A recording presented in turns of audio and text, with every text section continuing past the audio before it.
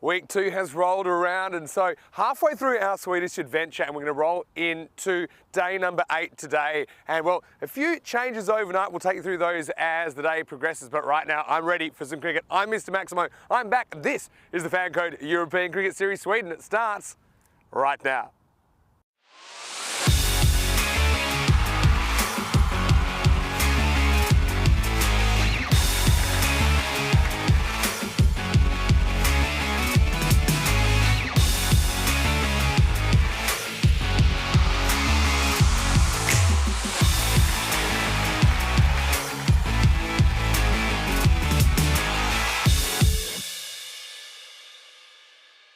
The European Cricket Series is proudly brought to you by HCL Software, FanCode, and Grizzly Bear Sports. Good morning to you wherever you're watching from around the world. Welcome to a huge day in European cricket. Yes, I'm back for week 2. It is day 8 of action today. A few little changes in the schedule, and I'll take you through those in a second, but we are starting with the scheduled match number 36, and this is a match between Hammarby and the hosts Mashta. Let's see what happens at the coin toss. Tyrone Peters has the 2 captains. Master to call. Head. Heads is a call. That's a head. Bat. What are you going to do? So the news from the toss is that Mashta, the host, they've won the toss and they have elected to bat first. So I think that's a good decision. I think most teams are trying to bat first, putting that scoreboard pressure on. Having said that, we've seen some good second innings from batters as well. And so I think, chases are possible. There is an extra element of pressure in the chase. And watch out for Sher Ali as well for Mashta. Now, he's such a dynamic player. I love watching him. But yeah, they've got a fairly decent batting order up and down. Hammarby, though, I suppose they've had their ups and downs in the series so far. These 2 teams would be contenders, I'm sure, and I think it'll be a great start to the day.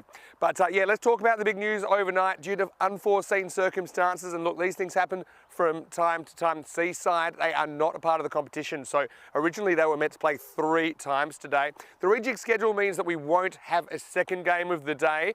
We'll have the first and the third matches, 36 and 38 as scheduled, but then we'll have a couple of matches brought forward later in the day. So essentially we'll still get 4 matches today. There'll just be a gap in that normal second game of the day slot. Anyway, let's talk about the weather, and I can tell you it is beautiful. Lovely day yesterday, nice day for me to explore the countryside, but back here today, and I think we're expecting big runs, aren't we? That's been the trend in this competition. It's a lot higher scoring than the previous time we were at this ground in Mashta in 2020. Expecting a maximum temperature of 23 degrees currently. It's about 16 to get this one started. I've got to say, I really enjoyed this man's work yesterday in my absence, but I was lurking. It is Andrew Ryan that will take you to the first ball. Rhino, news from the toss here in match 36 is that the hosts, Mashta, they've won the toss. Beautiful day to have a hit. That's what they're going to do. Let's get ready for the first ball here in day 8. Thank you very much, Mr. Maximo. Vinny Sandhu with the toss there, and you cannot blame the Mashta Cricket Club for wanting to bat first in this game. Absolutely glorious conditions here at the Mashta Cricket Clubs. They do have the home ground advantage, playing on their native pitch, very familiar with the surroundings, and I'm sure they'll be looking to put on a big score here in the first game today. They do have one of the most powerful batting lineups in this ECS Sweden 2023 competition. Sher Ali in particular, we've seen him play some brutal knocks already. High quality player. Have a quick look at the match summaries for yesterday. It was an intriguing day of play as we went through what was a fairly hot day here at the Mashta Cricket Ground. Not the same sort of high breeze or little cool air that we had. You can see the players, particularly towards the back end of the games, were really starting to struggle, and particularly the bowlers who had been doing a lot of work throughout the course of the day's play.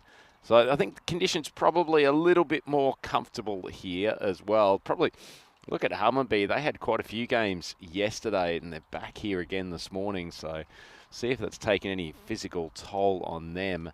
They looked like they were getting their tournament back on track at one stage. A couple of nice little performances, and particularly with the bat. Nazar Muhammad, wasn't he in good form yesterday, and also managed to pick up a couple of wickets with his leg spinners. Decided to go for the dual leg spin attack of he and Rahul Khan at one stage, but it didn't work out for them in their most recent contest against Genesee Stockholm. Well, Genesee chased that score of 96 down, or the target of 96 down, in 8.3 overs. Azim Amin, well, we talk a lot about his opening partner, Faraj Chowdhury, but actually Amin in the last couple of games for Genesee has really been the player who has stepped up.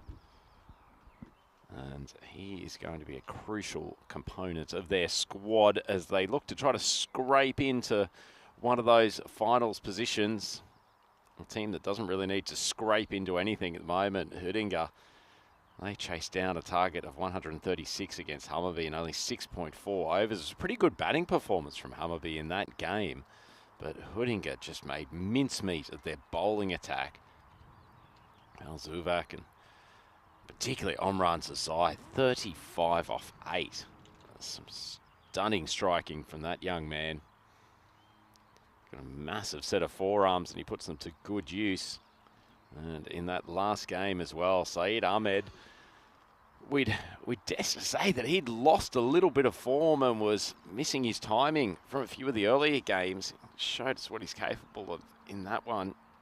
Poor Stockholm Tigers, they'd had a morale-boosting win earlier in the day, and then unfortunately came back and were put to the sword by Hudinga, going for 161 off 10 overs. And they unfortunately could only muster a score of 94 for 10 in the reply. Bak Pervez, the dad of Yassine Khan, coming up with 4 wickets with his off-spin. And that leaves us with a standings table that has Hudinga, Stockholm and Albi Zelmi at the top, putting a little bit of gap between the rest of the teams aside from Mashta, who are 4-1, sitting pretty for semi-final qualification. Genesee 4-4. If they can win their last 2 games, they'll at least keep themselves in the hunt. Same thing with Shista Cricket Club. They probably need to win their next 3. Hammarby down at 2-5. Suspect they'll have an uphill battle to make the finals stage, but they will keep on battling nonetheless. They're a really, really cohesive unit. Very positive group. And they've put in some good performances, probably a little bit like the Tigers. I suspect their results in this tournament are less reflective of the quality that's in their team. We'll have a look at that team, as Arslan Ali's been the leading run scorer for them throughout. The left-hander who's settled into that opening spot. Zahar Muhammad's been very, very good. Essa Farouk at times has contributed well with the ball. He's a tall man, he's right-arm swing bowler. But they've got a big task here today up against Mashta, Wakas Haider and Sher Ali, the 2 gentlemen at the top. They are sensational hitters when they get going.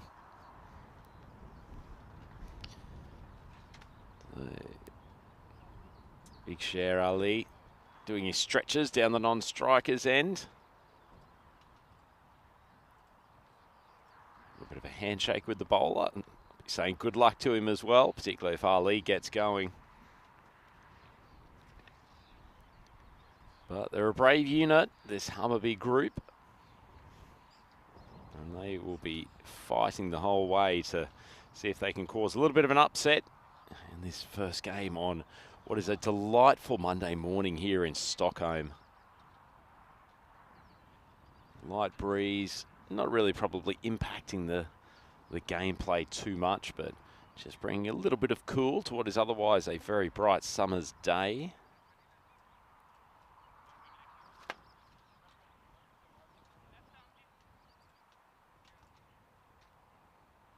Just a few moments before we get underway here. So this is now into the 8th day of this ECS Stockholm event.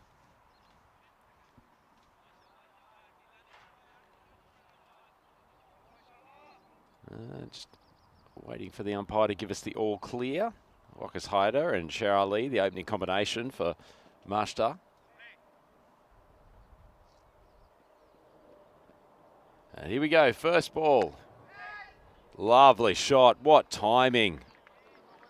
Wakas Haida. Takes absolutely no time to get going. Wasn't a bad ball. A little bit full, not quite slottish, but drivable length. But the left armour, Zaifa,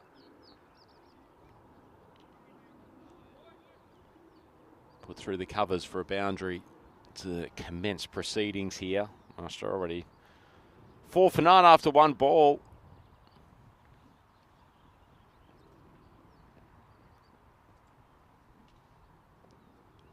That's on the stumps and dispatched as well.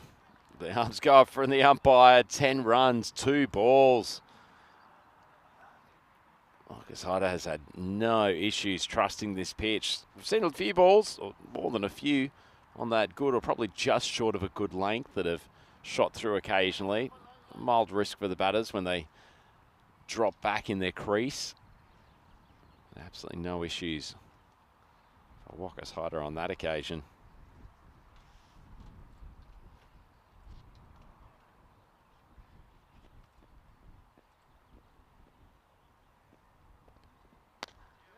Better ball from Hazaifa, just in the block hole, driven down to fielder at mid-on for the single, and that'll give us our first look at Sher Ali at the batting crease. Big man certainly packs a punch with that willow in his hand. In terms of the defensive positions, they've got fielder out here at long off. Nicely driven. Oh, scoots past the fielder at cover. Needed to get down low. Didn't commit to the stop. Good example, though, of how quick this outfield is here at the Muster Cricket Ground. The ball has rocketed across the turf.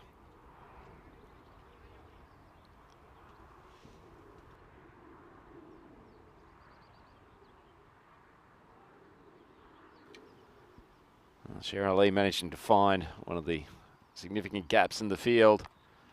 That's just played behind point. Lovely batting. This is just a little bit too easy for Muster at the moment. Sher Ali rocks onto the back foot. Hasn't been an awful over from Hazaifa, to be fair.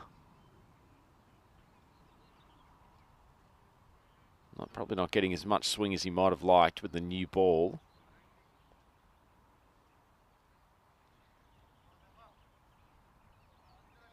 But 19 for none on the board. One ball still to go in this first.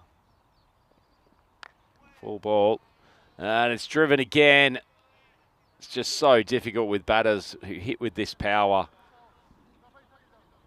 Probably doesn't help when you serve them a full toss outside of off stump, but either way, that is the end of a very successful first over for Muster Cricket Club. They are 23 for none after one.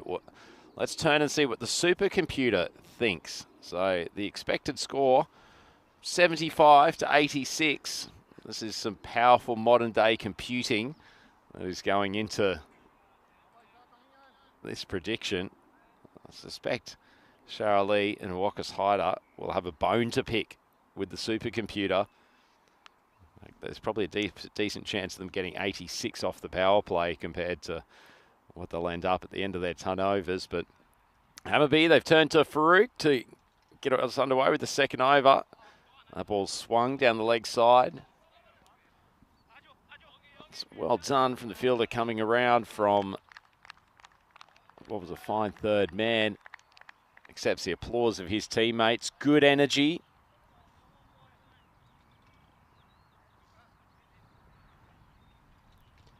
Good to see some swing from Farouk. Tough gig being sent into bowl. Gets these rampaging openers. Flicked around to backward of square, wide of where fine leg might have been. Another boundary for Haida. I just find it so easy, these two. There's very little premeditation with what they do. Both stay very well balanced at the crease. See that last shot It's a lot of batters. That wouldn't be a bad ball, just on the hip, swinging back in, but batter of Hyder's quality just moves inside the line, flicks it to where fine leg would have been. Nice ball from Farouk, good comeback. That's where he's at his most dangerous. On or about off stump, but it's his height, and ball almost gets a little bit of loop, and he generates what I'd call trampoline bounce off the pitch. Sort of play that you see quite often, just induce a little pop-up close to the wicket. Don't think we'll likely see a bat pad here in this game. That's full, leg side, smashed. And a maximum. And that takes Mashta to 42 for the loss of no wicket.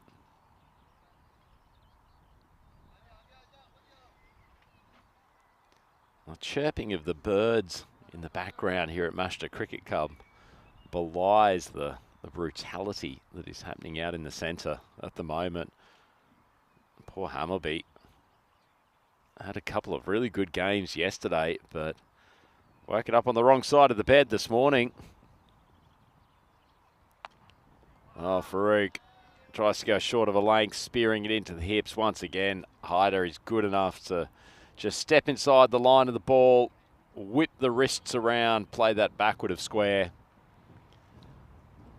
Somewhat of a mauling so far, but you can appreciate the quality of batsmanship that's on show from these two. Feels like Hyder and Ali are probably going to be fighting for the strike at various times in this innings.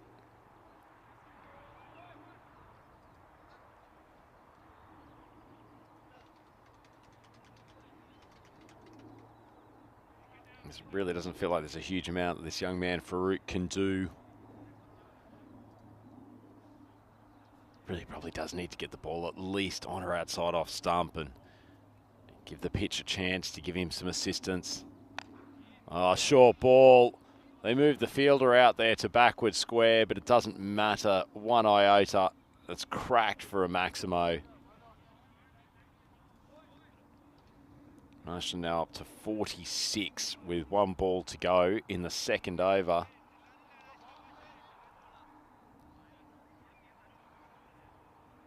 Hyder's raced along to 31 off 8 balls. Farouk, this over's already gone magical. 23 off it. Small mercy with that dot ball before. Almost a minor victory in the circumstances. That's a better delivery. Unfortunately for him, it's called wide, but strategically, it's a better approach from him.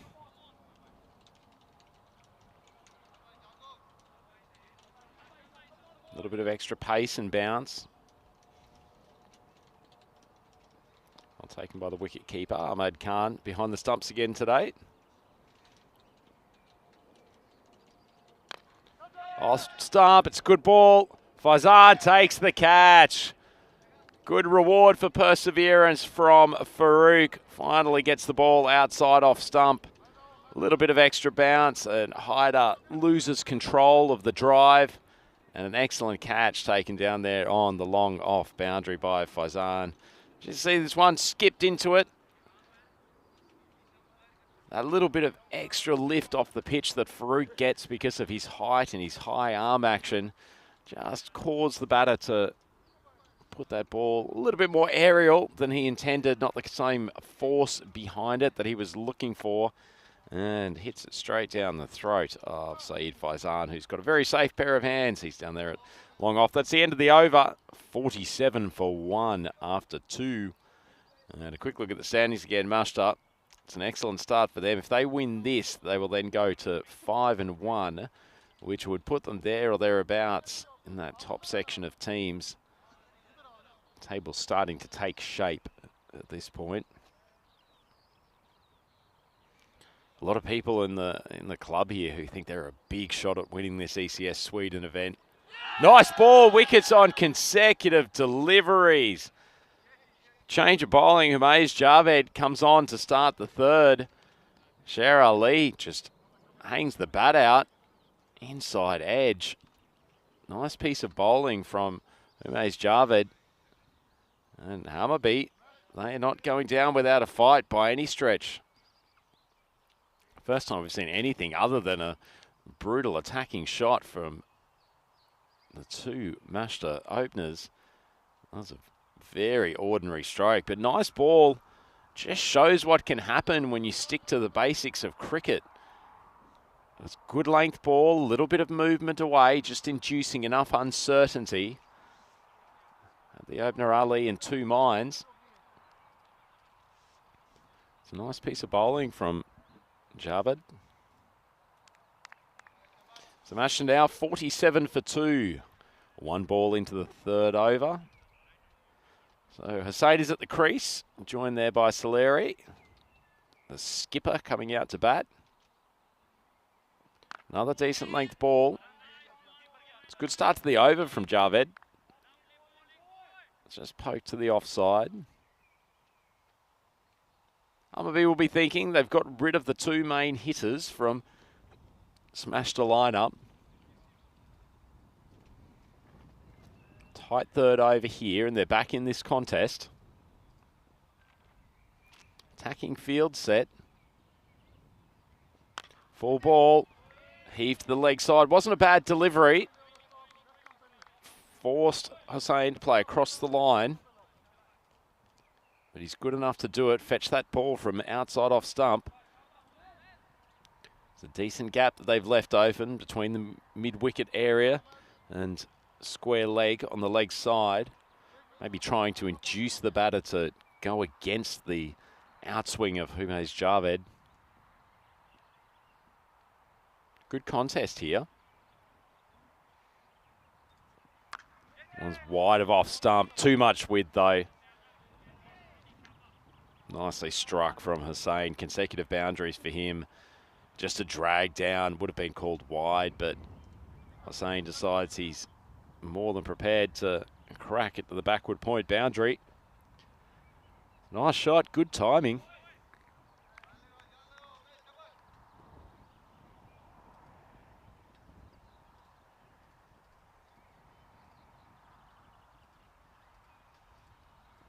Full ball, glorious shot.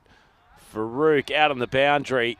Unfortunately, can't get his hands behind it. He's still searching around for where the Grizzly ball has ended up. It's like he did a couple of spins before he worked out that it had actually gone over the boundary. It's a beautiful shot. Awkward bounce, just got to him on the half volley, but this is highly amusing to watch as he's searching for the pill. And eventually, after a couple of spins, it's like he's on one of those amusement rides. It's a good ball from Javed. Just poked out to point. And they'll take a single. That's the end of the power play. And Mashta Cricket Club 61 for 2. 3 overs down. Oh, poor Farouk, he's had a tough start to this game. Slapped in his first over for 24 runs and then couldn't field cleanly out on the boundary there in between extra cover and mid-off. Pretty good over in the circumstances from Humesh Javed. The third only went for 14. Picked up the wicket of Sher Ali, so it's all about wickets for Hammarby. These Mashta batters will continue to go hard. We've got enough depth in this lineup that they can afford to. Key for Hammarby is continually taking wickets and bringing fresh players to the crease.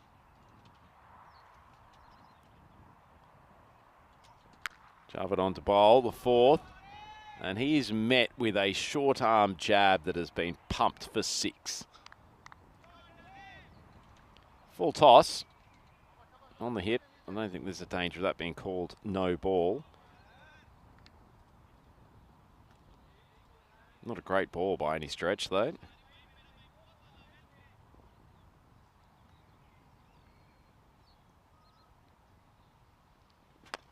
Full on the leg side. Swung across. Javed will collect it cleanly at mid-wicket. Good defensive fielding, and they'll just move through for the 1.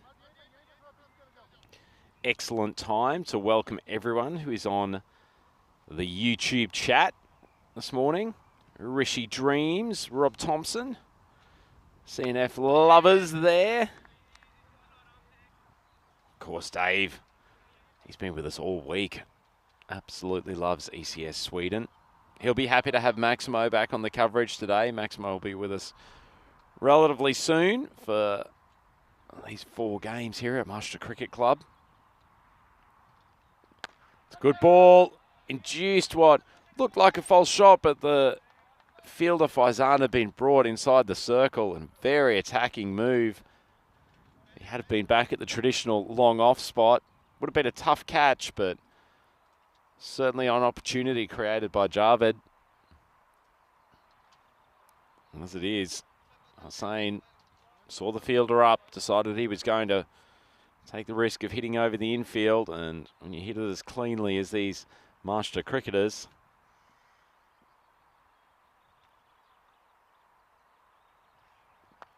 full ball on the leg side, fielder coming around from 45 degrees on the boundary, well fielded. Nice arm there in the outfield as well. It's Mohammed Huzaifa who bowled the opening over.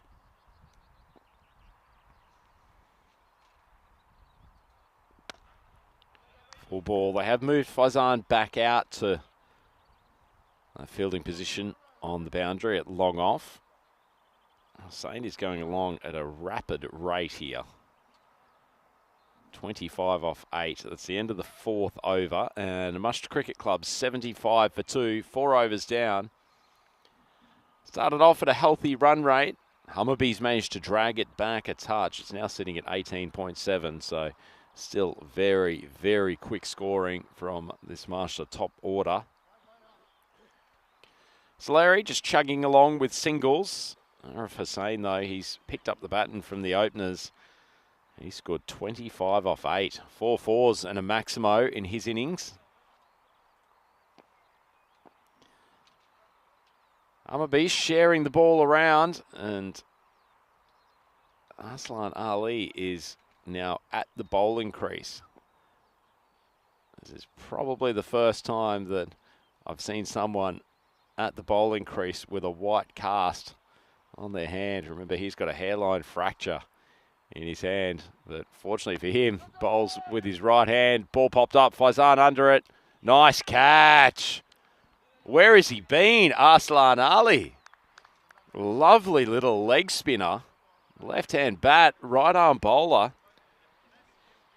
And he's managed to induce, well, I wouldn't say a false shot, just a ball that had too much elevation. And Hamid Zaleri, the skipper, is on his way back. And he's actually ended up with a strike rate under 100, which in these circumstances is amazing.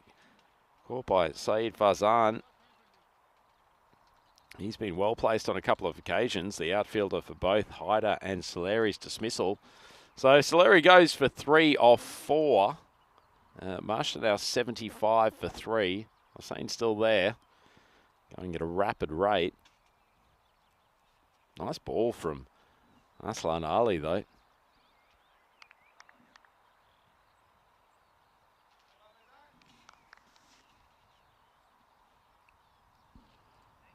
So Mustafa has come to join Hussain at the crease.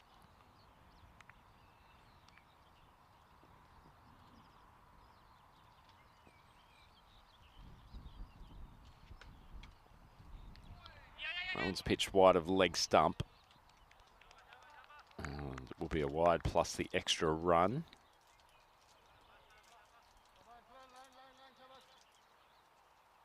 Not quite as glorious, his first delivery.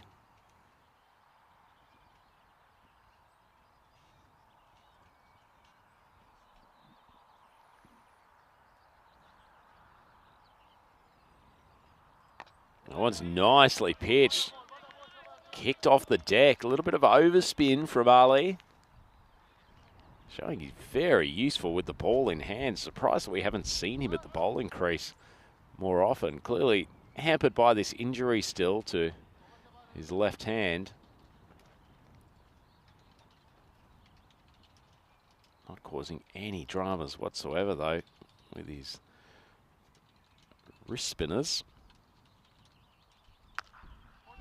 Well, a little bit more drama as a result of being slapped over the leg side boundary.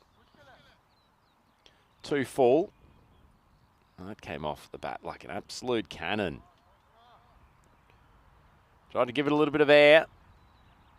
Fortunately, didn't drop in time, and Hussain carries on his merry way.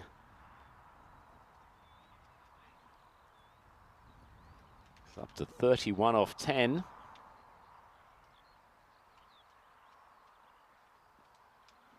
Nice start, 83 for 3. Partway through this 5th over. 4 ball outside off stump. Nicely pitched from Ali, driven out to Faizan, who fields at mid-off and just roll through for the single. Brings Mustafa onto strike.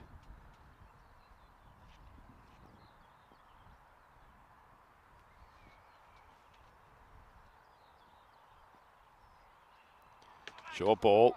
Lucky hasn't been punished.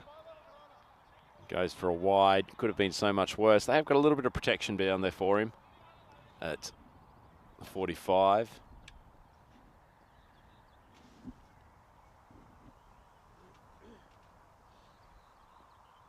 So 2 balls left to go in this 5th over. Once again, that's nicely pitched outside off stump. Good loop. Dropping quickly. And so 1 ball left for us to get the halfway point of this innings. It's been a bad little over from Ali. He's gone for 11 so far.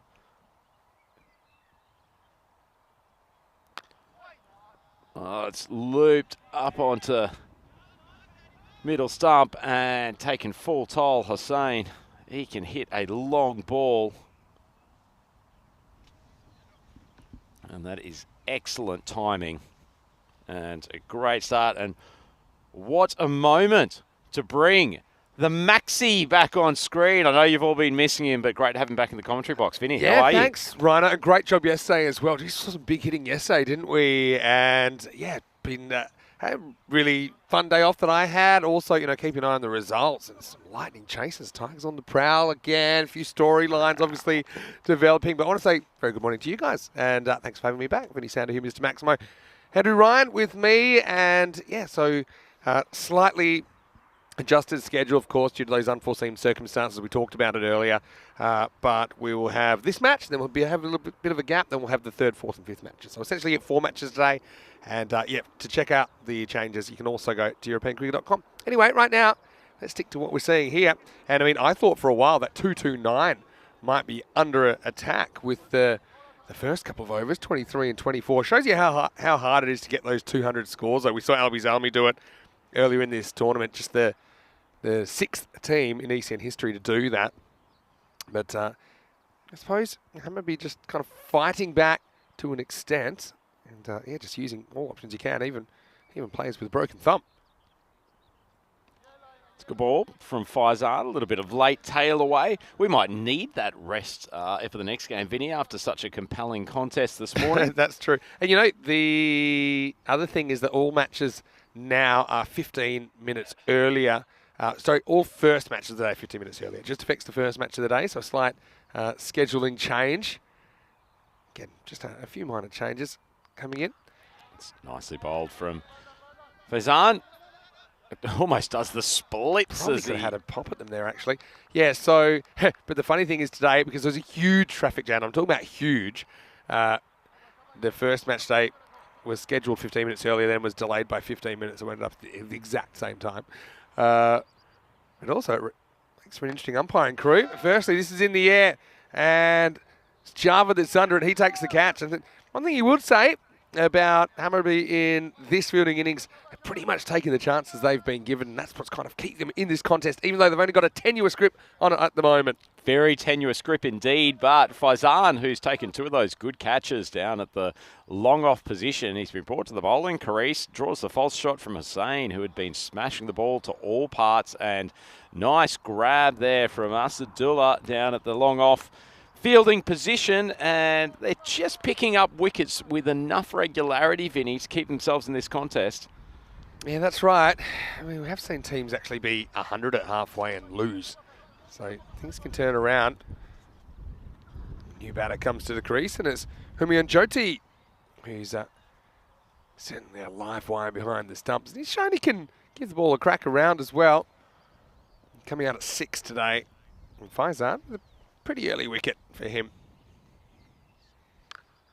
It's nicely played, but fielder at backward point on the boundary. So shows a little bit, Vinny, what Faizan's yeah. been doing, just keeping the ball on off stump. It's simple stuff sometimes, but he's at least not giving away the easy boundaries. He's making the batters make the pace as well. That's the thing. Sometimes you can overforce it. I was going to say, with the traffic jam causing some issues to the expected officials, means we've got a bit of a dream team out there, a bit of an ECN dream team. Ball's just lofted out to Farouk, where he's having an absolute nightmare in the field. It's a long way for the big man to get down, but this ball was not travelling at quite the same speed with his previous fumble. Yeah, just when I gave the fielders a wrap, this one takes a slight side spin at the end. But yeah, you've got Tyrone Peters umpiring there. He's at the bowler's end. You've also got Nilkesh Patel out there at square leg. Yeah, that's the good side of Tyrone.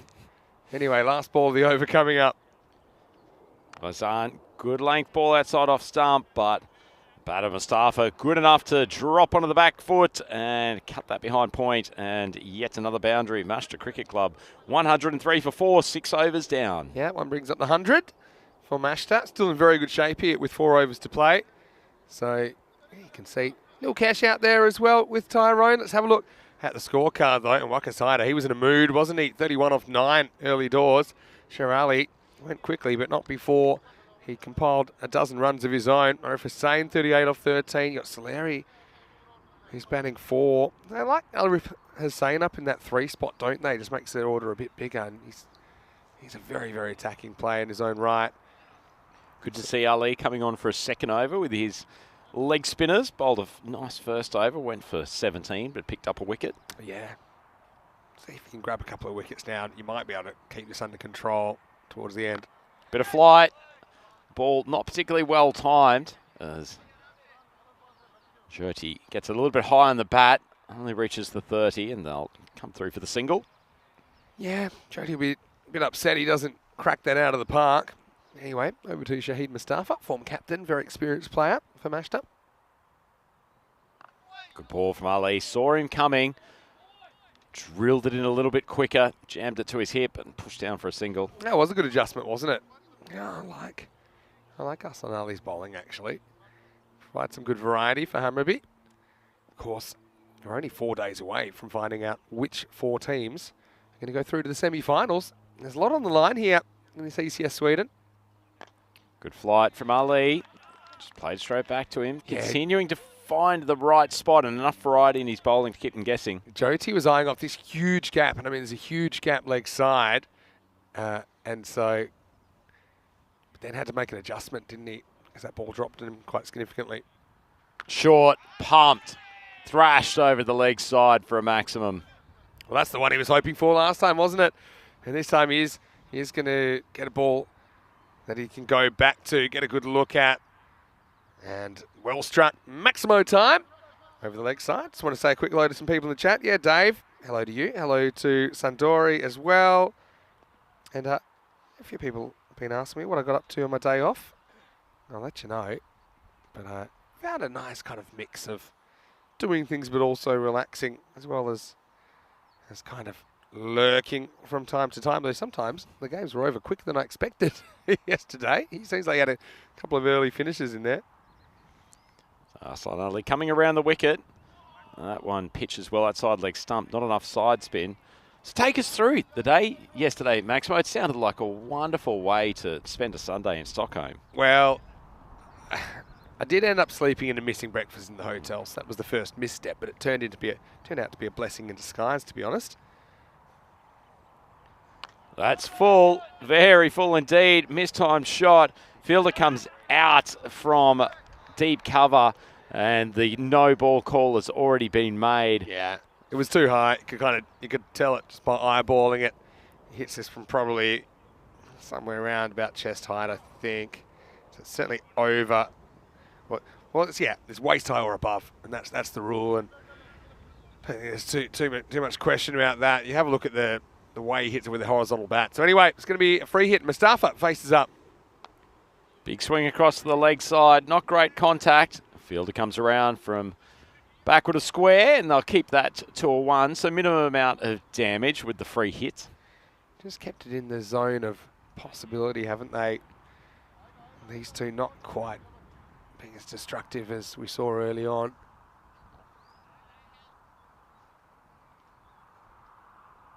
Full ball outside off stump. Another big attempted swipe. Oh, Farouk.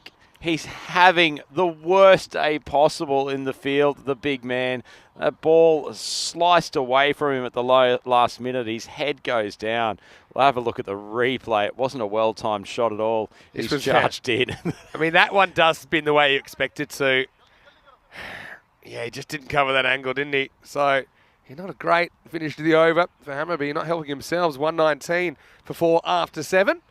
And if you join us here on the European Cricket Network, maybe for the first time, we can tell you a little bit about what's happening over the next few weeks.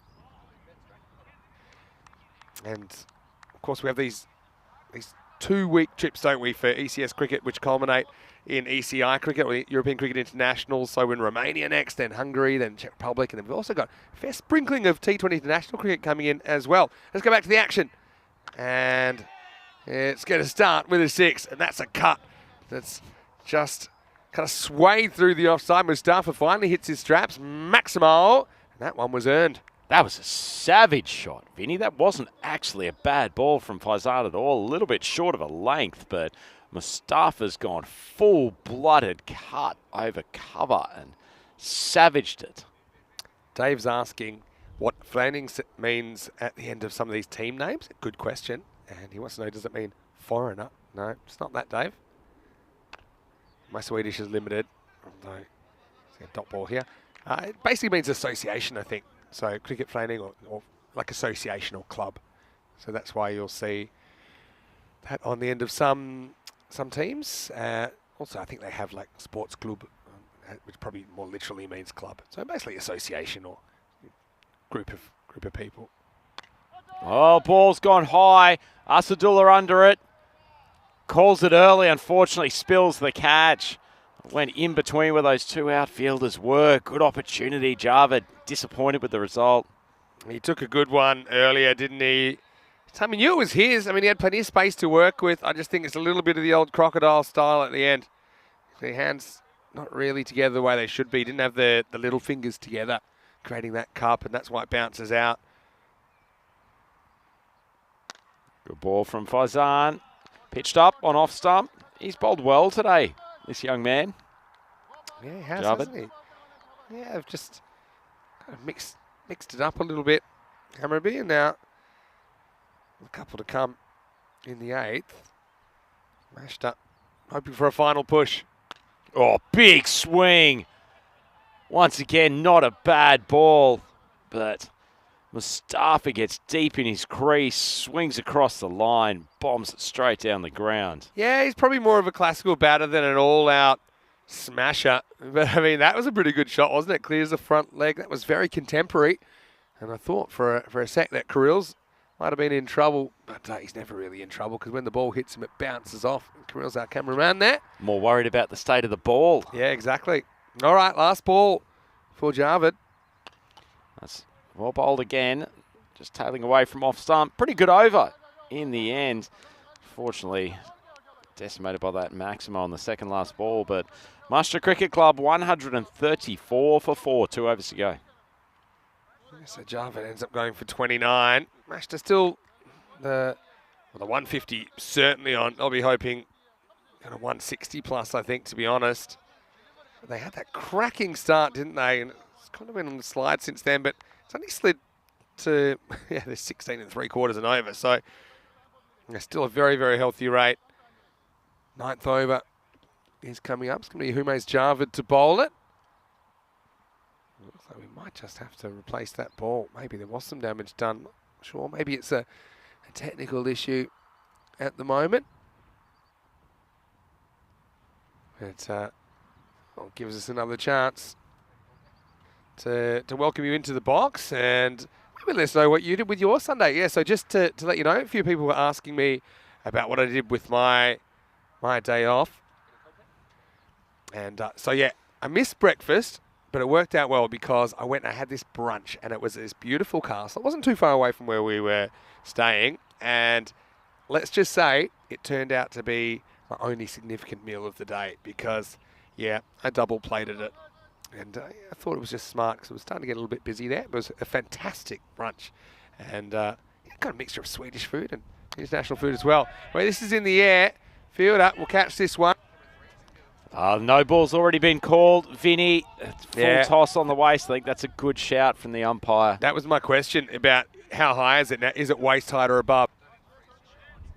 And so, yeah, you know, it's fair enough. I mean, you could argue maybe, and you could argue that maybe it's fractionally below, but you can call that on the field, and if it's anything close, I'll normally call it.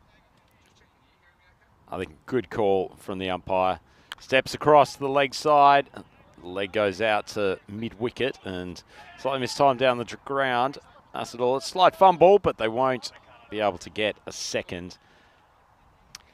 Yeah, so all happens in the ninth. They dodge any significant damage off the free hit. Now, bowled a good first over, Javed. Started okay here despite the bad luck of being called for the no ball. That one's jammed out to deep cover, just the one. Yeah, just the one. Takes him up to 138. An incredible batting performance for Hammerby, but we've seen some pretty incredible batting performances over the weekend. Short ball, pulls. Not great timing, and just dragged around for a single. They'd be happy just seeing signals at this point of the game. Oh, yeah, for sure. If you keep, 150 is a lot to get. I think we haven't really seen a really big chase yet. We've seen some fast chases of more or less average scores or slightly below average, but we get to see that big kind of 150 plus chase, aren't we? Seen some big-ish ones around the 140 mark or 135 to 140 mark, but I feel like at some point you'll see both teams just going nuts and scoring kind of 150 plus. Certainly the kind of ground where you could get the highest chase record knocked off. Highest chase at the moment, 164 in Austria recently. This could be the game, Vinny. Once again in the slot. That fielder tremendously positioned down at short third man. Jody was looking for the second, pretty keen to get back on strike. But it's been a good over from Jarvis. Jody had like a light bulb moment as he was about 2 metres from turning around where he thought, hey, you know what would be great is if I got back on strike. But I just don't think he ran the first half of that first one hard and just wasn't on, despite the ball getting away from the fielder initially.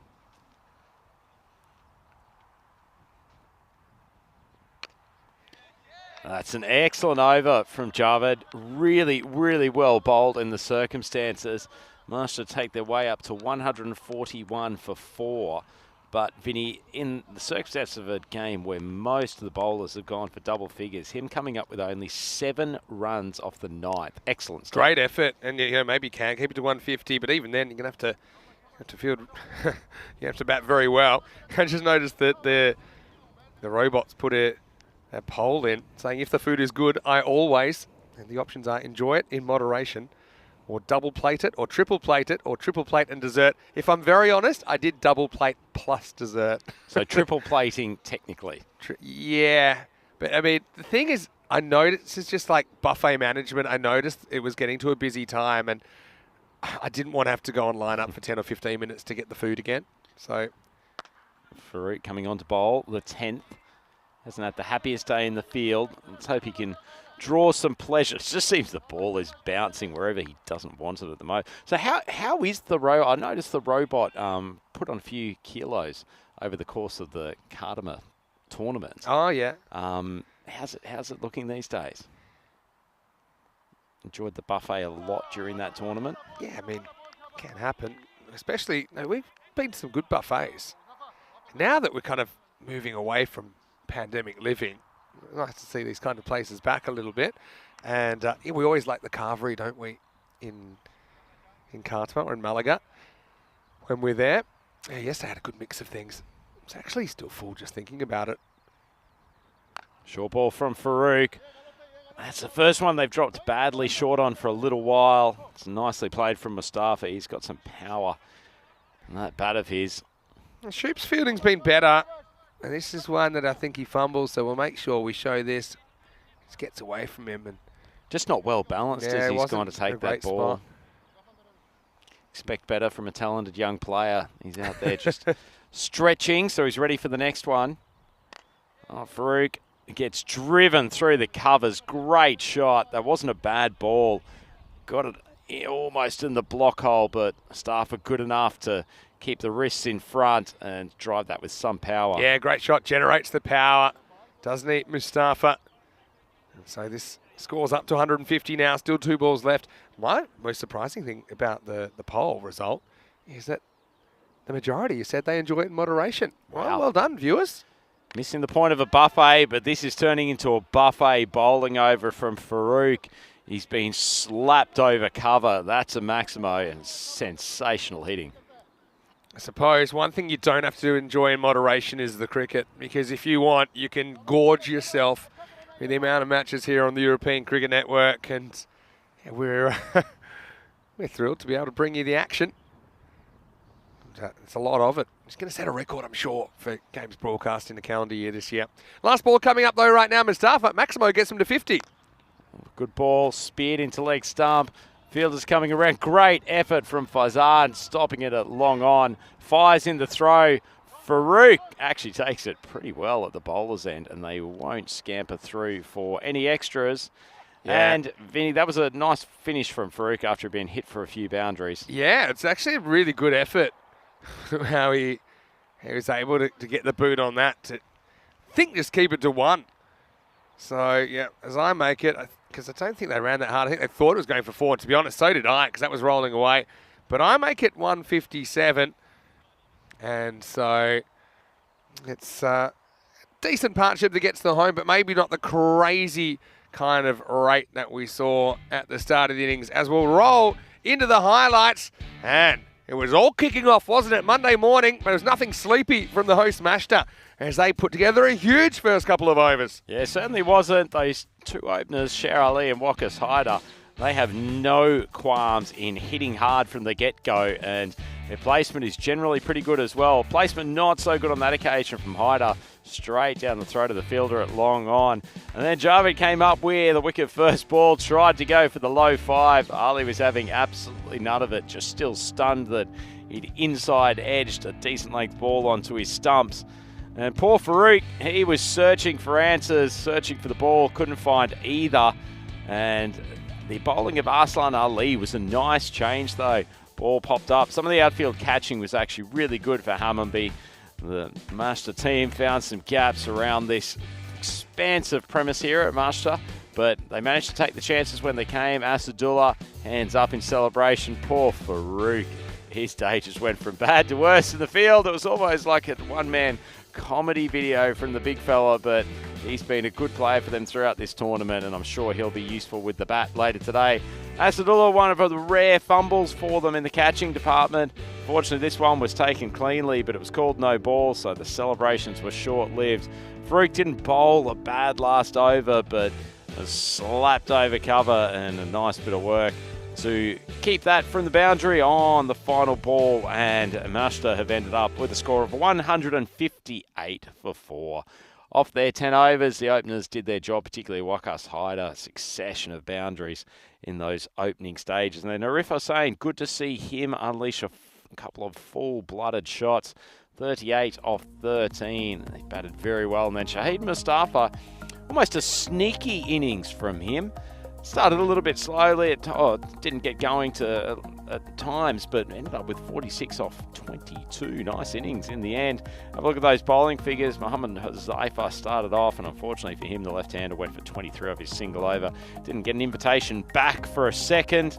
Arslan Ali, I thought he was actually pick of the bowlers, 1 for 33, but Humayus Javed was also very, very good in the circumstances with 1 for 21. So we are halfway through match 36, an interesting contest to get us started on Monday here, day 8 of ECS Sweden 2023.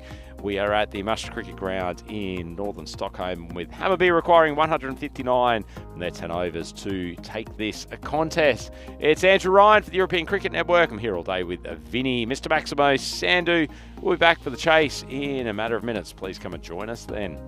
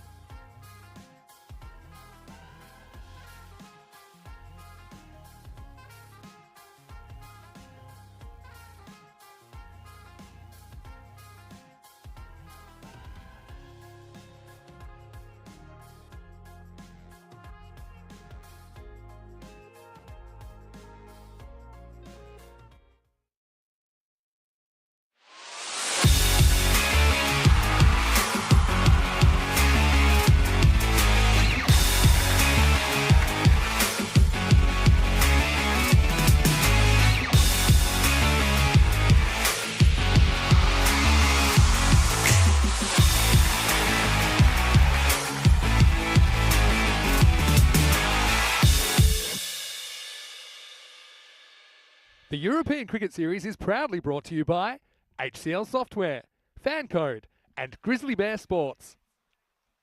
Hello, cricket lovers, and welcome back to Stockholm. Brand new week, but we still are in this same tournament that we've been with for about a week now. It's the FanCode European Cricket Series Sweden, and it's going to hot up in the next few days because at the end of Thursday's matches, we'll have to make the top 7 teams will be out of the tournament, and then the top 4 will make it through to the semi-finals. And so a lot on the line as well because, of course, the European Cricket League is the annual tournament in Spain. It's the Champions League European Cricket. And the top 2 teams from this series will have the chance to qualify for that a little bit later in the season in Sweden as well. So there'll be 2 of the 4 teams with that opportunity. So obviously plenty to play for. And right here, we're looking at match number 36. And the news from the toss is that Mashta, they won the toss. And the hosts have put on 158 off their 10 overs. They did scramble 2 off that last ball in the end. And so Hammarby will come out requiring 159. One thing I did say is that we haven't really seen a big chase yet. I mean, really big chase at 150 plus. And I feel like it could be on here in these conditions. It's going to be Mohamed Rahman to get us going. Opening combo of Arslan Ali, who's out there with Saeed Faizan. My commentary combo, I'm happy with it in this couple of weeks. Vinny Sander here, Mr. Maximo. Got Andrew Ryan with me and Rhino. Big chase on the cards for Hammarby. They need to make a good start. From one dynamic duo of Maximo and Rhino in the commentary box to another in the form of Ali and Faizan. See if they can get Hammarby off to a good start. They certainly can. Gorgeous shot over the offside.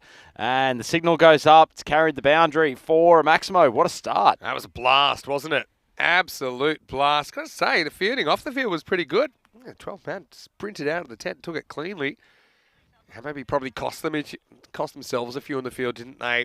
A couple that got away to the boundary. Did finish with a good stop, though. But a perfect start to their batting innings. Ball on the leg side. Arslan Ali doesn't wait for a second invitation. That's his favourite area. Goes behind square. Consecutive Maximos. What a beginning. Yeah, uses the pace really well there, doesn't he? Timed that to perfection. So 2 balls, 2 sixes. And here's a guy, he does have a fracture in his hand, and he's still batting, I'm sure in some sort of discomfort, but he's batting very well. It's amazing what good quality painkillers can do to get you through a contest like this. Shows the dedication these players have for ECS cricket too. Short of a length, paddles it around, and it will just be the one. He really does play over that leg side so elegantly. And it brings Faizan, who's almost his batting twin, to the crease. Yeah, that's true. Yeah, I noticed that the chat in the first innings was, if the food is good, I always, as in how much do you have? And 59% saying enjoy it in moderation. Surprising. Ball goes down the leg side, called wide, escapes from the keeper. And Vinny, this has gone all the way to the boundary. So it's an ordinary start for Mashta and Hammarby. They're on for this chase. Jyoti's very solid behind the stumps, you know, but he's kind of just deflected that one away, tried to get everything behind it. It's just one of those things. Finds himself having to move sideways and deal with the double bouncer. And so, yeah, what a start this is. 6 ball so far, effectively.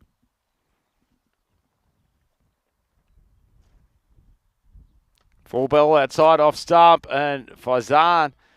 Sorry, that was back to. Was it back to Ali? No, Faizan on strike. It's just so hard to tell the difference between these two. They're almost identical. You're exactly right. You know, even down to their shirts, which you're gonna have to go on the name. What a shot! Carved away, and yet Rahman, the pace being used against him. Do you think they could be long lost brothers? Maybe.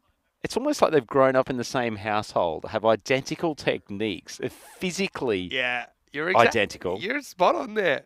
They're both going big guns so far. 24 off 4 balls. Balls on the leg start. Well, that's the difference. Ali would have potted that over the mid-wicket boundary for 6. Just a single. Yeah, Kroom saying there's a few too healthy in the chat. He's a definite double plater plus dessert. Yeah. You're a man after my heart, Kroom, because that's exactly what I did yesterday. Great eating here in Sweden, always. It's a bit of a shame, actually, that we haven't been able to get down to one of the the famous saunas yet.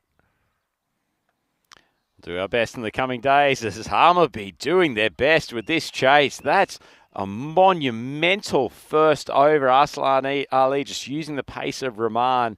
Finds the gap wide of third man. 29 off the opening over, Vinny. Yeah, and so golden ball counter. It's creeping towards 100, isn't it, at the moment? It's a big one if we get one here. In the Grady 80s. I'd be happy to kind of never make it to the 90s, Rhino. We've had some pretty close calls, though, in this series so far, haven't we? No actual ties. Of course, golden ball is a tiebreaker. I'd say it's unique to ECM. It's actually being picked up in a few other tournaments now as far as a way to break a tie. Batting team needing 2 runs to win off an additional delivery. Using the golden ball name in those other tournaments. Yeah. Dirty little trademark infringement coming up. I think that, you're the lawyer. It's hard to protect because then they're like, I should be making this case on the air. But should have isn't it trademarked like the that golden ball is like the football award for the top goal scorer or? Well, it's just we see Hashan come in for that, the first one. I know you can trademark specific to certain areas. I know that's what the law is, the IP law in Australia. But before we bore you too much with intellectual property law. Fascinating area. It is. I found that lawyers would tend to charge you for things you can do pretty easily yourself. I've already started the clock, Vinny. Already started the clock. 6-minute increments coming up. Hey, Fantasy Evolution was asking about the ECS schedule. Where are we going after Croatia? Well, Croatia is much later in the season. So Fantasy Evolution, listen up, because I'm going to give you 2 weeks by 2 weeks where we're going. Fantasy Evolution clearly hasn't been tuning into the coverage, given that we show that future maybe he's calendar getting mixed up at least with, twice a game. Maybe he's getting mixed up with Romania or Hungary. Could be. Potentially. So much to look forward to. This is your warning, Fantasy Evolution. Prick your ears up. And I'll tell you, after this is going to be a single. Solari does the fielding. Some sort of normality coming back into things now. So Shan's come on for the second over. So we've got 2 weeks here in Sweden, and we've got 2 weeks in Romania, then 2 weeks in Hungary, then Czech Republic, then Switzerland, then Germany in Dresden, then Germany in Krefeld, then Rome. Then it's the ECC for 4 weeks. Oh, it's a lovely shot. Lee just opens the face of the bat, goes backward of point, and normality's been taken away from us, Vinny. Well, normality in the form of Maximos has returned. Yeah, Tyrone puts up the horns. Loves that horns, baby call. And 6 more to the total. What a start this is. Okay, so yeah, 4-week break for ECC, obviously. Then we will go to Croatia in late October. Then we'll have 2 weeks in Malta. And then we'll finish with a 4-week series in Barcelona. That's going to be a cracker. So that's the only one that's a bit longer because of the amount of teams and the amount of players there. You know, Barcelona has the most cricket clubs of anywhere in Europe, except for any city except for London. That is quite an amazing statistic. How many do we have now out there? Something like 70 or 80 in the city. It's extraordinary. Yeah. Oh, extraordinary hitting from this Hammarby group. Oh, amazing bit of fielding. I think he's actually kept that in, Vinny. It looks like he elevated while he was still in the field of play. Double hand slap. That's a great field. Like Kareem Abdul-Jabbar knocking a shot out. Yeah, there's no problem. And I think it was the smart play. Sometimes I see people doing that when they could have probably caught it. But I think he had a real plan. He was taking off, and he wasn't trying to land in the field of play. So he's just trying to kind of bat it back in. That's what he does. Excellent fielding. Zari Bag out there on the mid-wicket boundaries. That ball's just nudged to square leg for the single. That's the end of the over. Hammarby reeled back in that one, 39 for none. 2 overs gone. Just the start you want. I mean, it's not quite as fast as the first start, which is quite remarkable considering how fast they're going at the moment. But they have made a pretty good dent. Now, yeah, so of course, if you missed it, the news yesterday, CSAT, unfortunately, unforeseen circumstances meant they couldn't complete their obligations in the tournament. So those matches have been awarded that they were meant to play today. So we know that they won't be in the mix. Christian Start, probably the first team to ever get points in a tournament before they've gotten on the field. But we'll see them later today for the first time as well. Things are hotting up Mashta. They want one of those semi-final slots. I'm very excited for Christian Stad to turn up. Yeah. It's always good to get a little bit of new blood in the tournament for the second week. I also learnt how to say that team's name in Swedish. And I don't think I'm going to be able to do it because it's a bit unnatural. But I'll give it a go. Okay? Just so you know, I'm trying. Well, Blake, who made that excellent stop in the last over, coming on and sends a nice ball outside off stump. So you won't pronounce that. Have you had Maximo translated into Swedish? I don't think I have. I feel like there'd be some double dots involved. Maximo. So we say Christianstad because it's kind of the anglicised version, but it's more like Kristianstad. So natural. Kristianstad. But the problem is, I think most of our viewers, obviously our Swedish viewers, they're probably not recognising what I'm saying either. but yeah, we'll probably still stick with Christianstad. Yeah, well, Christianstad, and you don't actually say the D apparently, Christianstad. If you're going to be kind of make a hybrid, I kept telling me it's too far back in the throat, Kristianstad. This reminds me a little bit of the dramas of down in Malmö and Landskrona the last couple of years of all the teams from what English speakers would think of as Gothenburg, and we continually refer to them as Göteborg. Oh, yeah. Confused at least 50% of our viewers. That's it. But I find the different languages and obviously, the different cultures and customs and food and all these things, it is something which is so unique about the job that we do. And we're so lucky to get around so many places and experience them. So, yeah, the language is something, it's interesting because they were saying to me, but it's quite related to English. And in a way, yes, but it's quite different. That's what they told me. Yeah, I'm not sure about that English. I mean, yesterday at the buffet, they did, because they're not huge on having English translations everywhere here either. So at the buffet, I was kind of flying blind a fair bit of the time. Another good bit of fielding. Almost creates a run out of this, doesn't he? Nice work by Hashan. Yeah, good fielding there. This opening partnership hasn't been broken, though. 2 balls to go in the third over. They've managed to drag the run rate down after that flying first over. I think I guess some of the English comparison, maybe a little bit of the sentence structure. You see a lot of English words that are essentially turned into Swedish over here, but nonetheless, it's a unique language all on its own. Short ball and opens the face, just takes it down to backward point for a single, 43 for none. 1 ball to go in the third. Good over from Zari Baig so far. Yeah, sure is. Especially after that crazy start. Now it's more or less, I'd say normal power play. It's still a pretty good one for the batting team, but they're actually behind the rate despite that lightning start.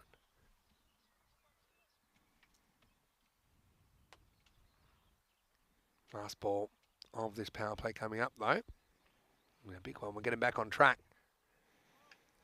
4 ball outside off stump. Called no ball. Early call from Neil Cash. And that one's flown away wide of the third man fielder. So probably the first bowling error from Baig in this over. Overstepping with the front foot. And flashes off the outside edge of the bat. Much needed for Hammarby. They'd started to really fall behind the rate there. Opportunity now to take advantage of the free hit. I didn't see this coming. Baig. He just saved 5 runs, didn't he, out on the boundary. He's kind of given him back. Frustrating error. Free hit coming up. Nasser Ali wants to cash in. Definitely up and about with the run rate, aren't they, Vinny? Now they're back on the rate, and that just in that 1 ball. They'd fallen a little bit behind before that. And now he's flashing with invincibility. Big step across to the leg side. Arslan Ali, that is his favourite hitting area. Elevates, hits a lovely shot over the mid-wicket boundary, and Hammarby are flying 454 for none. Power play over. Yeah, so turns from what I'd call is slightly above average to quite a lot above average with that last ball effectively going for 11. And suddenly that over went for 15. So if you've got a big problem, you've got to break it into smaller problems. 16 and over is what you've got to be looking at from the get-go. It'd be 48 off 3, it'd be 64 off 4. But the other thing is if you do get a little bit ahead of where you need to be, you don't want to slow down, be conservative. You have to really try and cash in and admittedly, with 105 runs to go to the target in 7 overs, I don't think they have the choice to be conservative. Exactly. But you might be looking at, okay, we just need to be 64 to be up with the rate after this over, so only need 10. I say only. But, you don't want to give up that buffer to you that you're ahead. Soleri to slow things up now in the 4th over. 5 outfielders allowed from this point forward. Drags that one down leg side. Probably should have been looking to take the single, particularly to get Ali back on strike. Ali had zero interest. He just turned his back and gave his brother from another mother the cold shoulder.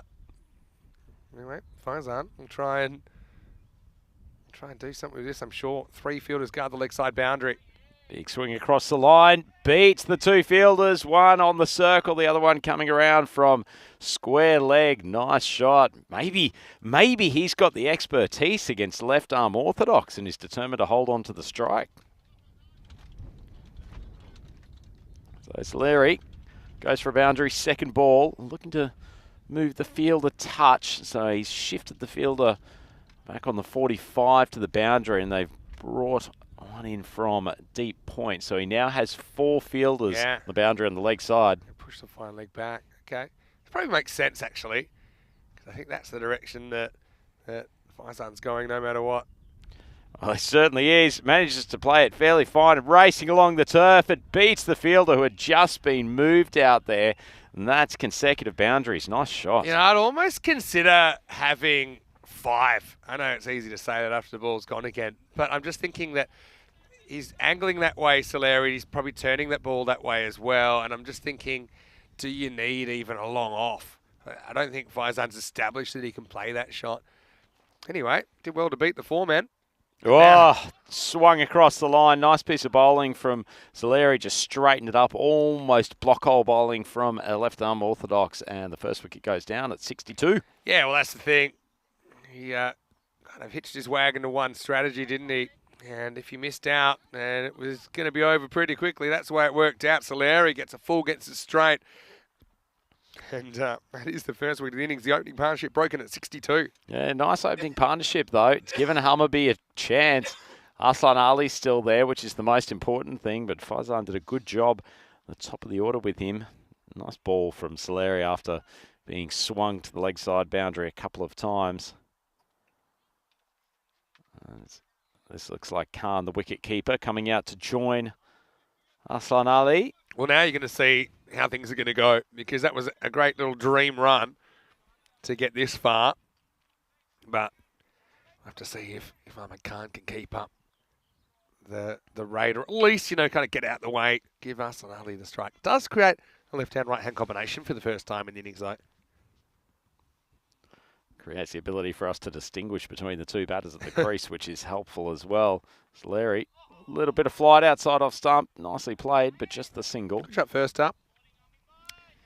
Yeah, the other thing that I'm looking forward to is to see, you know, what bowling options they want to employ. Interesting, we haven't seen Sherali bowling. He was a bit of a wizard with a new ball earlier in the tournament. We haven't seen him bowling that early, or sometimes not at all. Nice ball of the over.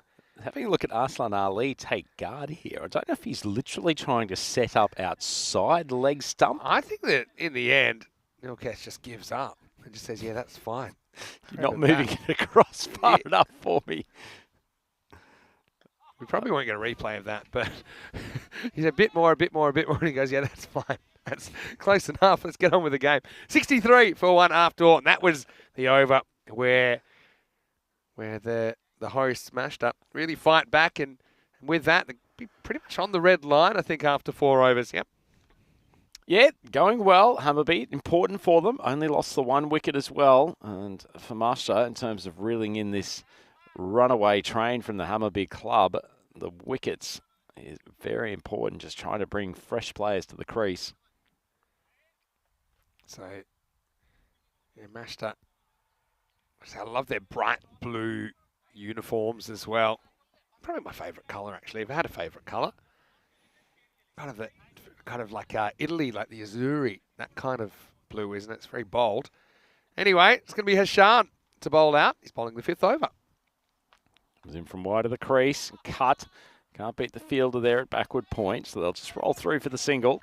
Yeah, the tiki-taka's not going to do it from here on in. They need the boom-boom, although you can understand also that Ahmed Khan being new to the crease, wants to hand over to Arslan Ali. They seem to have a bit of a tougher time with Solari and his slow bowling. So I think then you need to compensate by going after Hashan, who bowled pretty good over last time out. But now this is where the rubber hits the road for me. 5 men on the leg side. Full ball onto leg stump. Ali probably feels he should have done more with that delivery, but as it is, Shirley come around and fields safely and keep it to 1. Now here's the thing, at this stage of the innings, watch that run rate required. It's up to 16.58, and unless we see some boundaries, it's just going to balloon from here. This is where you do have to kind of take those big risks to keep the game alive. That's Big what swing. he tries to do there, but he completely misses out. Almost threw himself off his feet, but that's exactly what they need to do. That ball looked like it was in the slot, but a little bit of a way swing. Probably fell off the shot a little bit as well. Tried to go leg side.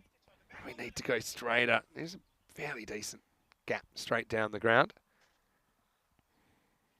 Successful over from Hashan so far. Similar spot. That's what you need to do. Swing hard, even if you don't get it off the middle of the bat. Those balls fly down to third man. Much needed boundary for Hammarby. Yeah, educated edge. Be aggressive, and sometimes you fall upwards. That's basically what happens to Ahmed Khan there. So, even with those last couple of balls, .4, it's actually not up with the rate. So you can see it's actually crept out towards 17 already. Okay, just having a look at the ball, keeping an eye on it. Of course, these balls take a hammering, don't they? So we've got a few replacement balls if required. Robust products, the Grizzly Bear balls. Oh, whoa, wow, okay. Where has that gone? I think this is going to be a no ball for height.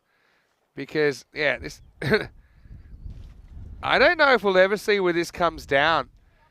But, it's a no ball for many reasons. Landing off the pitch too high. I mean, but, can it be too high if it doesn't actually pass the batter? Let me pick this one apart, Maximo. If it had come down before the batter, it's not a no ball for height, but then it would be a no ball for off the pitch. If it has landed past the stumps, it's definitely a no ball for height because the trajectory does mean it's a free hit. And this is a tough stop out there, but yeah, well done to the fielder, Mustafa. He's pretty good actually in the field. Former wicket keeper. He still is a wicket keeper, but they got Jyoti behind the stumps. Do you ever become a former wicket keeper, or are you permanently scarred for life? I'm trying to think of some people that gave it up, not too many.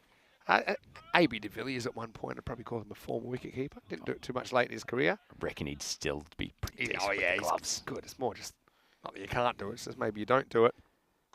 It's nicely driven, but straight to the fielder out there on deep cover. So that's why, because that was a funny one, the slower ball that went wrong.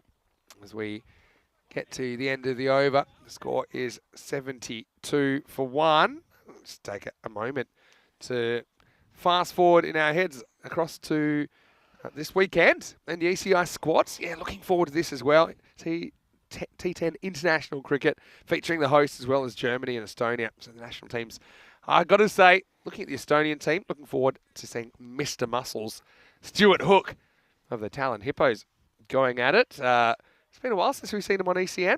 For Germany, I'll give you a player I'm looking forward to watch. Why don't we just stick at the top? Rohit Singh.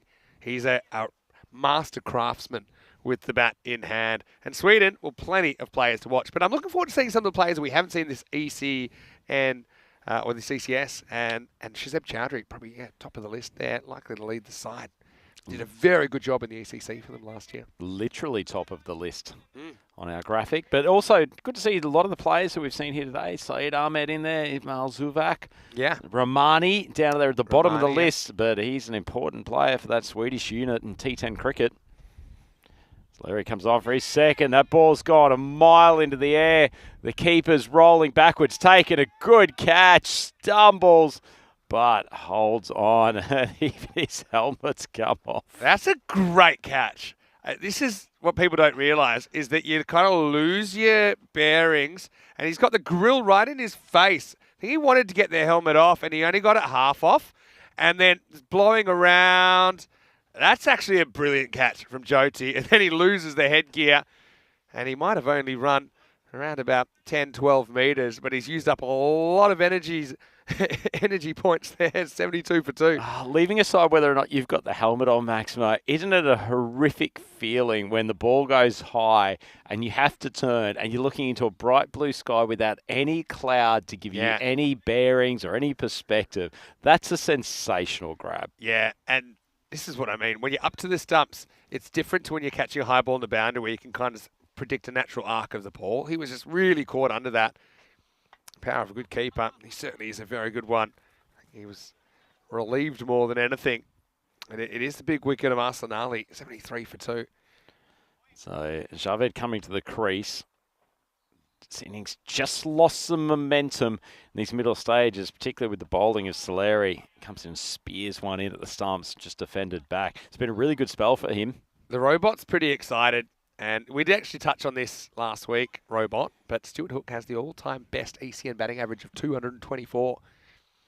Seems inevitable that he'll ruin it in this tournament, but he's held on to that since 2020. We just had a two-day series in Estonia. And we do want to go back to Estonia. The plans are that we will. They're actually pretty busy with some of their cricket up there as well, so that's why it's been tough to get back. But yeah, looking forward to it. A lovely part of the world. Soleri, good length outside off stump. Nice bowling. I'm going to say, Vinny, when I come fresh to the crease, left arm orthodox is probably the last thing I want to face, particularly trying to hit hard. Especially Soleri, who's got the ball on a string, really. Last ball of his spell. Short of a length. And even that poorer ball, it's tried to be swung away to the leg side, shot through. That's the end of the over. Hammarby, 74 for 2. Don't think you can be stumped when you've got 2 feet in the crease, but yeah. Just circling back to that weird slow ball that went wrong. I was trying to work out, could it possibly be a wide and not a no ball? But then I kind of realised after a minute that, yeah, if it's a no ball if it bounces off the pitch before the line of the stumps. And the thing, so if it bounced off the pitch, well, it certainly bounced off the pitch. If it was after the line of the stumps, it had to have been too high because it was so high, it came vertically down. I always think that's funny. I don't think we should do a compilation, not just of ECN. Slower balls gone wrong, but there's some at a very high level there where it's gone wrong as well. Sometimes they go backwards. We've seen the umpire hit a couple of times, accidentally, of course. Anyway, they've left themselves a lot to do in the last 4.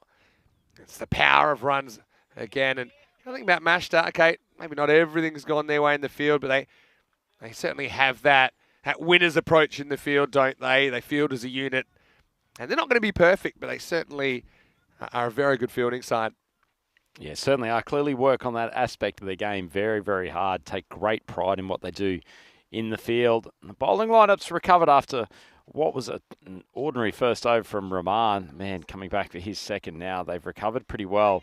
Slower ball outside off stump, outside edge. Unlucky. It was a good piece of bowling, but Javed profiting from that third man area again. Hammarby just trying to keep this dream alive. 79 for 2.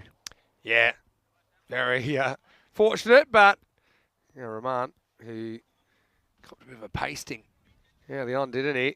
Things not getting any better for him. Yeah, Robot has made a very good point as well about Stuart Hook. Ball's on the leg side. Lovely shot. Right out of the cricket textbook. Just flicked off the pads. Used the pace of the bowler. Good stuff. Really nice shot, isn't it? Just, yeah. Slight error. Shuby's got the Merv Hughes style exercises going. He's ready for action. He's an inspirational character, isn't he?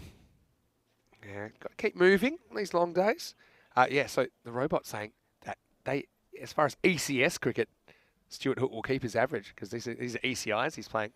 It's great technicality and absolutely no technicality needed to give that as a Maximo. Javed, he's come to the crease. He means business and he's still giving Hammarby some hope. Yeah, didn't see this twist, to be honest, and poor Rahman, things not getting any better for him at the moment. That's just a good shot.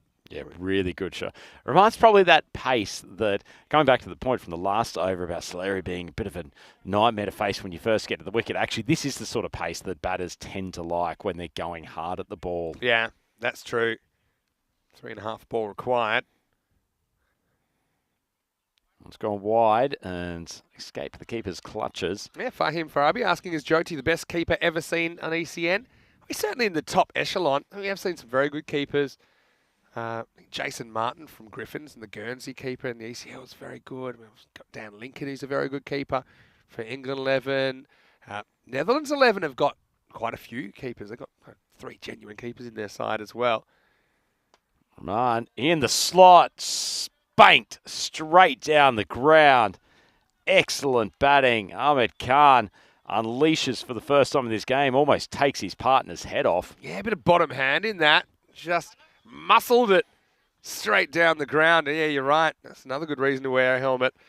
We've seen Ahmed Khan trying that a couple of times. Hasn't normally got the middle of the bat in it, but that was an absolute bullet. So Vinny, 64 needed off 19 balls. It's going to take some luck. It's going to take some big hitting. And they're still in this game. I would have loved for that one to fly off the outside edge and go down to the third man boundary. As it is, straight through to the keeper. Hammarby, 95 for 2, 3 overs to go. Yeah, so just a reminder, slightly different schedule today because of the rejigging of the fixtures. But there will be 4 games. But the next game, it won't start straight away. So the next game is going to be at 1 o'clock local, so about 3.5 hours away from now. So you can have a little bit of a break. We'll have a bit of a break here as well, catch up on a few things. So the next game is 11 a.m. GMT, which is 1 p.m. in Central Europe, and it's 4:30 p.m. in India, and that's going to be Shista, who are taking on Mashta. So Mashta will get to play essentially back-to-back games, but with a bit more of a break than usual, and then we're pretty much on schedule from that point forward, although the matches have been brought forward. Match 41 will be played today, match 55 will be played as the last game of today. First game for Kristianstad. Anyway, right now, Joti has to try and knock this down, but they'll get a bye. Yeah, so if you wanted a straight yes-no, is Joti the best keeper we've ever seen on ECN? I don't think he's the best, but he's right up there in the top, I'm going to say, top 5% of keepers that we've seen, which is pretty good company when you think about the fact we've seen hundreds and hundreds and hundreds of wicket keepers. And I think he's probably got a few things he can still work on. And yeah, we have chats about keeping sometimes. And right now, it's not really about the keeper. He wasn't required, was he? Because Sher Ali comes on and he hits the target as Ahmed Khan swinging through the fences. Sher Ali repairs his own work. I like that. As another wicket falls, it's 96 for 3. Well, that's one way to keep the umpires in your good books going and saving them the walk. So Nilkesh able to just enjoy himself at square leg for a few moments more. Ahmed Khan, he tried hard, swung hard, but unfortunately that good length from Sher Ali just hitting the top of middle stump. It's a good place to bowl eventually. So much risk for the batters, and they miss. He's hit, and good start to his over. And Hammarby, it's an uphill task for them. They're still fighting hard, but 63 off 16. Yeah, and so Hammarby, again, it was always going to be tough to keep that rate up. A little bit like Mashta in the first innings. They set a cracking pace, couldn't quite keep that up. I suppose Mashta found a bit more momentum through the second half of their innings. Sujit's talking about a keeper in Italy that he thought was very good. Can't remember his name. You might be talking about Sujith Rilagadagi, who played not only for Roma CC, we saw him actually in the ECL recently, but he also played for Italy at the ECC. And he's 47 or 48 years old. He's ripped. No, you would not believe it. Yeah, certainly the first name that came to my mind. That one's flown away. Well, Hammarby not giving up. Umpire Tyrone signals for Shirley a little bit wide on that occasion, and the new batter Asadul Javed, he played a couple of good shots, but he was at the crease yesterday, so he's very capable. Yeah, pat on ball, I suppose, the key. Spiraled out of control, you need 4 a ball, so that's the norm you need. Not a bad innings at all from Hammarby, just think they just conceded too many. They're 100 now with 2.5 overs remaining. Your man Joti had the opportunity to put him on the social media highlights. Have a look at this replay. This one's jumped a little bit, goes straight through his gloves. Yeah, just a little bit late to get up, wasn't he, Joti? And yeah, you'll see kind of half charges, and it's a thick head. And so that one goes straight through his gloves and goes for 4. So yeah, I mean, he's a very good keeper. I'm a hard marker of keeper as well, if you want to get super technical. That is my specialty. Nice. I will say, keepers have weird conversations with each other as well. So I love chatting to Joti about keeping. And next we'll be going to Romania. I know Satwik Nadagodla's a guy. We've had some really good conversations about wicket keeping as well. Just subtle things like positioning. And I also think there are some personal choices you can make, technical choices, which which might work for you. So it's not like a one-size-fits-all, I think, for keeping and for coaching keepers in particular. You got to be quite flexible. As we get to the end of the 8th over, it's 104 for 3. That's probably one thing I found a bit of a niche when I finished playing. I would kind of get called in as a keeper coach. Consultant. Yeah, consultant is probably a better word because you might have a fielding coach, but unless they're a wicket keeper, it's probably not going to be that useful when you're trying to coach a keeper. So can I ask you a question, Sure. Maximo? We've got 2 overs to go. Go ahead. There's a lot of orthodox thinking in cricket that has changed over the last 15 to 20 years. Is there anything in the way that you wicket kept that you look back now and think, actually, there's been a better way that's been developed or a different approach that you wish you had back in your playing days? Good question. This is coming down the leg side. Be a leg by, assuming he gets there.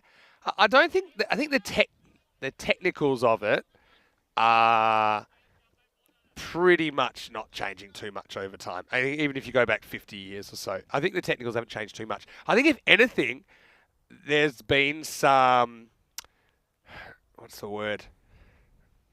Some furfies or some kind of red herrings or kind of new age thinking around some keeping techniques, which I don't necessarily agree with.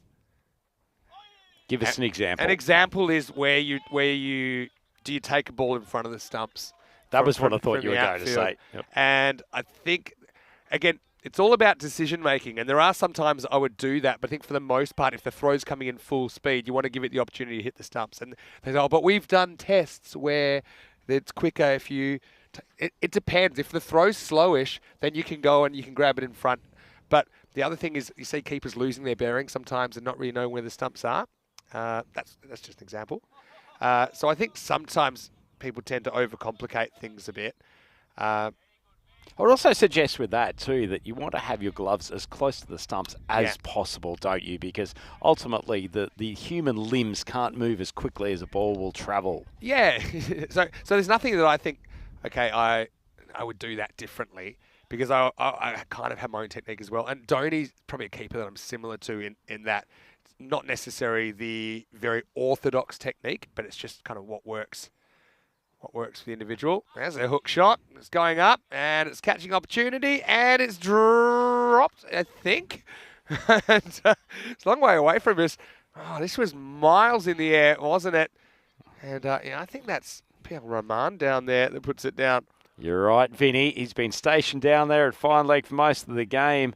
Came around, made good ground to get the ball, but unfortunately a little bit hard in the hands, and he goes for a little lie down to compose himself after dropping that catch. Probably won't cost him too much. Anyway, Zari Bag gets this Yorker through. So as far as what I think the modern thing for the keeper is in these forms of the game, T20, T10 in particular, it's not so much about technique, but it's about decision making. So, for example, I'll give you one. On a golden ball, should you be standing up to the stumps? Or should you be back a bit? Because what if there's a little edge and gets away for 4? One run is fine. Or should you be, let's say to a fast bowler, should you be right back on the circle? But then that causes other problems, and I'll tell you. Oh, this one keeps down, almost knocks Jyoti's head off. Does well to get a glove on this. This is 4 byes for most keepers, to be honest. It does very well to stay with that. So, but for example, so you might go, as we get to the end of the 9th over, it's 107 for 3. As this game has just crept away. Maybe. Okay, you could go back, but then what if it's a wide, for example, and then if they get the second run, it's going to be the end of the game, or if it was a wide or a no ball, or what if it's just a normal ball, and then now you're taking on the second bounce, and it's awkward, and it jumps over you and goes for 4 byes. So probably one example I would say is, free hits when spinners are bowling, you're probably useless being up to the stumps. You're not going to get a stumping. Can't do that. So these are the things which are probably situations come up that I think, okay, mate, you could think outside the box here. And that's probably the only thing that probably gives so much thought. But then again, you're talking about a very small percentage of deliveries. I think most of it's the same. And I've obviously coming from indoor cricket background as well.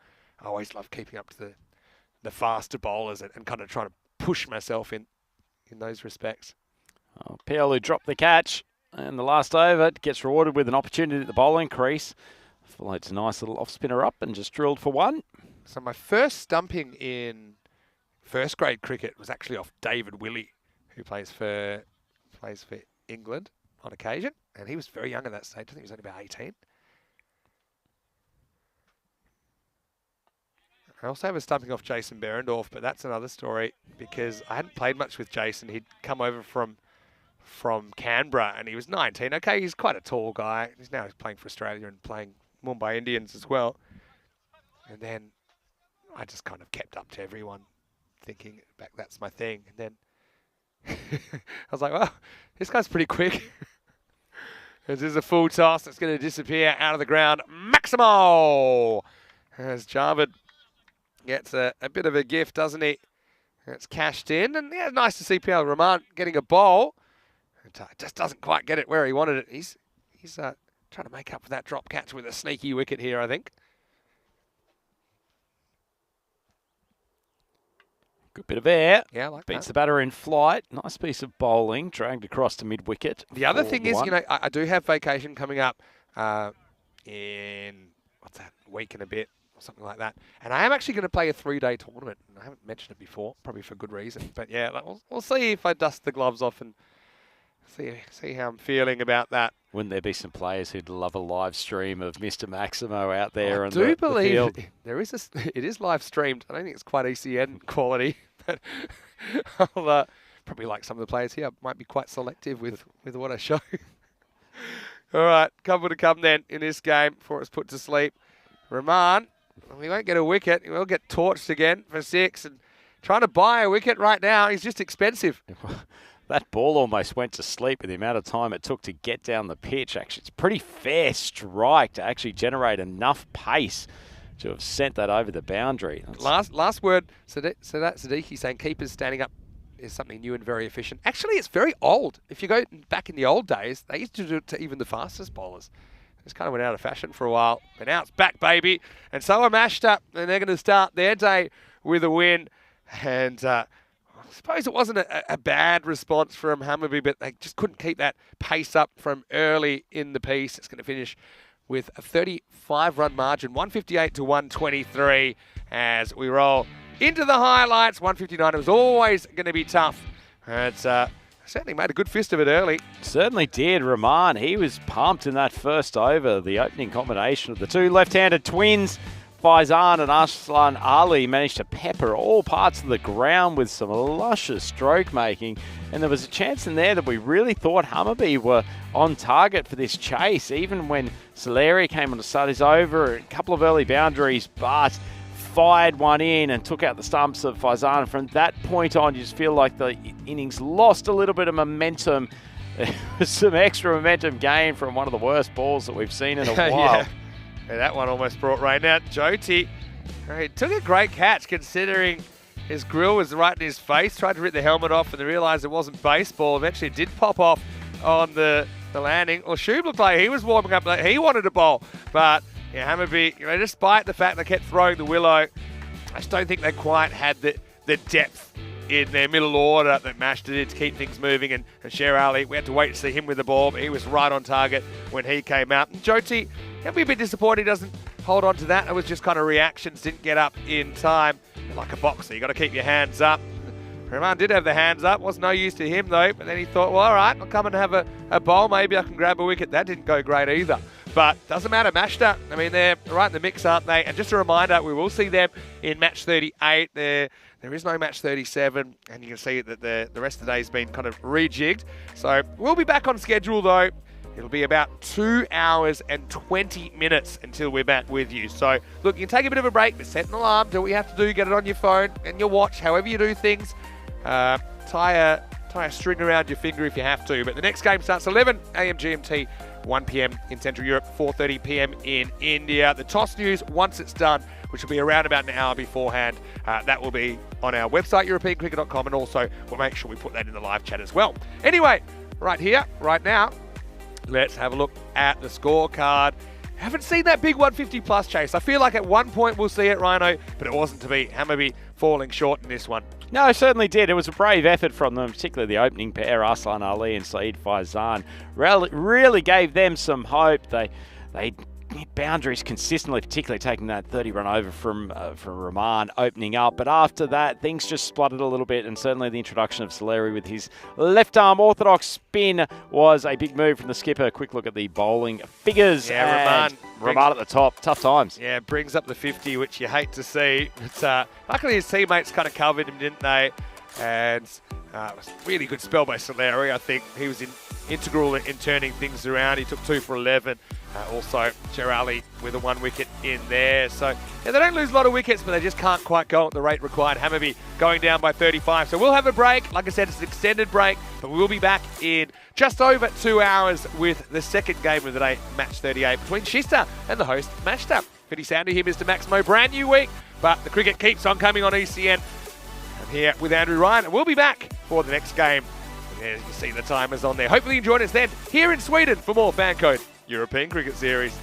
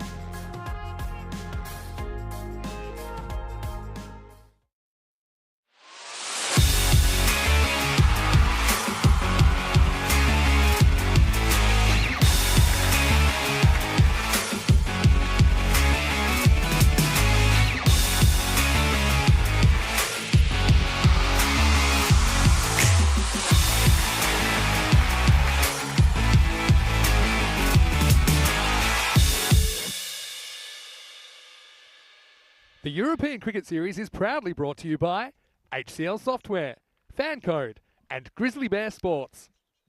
Hello, welcome back to Sweden. Great to have your company. It is Monday, sun's out, beautiful weather for some cricket, but of course because of that, the rejigging of the schedule, it means we won't have a game live right now, but we still do have 3 games to go here today. So with a couple of hours until the next game, we do have a bit of a treat for you. This is the schedule, and you see that Shista, they'll be taking on Mashta at 11 a.m. GMT, which is 1 p.m. in Central Europe, and 4:30 p.m. in India. Following that, we'll have a couple of matches that have been brought forward, including Albi Zalmi versus the Tigers in match 41. The Tigers taking on Kristianstad in the final game of today. It's the preponement of match number 55, but don't worry, we will give you some cricket. And this is a game, it's one of our most requested games as far as ECN Classic matches go. We're going to take you all the way back to the first ever ECC in 2021, all the way back to September 2021. It was the 4th day of T10 international cricket ever. Belgium taking on Sweden. It was match 18 of Group A in that inaugural series. They could take you through the toss news in that game.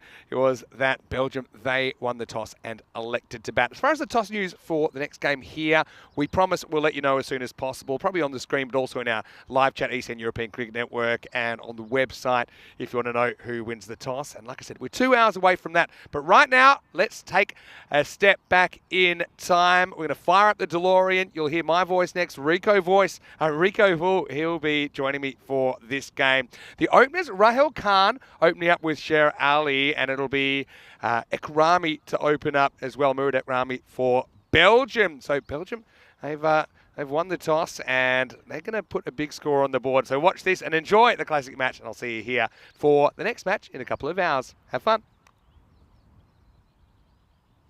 It's great to have you with us. And there is the Swedish team heading on. Khalil's in there. And followed by the Belgian opening batsman. They won the toss. They did elect to bat first.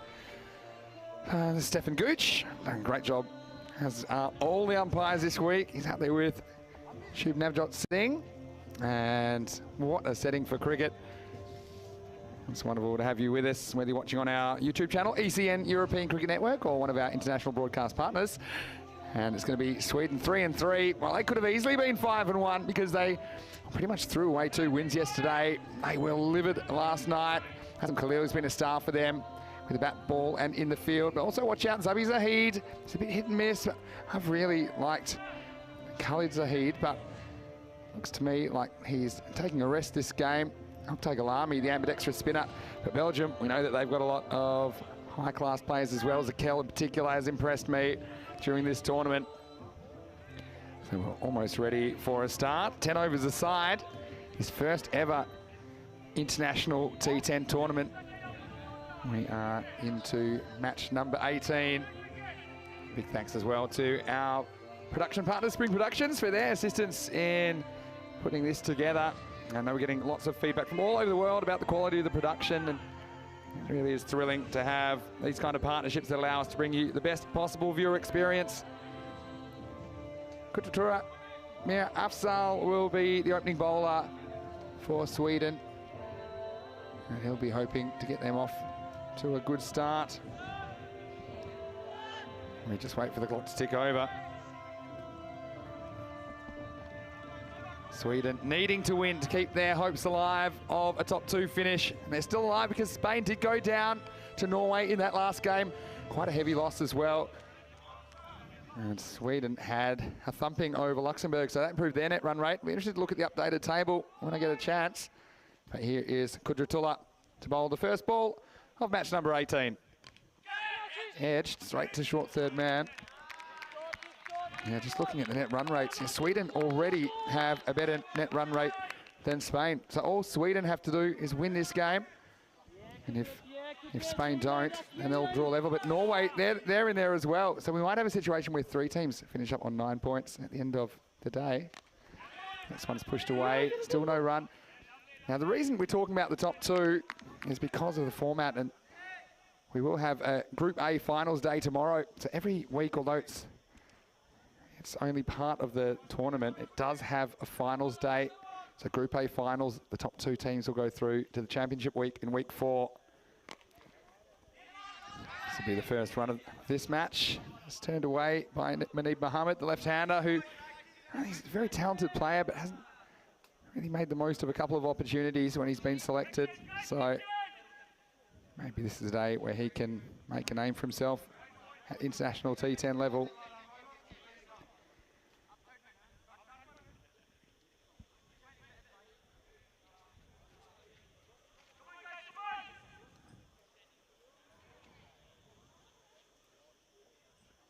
This is short, pulled away, and this is going to go all the way. Maximo! That's a good shot, isn't it? And just thought that Ali Raza was going to pounce on anything short of length, and that's exactly how it went. The dynamic keeper batsman gets the first 6 away of match number 18. So interesting. Seeing Khalid Zahid in the lineup.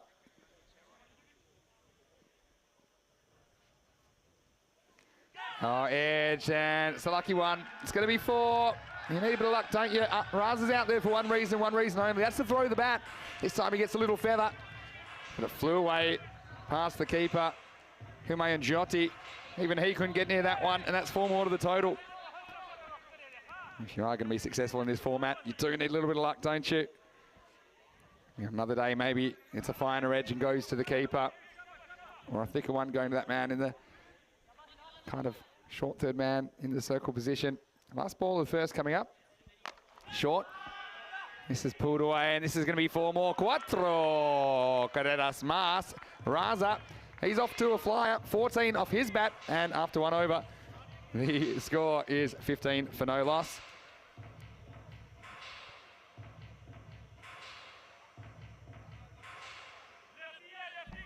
And that one, once again, just a little bit too short. And unfortunately, he paid the penalty. So, looks like Abhijit Venkatesh, the captain, is going to open the bowling in the absence of regular opening bowler Khalid Zahid. I think maybe let's give him a rest, thinking that a big day tomorrow, some big games coming up. They're going to have some do or die clashes. You certainly want your best players fit and firing. Come on, guys. Come on, guys. A lot of encouragement out there in the middle. Jago, where are you right here, boy? Great chance to welcome back into the commentary box my partner in commentary, Rico Full. Welcome back, Rico, and how do you see this one? Thank you very much, Vinny, and welcome back to everybody as well. Well, I see it being exciting. We know they excited us yesterday. And this is gone big. It's gone all the way. Balle, says Carrera. I must have known you were back, Rico, because there was the balle straight away, straight down the ground, and you can see why. I like Muneeb Mohammed. I especially like it when he hits straight. That was just pure timing. Glorious shot. So pressure on Venkatesh straight away. First ball going for 6. This one goes. Well, it's been giving us a wide. Just trying to target him outside that off stump. Interesting field here. Have a look at this to the left-hander. So you've got that man, third man inside the ring. You've got backward point, and cover. And then you got long off, all attacking that area. That's where they believe the chance will come. And that's where they're aiming at. You can see that, but just straying a little bit too wide. They've got a plan to Muneeb Mohammed. And the question is at the moment, they just haven't been able to execute it. Just too wide once more there for Venkatesh. Yeah, that's a good point. And so one thing to have a plan, but you have to execute it, don't you? Flying start for Belgium. Nicely played away. Cuda has to get down, has to get dirty, has to make the stop, and does so. Well, you can see why this one is going to be such a spicy affair. I mean, yesterday, match 15, Sweden 128 for 8, and Belgium 129 for 6 with 8 balls to go. Oh, unbelievable, wasn't it? When you consider the Belgian innings in disarray in the middle, wasn't it? But Sweden just have this knack of letting winning positions go. Certainly it's a habit they'll want to shake before finals day. This is hit hard towards Azam Khalil. Now look, have a look at Azam Khalil's hand there. You can see it's bandaged up now. He came out to do the coin toss, stepping in for the captain. I was talking to him about it, and he said it's not the fingers, it's like the actual palm part of the hand where the bone is. The interesting thing is, I don't think, well, whether he will bowl or not, if he does, he'll have to take that off. Yeah, exactly. Well, I'm not sure if he will bowl as a result. I mean, he's got Rahel Khan bowling very well earlier today. Yeah, he did. So it's it's the part of the hand, it's basically the heel of the hand, so below your thumb. If you kept going down below your thumb, that part of the palm, there's a bit of a softer part of the hand, but it's just swollen up at the moment. But he still is in his key fielding position, straight down the ground on the boundary.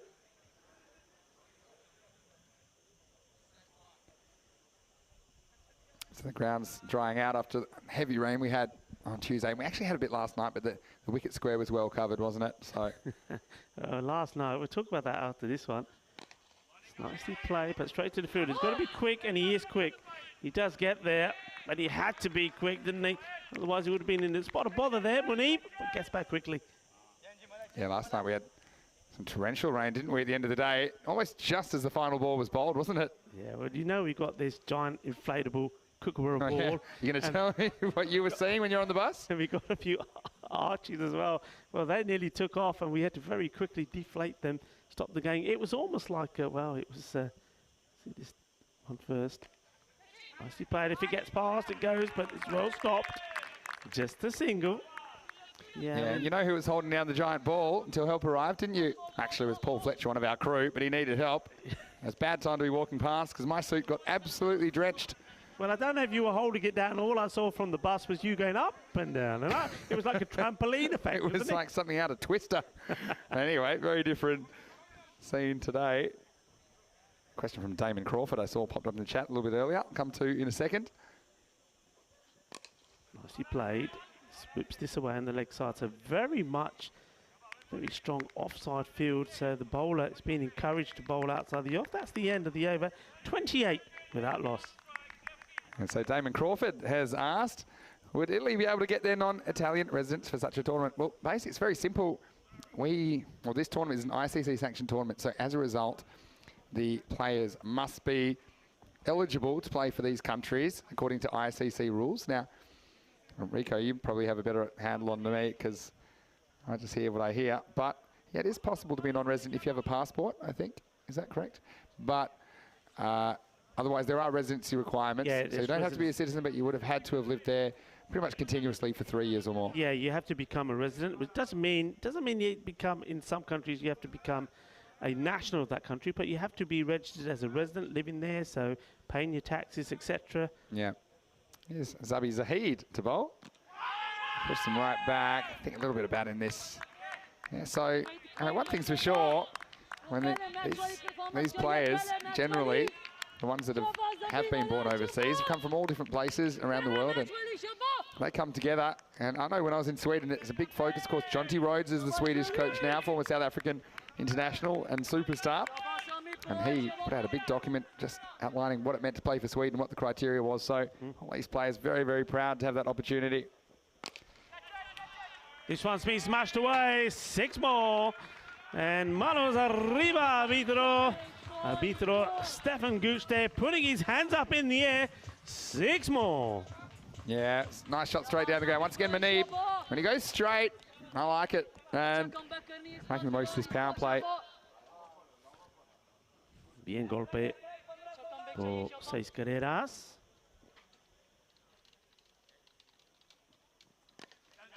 And it's very sensible batting. I'm liking this from Muneeb Mohammed. He's playing the big shots as well, but not afraid to take the singles. Turn the good balls into singles, and I think a lot can be learnt from that philosophy, that way of playing. And it just also puts pressure on the fielding team. Have to change the field now to the right-hander. Puts pressure on the bowler as well. This is good. This is a good start. Yeah, it certainly is. Sweden, I think they have to get better in the field. And with the ball, if they're going to compete for these 2 spots. This is smashed down the ground again. It's straight. It's hard. 4 carreras más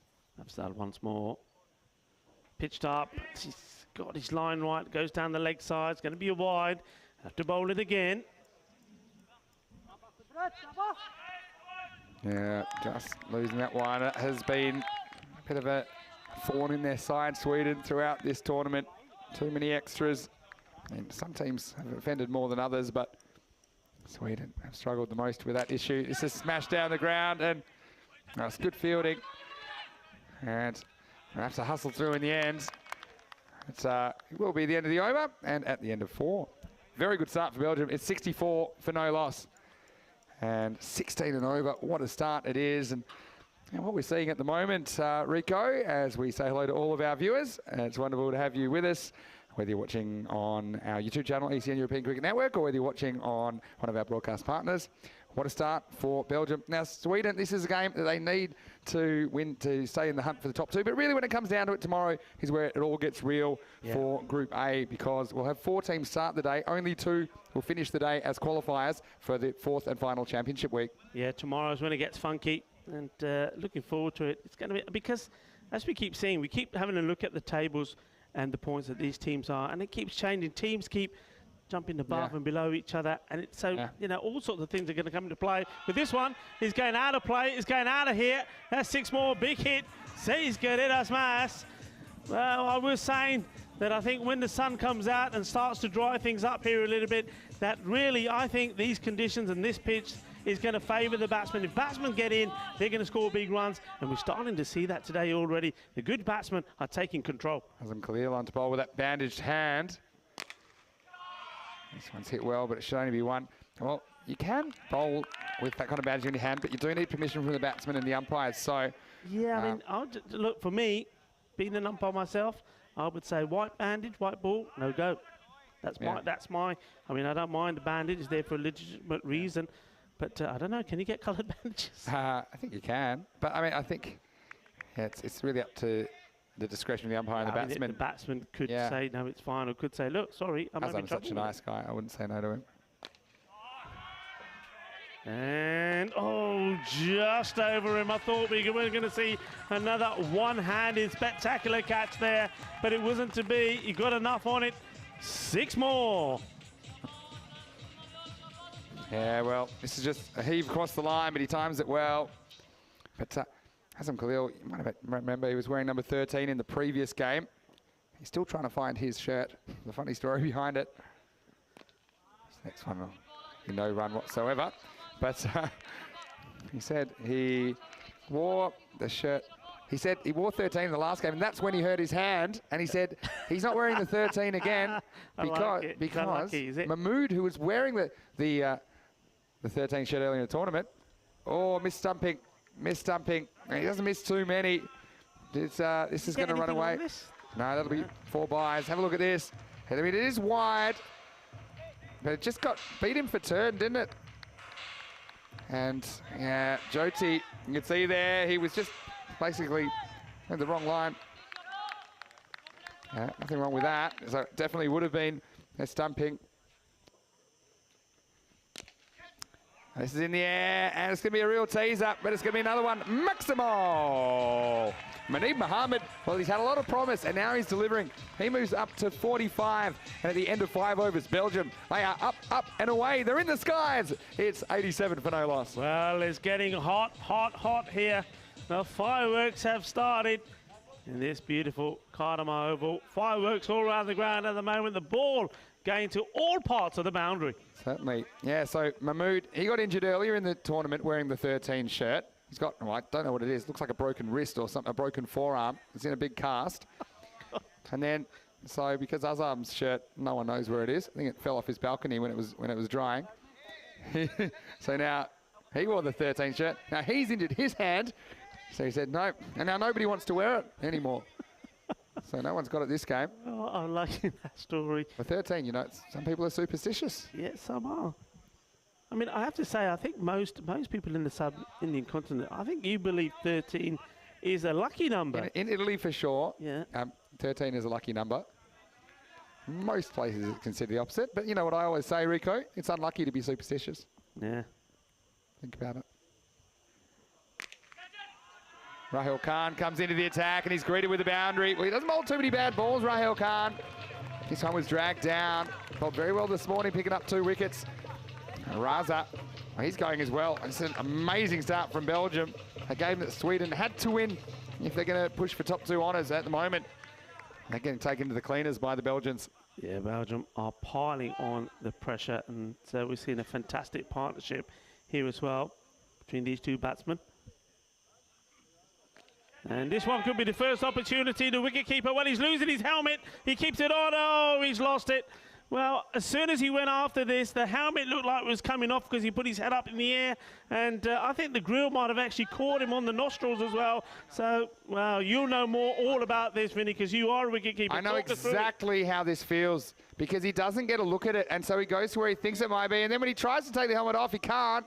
And then, well, it looks comical in the end. But, I mean, I know what that feels like because when you're so close to the batsman, you have no perspective. You just know it's gone up. You don't know where.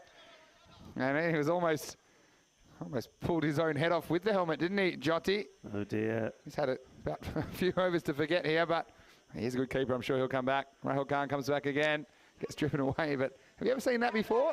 Keeper trying to take, or fielder trying to take the helmet off. I've seen the gloves where they try to take the gloves so the gloves won't come off and, you know, the ball. You see it in baseball. But So in I've never baseball, seen that, no. those masks, they come off pretty easily. And so a baseball catcher will flip their mask off, but cricket helmets aren't really designed that way, as you saw there. It's nicely played away. I wonder if he just forgot he had it on. Because No, the issue is you actually can't see, you don't know where it's gone. You've got no, because it's the batsman swinging, it's not going where the batsman intended. You know it's an edge, and some people are telling you to catch it, but you're looking up, and you saw he looked the wrong way, so he just didn't see the ball. Be one bounce to be fielded by Azam. He gets it in. And this partnership, well, the best partnership we've had so far in this Dream 11. Well, Terry and Czech Republic saying now, noticing that now he's keeping up without the helmet. Oh dear, it will be if he gets the ball in the teeth. Jyoti can't really afford injuries in this format.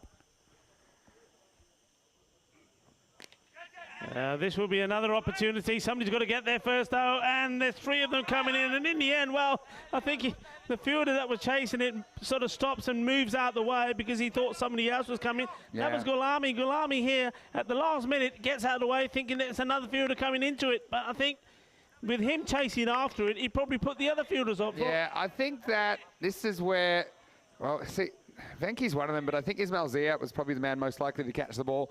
As we get to the end of the 6th over, it's 96 of a no loss. But I think, for me, one of the outfielders, they had to make a definite call, but I think that nobody really knew if they'd reach it. I think that maybe Galami might have reached it. I think it's a smart decision because, okay, it's a catch you might not even take. If you were to get injured, for example, you know, we've seen some nasty collisions, Rico. It's just not worth it, I think, at this stage of the tournament. Maybe in the final or something like that, but you know, it was probably always going to fall safely inside the Bermuda Triangle.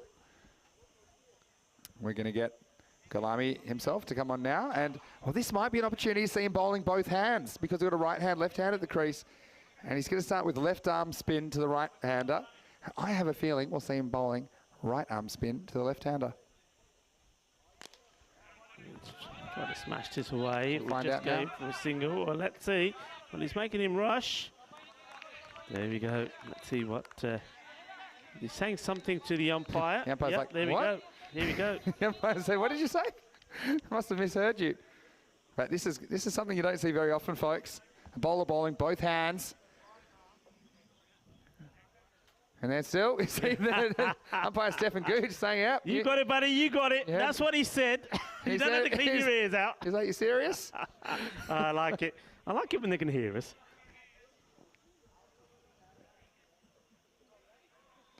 There you go. And you know what? He can appeal both hands as well.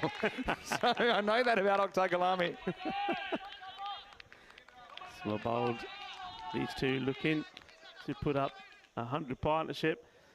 Munib Mohammed, 47 not out. That was probably too wide and is signalled as such by umpire Stephen Gooch. Umpires have done an outstanding job so far. led brilliantly by Rob Cumming, the tournament referee. And this has been launched, and adios pelota, that's 6 runs, balle, and it's not just manos arriba for the arbitro, the umpire, it's manos arriba from everyone. They're putting their hands together because this brings up a marvellous half-century for Munib Mohammed. Well batted that man, Shaba, both Badania batsman Munib Mohammed, apni 50 Benali, 53 of 23 deliveries. And this one, he could be gone, just dropping short of Azam Khalil. Not sure that he would have fancied it either with his hand bandaged up that way. I'm just wondering, I mean, you said yourself his hand is very sore. Would you not put him in another position? That's what I would have thought. So it mustn't be so bad. And it's generally not the kind of the hand you should be taking the ball in. You normally take it more in the middle of the hand, the fingers. So you know, I think he's backing himself to still be able to catch. Back to left arm then. Oh, and there's fingers on this from Gulami. And he'll have to check they're still there as well. I know somebody there, one of the spectators was doing the tricks with the old finger going and coming back. With this one, well, they could have gone as well. At least if Kalami injures a hand, he can just bowl with the other hand. What's the number of his shirt? 11. He's all right. He's all right. 13 shot. I think they've thrown it away. Oh, and he snatched at this. This is another opportunity. He's not having a good day, the wicketkeeper, Joyty. And you know it, you can sense it from his body language.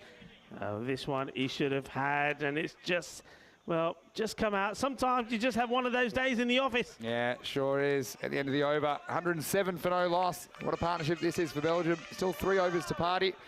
Just a reminder of where we're heading this week with this Group A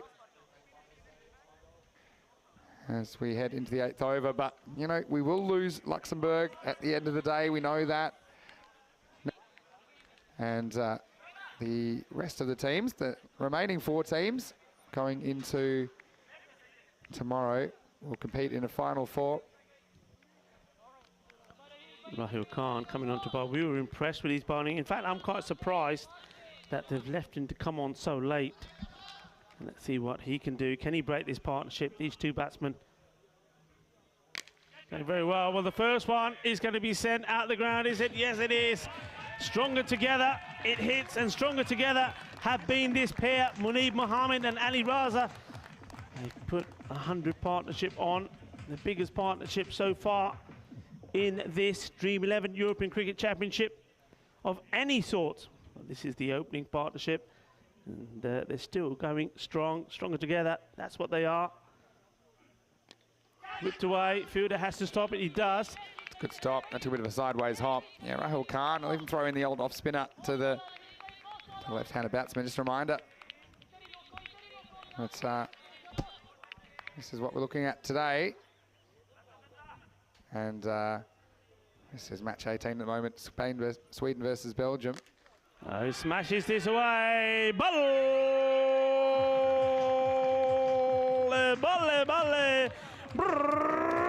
Oh, it's carnage here. Fireworks all around the ground. Ground the pitch, patake chal pe. And smashing the ball all over the place. And now a 50 comes up also for Ali Raza. And they're taking the Swedish attack to the sword here, both these batsmen. There's been a little bit of carnage, and well, that ball does come back from the overgrowth, or maybe it doesn't. No, they can't find it. It's another one. The snake's taken away. The snakes have been busy. They're well fed, aren't they? Well, what can Khan do with this one? It's already gone for 22. Floated up, and it's a full toss. It's a gunny ball. It's shaka time here. They're loving it. They're having some fun. And Shub says, don't worry, leave it. I got another one. Well, he's going to run out of them pretty soon. Rahul Khan pulled himself into contention this morning. And this one, well, the scorers knew that was a 6. You know why? I think it pretty much landed on their table. So, full toss. Not the best delivery to bowl, and normally he's so good with his length. Short, and this one I think is going to go up to the fielder, comes across, and he's put it down.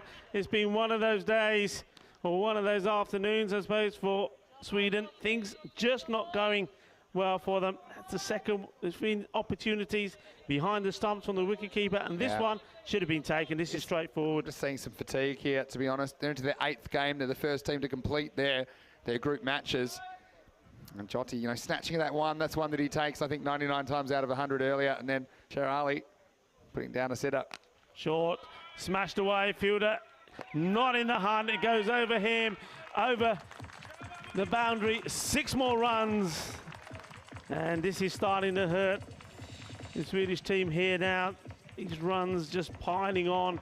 This is the team that upset them yesterday when they batted, scored 128 runs. They thought it was going to be enough, but it wasn't.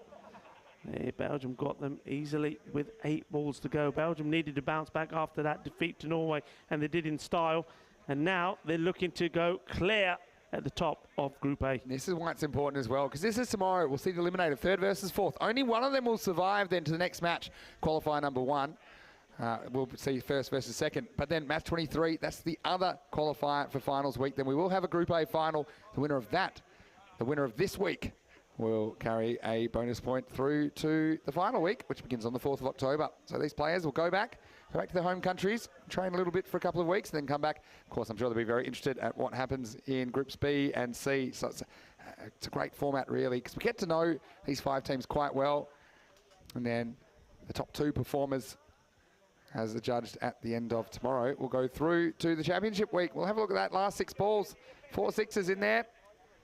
Huge over. Khalil's back for his 2nd, and this one really should be taken. And it is. So finally, Zabi Zahid takes the catch, but there wasn't too much of a celebration. That is the best partnership in T10 international cricket. It ends at 133. That is the score. 133 for 1 in the 9th over. Yeah, it takes the catch, and finally, there's the end of this partnership. And though he's not had the best of time out there, Azam Khalil does pick up another wicket, and that takes him clear of 1 wicket behind, in front of Vinay Ravi on 10. So he's the leading wicket taker, and he's hoping he can pick a few more up in this, his last over in this match. So they have that breakthrough, but look at the round of applause that Ali Raza is going to get here from his teammates. He's done an outstanding job. And a big smile on his face, and why not indeed. Super partnership of 133 runs. Yeah, excellent partnership, wasn't it? And only 49 balls. It's amazing, isn't it? How they've been going. When you get 2 batsmen that are both going big guns, you just know that you're going to have a hard time. Khalil once again chips in with a wicket. He's taking a bag full of wickets this week for Sweden. Zakir on strike. And, well, they're asking the question, and they're going to go upstairs. Well, this was pretty good work. I'd like to see the hands of the keeper here first. I thought he was okay at first glance, but we'll have a look at it. No problem with the hands. And, well, I think he's gone here. I think that bat is still in the air. Let's have a look. The hands are fine, and yeah, I think he's gone. He's got to go, I think. And he does, so a quite easy decision. So the man who has been doing such good damage, there we go. Umpire Shub putting the finger up in the air this time, as opposed to both hands. We've seen a lot of that. We've seen a lot of the both hands going up in the air because there've been 60s all around this ground, but this time it's the finger to say, you got to go. Isn't that always the way? Saber Zakil has had his pads on the whole innings. He's 133 runs. He comes out, gets stumped very, very first ball. So 133 for 2. Sharp work by Jyoti behind the stumps. Look, I do think he's a good keeper. He just hasn't had a particularly good game, and he's partly fatigued, maybe a bit of concentration lapse. But that time he did hold it, and smart bit of work. Another wicket for Azam Khalil. And now he is on a hat-trick. We just saw a hat-trick, Rico. Can we have another one in consecutive matches? That would be absolutely sensational. Wouldn't put it past him, because I bet you Rahimi's going to try and launch this one out of the ground. Yeah, I don't think he's going to play a defensive shot here. Though it's not a bad thing to just get the single when you've got a man on the other end that's on 67 of 28 balls. I'll be saying you've had your go. So watch this. Hat-trick ball is making sure he gets the field right. Azam Khalil.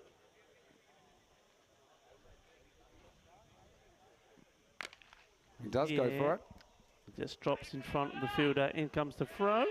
Yeah, of course, if you missed it, we did see that hat-trick from Walid. Gowri took 3 for 10. And that was against Spain as well, bowling Spain out well short of the 133 they needed for victory. They were all out by 91. The second time, 2 consecutive games on the spin that they've been bowled out, Spain.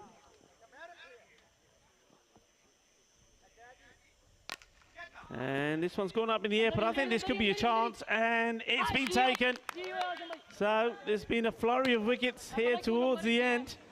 And this time, Munib Mohammed has to go. So there was a lot of partying going on up there in the Belgian camp. But these wickets falling here now, just also meaning that they were looking at one point, I think, to try and get the score to around 150. Yeah, plus. And that's not going to happen. And it's that man again. Can you call this a collapse, Rico?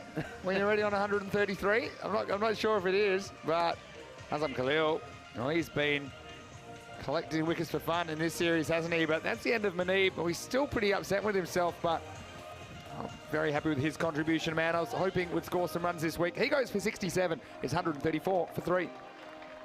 Yeah, Khalil is a great performer for his team. And even when the chips are down, keeps his head up, does what he does best, staying focused, staying switched on, adjusting his field where he wants it, and picking up wickets for his team. Now, Belgium playing very well in this game. I do want to send just a bit of a shout out to one of our most loyal viewers, I should say, Luke Belgium, who has been struggling with a couple of things. I know he's been in hospital, and Luke, I know you've been watching. Hopefully you're enjoying the tournament and enjoying the success of the Belgians, and hopefully you're firing on all cylinders again soon. Here's Khalil, he's got 3 for 20 now. Firmly hit, and it will be fielded on the boundary. Pick up a throw, just a single taken. This is where, I mean, you think, what can they hold them to? Maybe 150. I still think that's probably on. Despite having 2 new batsmen at the crease, we saw Belgium batting very deep yesterday. And speaking of deep, there's 6 more. This one taken up in the 140s. Maximo! That one was halfway to Pride Rock. And after 9 overs, it's 141 for 3. Once again, everything happening in the 9th. Yeah, it certainly is. We saw wickets there. Well, that big 6 at the end of that one certainly keeps Belgium on course to get to the 150. What an achievement that would be. That would be some milestone, wouldn't it? Yeah, I mean, the highest score we had this week was 165. Belgium scored that themselves against Luxembourg back in match 3 on day 1, 165 to 82. But I can't see them getting that many. I still think they'll have a pretty impressive score. And then Sweden, well, they've got nothing to lose. I mean, that run rate's not really something to play for now. They need to get the win and then hope Spain lose. And then Norway in the equation as well. So they'll definitely have a stab at it. I mean, the only other thing you could argue is, you know, you just want to get some batting confidence for tomorrow in the eliminator. Well bowled right in the block to start off from the bowler. Belgium, they still have 2 matches, including this one. So they will play Sweden in this match, and then they'll play Spain. So they're not easy matches either. Norway will play Luxembourg. You'd think they'd win that one. That'll take them to 9 points. Full toss, and got away with it. The umpires look at each other. And so look at this on the replay. Yeah, just below the waist, I think. But Norway, I mean, they're probably the bigger threat to Spain for second spot. Just looking at the fixtures left today. Yeah, I'm 100% behind you there. Because I think Norway's net run rates, it's already significantly better than Spain's. So if Norway were to win, then Spain would have to beat Belgium to get that second spot back.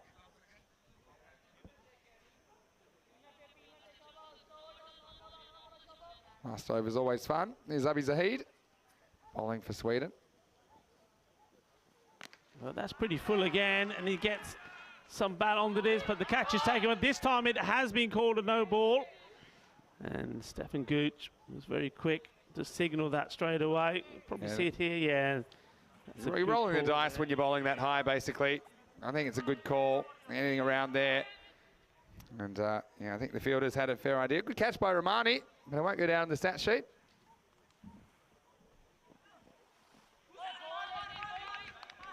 Clever slower ball. Batsmen do take what will be a leg by. Well, Spain, I mean, Sweden were in a situation where they started strongly. Remember, they beat Norway back by 4 runs on opening day. But in their last 4 games, the only win they would have had would have been over Luxembourg, losing the other 3, assuming that they don't chase these down. So it's not the kind of form you want going into final, but we know that anything can happen on finals day. Zahid, 2 to come. He's sat out to the man patrolling the boundary and the offside. It's been the difference, though, the fielding, even though fielding hasn't been particularly good in this particular innings, but across the board at the international level, Rico, what we're seeing is, I mean, that's the sort of thing in the ECS domestically. You probably come for 2 there and take a 50-50, whether it'll get affected, the run out, but the fielding's been too good here to try that one. This is well bowled. Well, then. Oh, I'll try one here.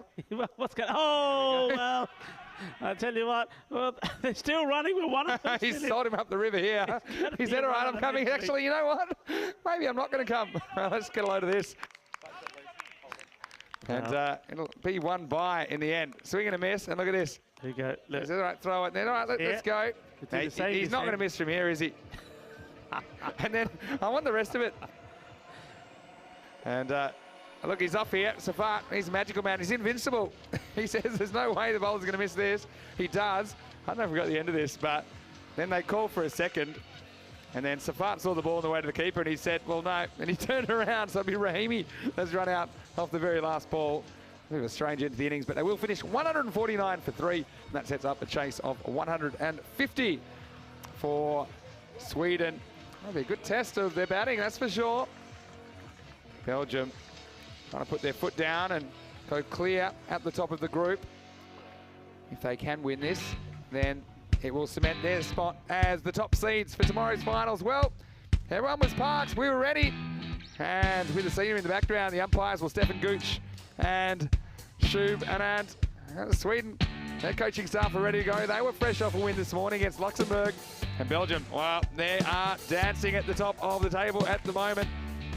And the ball was dancing a bit early, wasn't it? It was flying out of the ground on many occasions. In fact, in the entire innings, there were 15 sixes, 14 of those came from the openers. And this one, well, he almost ripped his face off here, Humian Jyoti, and he had no idea where that ball had gone. And then the Bermuda Triangle situation. Fumbled something, just forgot the basics, had to catch it first. Had plenty of time if he did catch that. Galami, ambidextrous spin up, left arm, right arm. But he didn't have any success removing the openers who were off to the races and ended up putting on 133 off 49 balls. A huge opening partnership. Nazem Khalil, he came in, as he does so often. He was the catalyst for a dismissal. And lots of plaudits for Ali Raza when he returned to the dugout. Smart bit of work by Jyoti, who's back in form. That'll be a confidence build-up. That's what it can be like in these tournaments, especially when we get late on. A bit of fatigue sets in. And Khalil, dramatic 9th over that included 3 wickets. And this, well, I'll go 10-pin bowling with Zabi Zahid any day of the week. It was a fairly simple run out. And Jyoti very thoughtfully just repairing his own damage to the furniture. But still, Belgium have a huge score on the board, 149. In fact, it is the 2nd highest score of this tournament so far, and we are into match 18. Cricket ground looking absolutely beautiful at the moment, isn't it? The Costa del Sol, the sun's out, and we're having some fun today. Just looking at that innings of Belgium. Manib Mohammed, 67 off 29. Nice to see him amongst the runs. Ali Raza, 57 of his own off only 21. It looked like a good opening combination to me, the right hand, left hand. giving them a bit of an advantage, I think. Zakil, well, by the time he came in, it was already the 9th over. He was stumped first ball, then Rahimi ran out at the last for 10. But all in all, very good innings, 149 for 4. 11 avoidables, I should say there. 6 byes in there, so not a great day for Jyoti behind the stumps, but you know, he's a class act. He'll come back tomorrow stronger for it. I think Azam Khalil picked up all 3 wickets, then went to the bowler. 3 for 27 off his 2 overs. The other one was a run out. Everyone in double digits, with the exception of Zabi Zahid, who went for 19 off his spell. So join us in just a few minutes, so we'll be back. And Sweden, they'll have the task ahead of them. Have to climb the Everest. 150 they'll need. They'll have to pull off the biggest chase in ECC history. But it'll be fun to watch. So join us then. It's Mr. Maximo here, Vinny Sandu along with Rico Full. We'll see you shortly on ECN for more Dream 11 European Cricket Championship.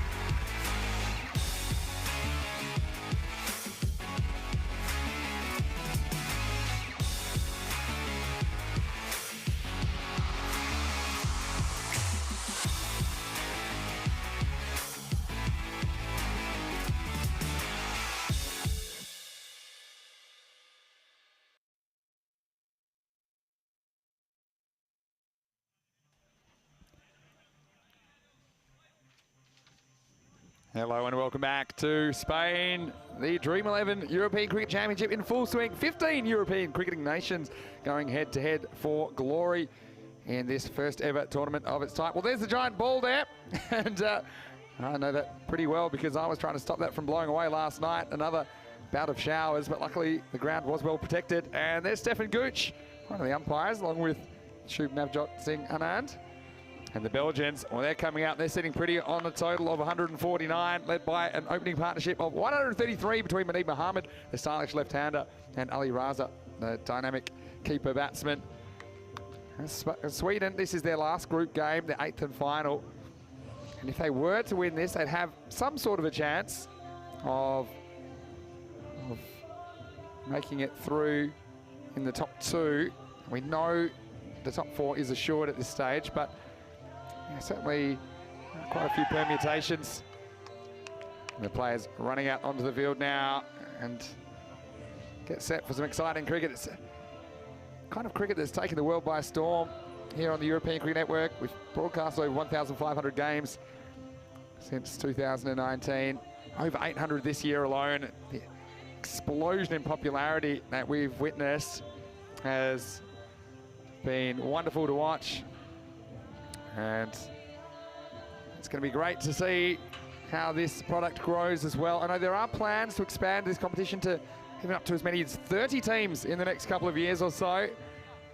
And it's just a great platform for players that work hard on developing cricket in their countries of residence and try and spread the game. It's a great way to coordinate their efforts and to give them a showcase to show the world what European cricket's all about.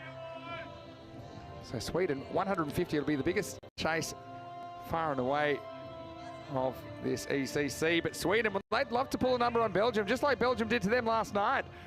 When Sweden sent them a target of 129, the Belgians, after struggling in the middle of the innings, just found a way to get going, and they ended up winning that game with 8 balls to spare. An extraordinary finish to day 3. So here we are on day 4, the final day of group matches.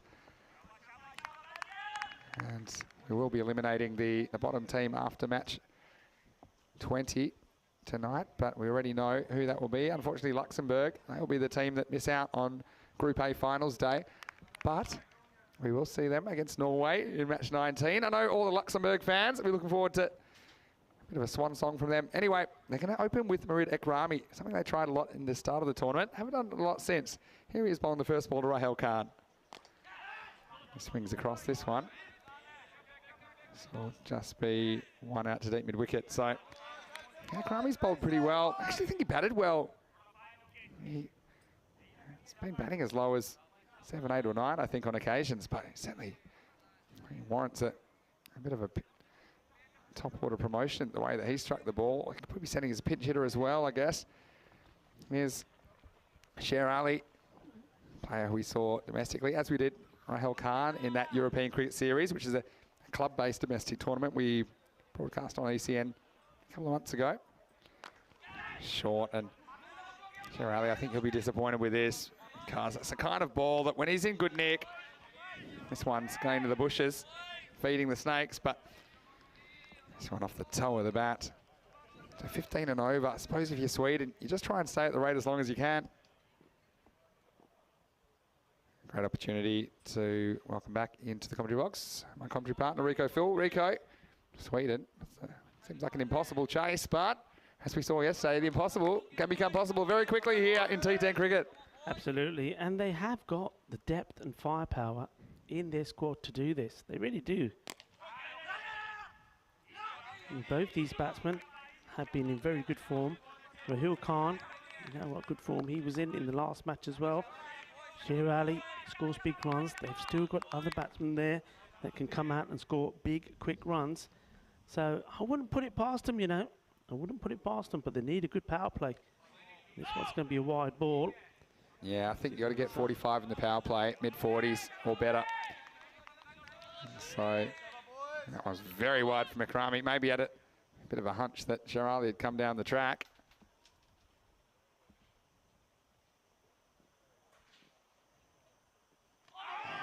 Goes for it this time. And they're asking the umpire, but it's not out. a quick shake of the head from umpire Shub. You can see that foot well inside. A bit of a shuffle, but it was always down, wasn't it?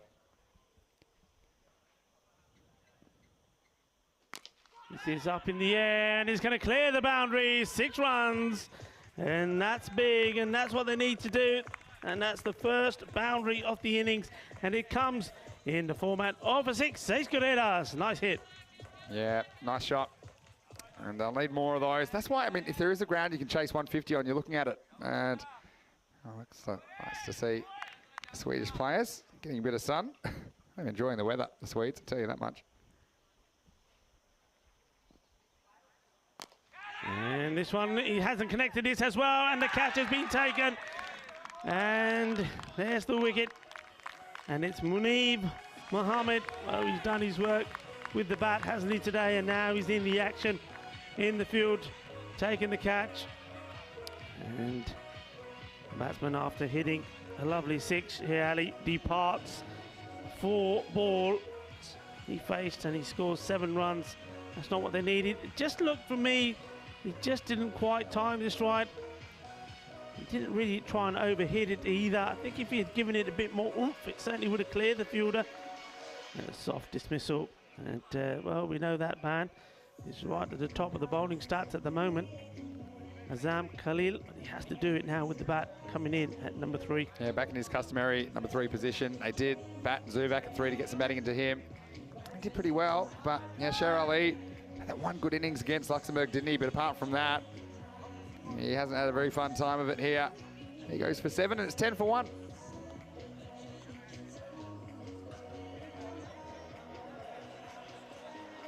Very smiling at the moment as he goes out. Maybe sharing the joker too with some of the guys. That's one thing, Vinny, I was talking to Michael about. I just love the way that all of these players from all the teams here, 5 teams here in Group A, from 5 different countries, how they've all got on, how they all get on well together, they share jokes together, they're together at the hotel, as together as they can be, I have to say, at the restaurants, outside the restaurants, the hotel. It's just wonderful, building a really good community of spirit.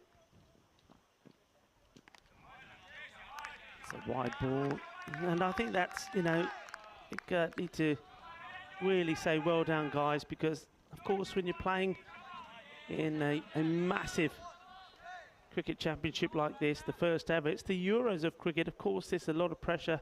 You want to perform well, you want to be competitive, but off the field, they've been amazing. They really have. And this one is an amazing shot. It's big. It's gone all the way, but we can see it, even though the covers have blown over in front of us. But this is huge. And played this beautifully. Nicely done. Yeah, well, this is okay, who's getting in that corner? Me or you? Oh, I'm trying to describe what's happening in our commentary box. The big sail's got it's blown right in front of us, so I can't see anything. Luckily the TV works. I'm just watching like everyone else. That was a big hit from Rahul Khan. Good luck, Rico. I hope you got insurance, because that's not going to be an easy one for you to sort out. Well, let me take a video first. Stabs this away. And I'll just get one here. We need several more of those big hits, won't they? Got to get this working feverishly to get our commentary box back up and running. It's hard to describe to you, but a big sail just came straight over our field of vision. And now I can see. Khalil pushes away. This one will just be the single. Saklan Raja will be hoping to establish himself as an option in the power play.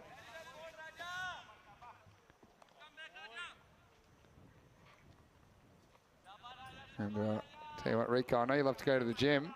It's hard to describe what you're doing, but pretty much you've allowed us to see the game again, which is a pretty important part of our job. So it's worked away, and it's a really good bit of fielding.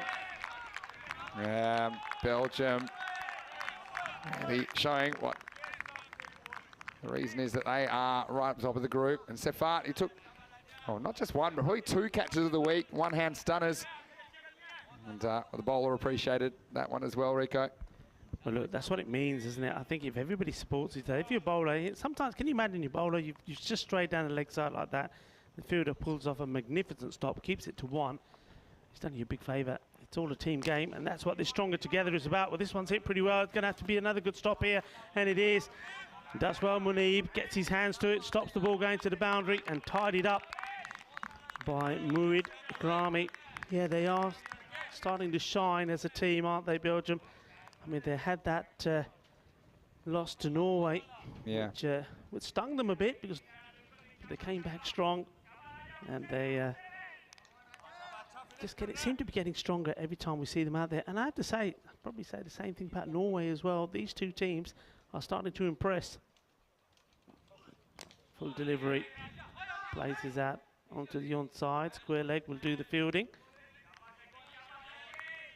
Spectacular view now that we can see again from our commentary position. The clouds seem to be very low, don't they, Vinny? I mean, there were no clouds early this morning. Now they've come over from the mountains.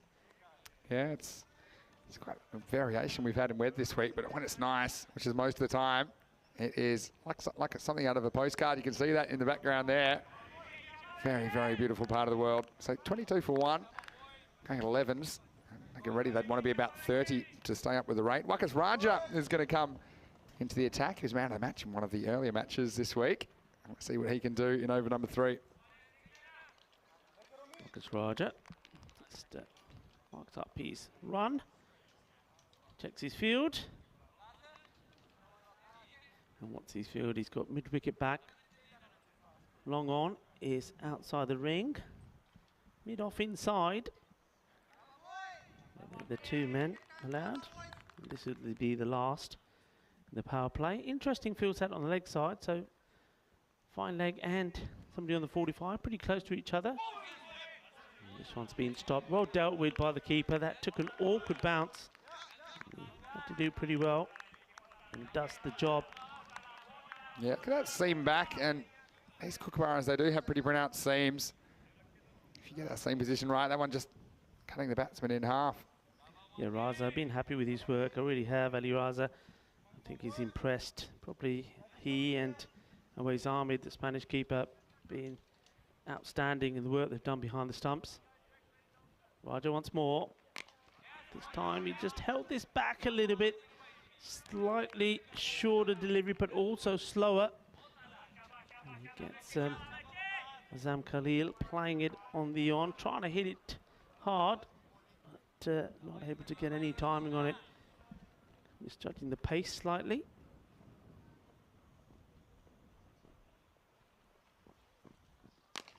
This one's going up in the air, and he's got enough on it to go all the way, I think. Yes, he does.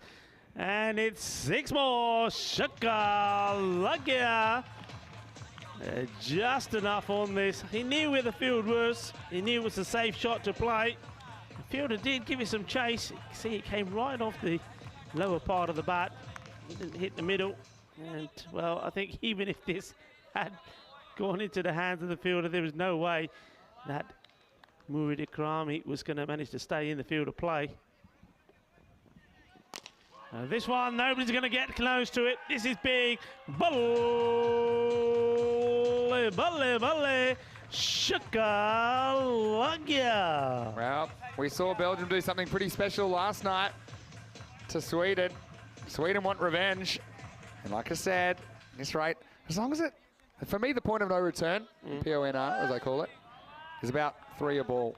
So the rate required at the moment is 15.54. If it stays below 18, I'd say they have some sort of chance. Up in the air now, who's going to take this? He's getting lined. Oh, that's a fantastic catch. That really is brilliant. Well, Murid Ikrami, well, I think he's been a little bit dazed by that one. Take your time, young man. He probably needs a little bit of water on his head. He's really landed awkwardly on his neck. He's been running all over the place. This is a sensational catch.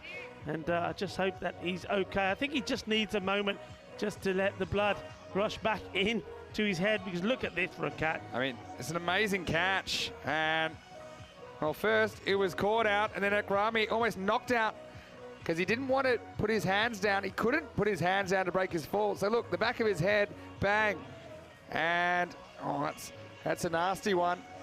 You know, there's some chance you can do some damage to yourself. Of course, we know all about those kind of issues these days in cricket. And, well, the medics will be out there straight away for sure to just check that he's okay. But Rahul Khan, he goes for 23. That's the second wicket down for Sweden.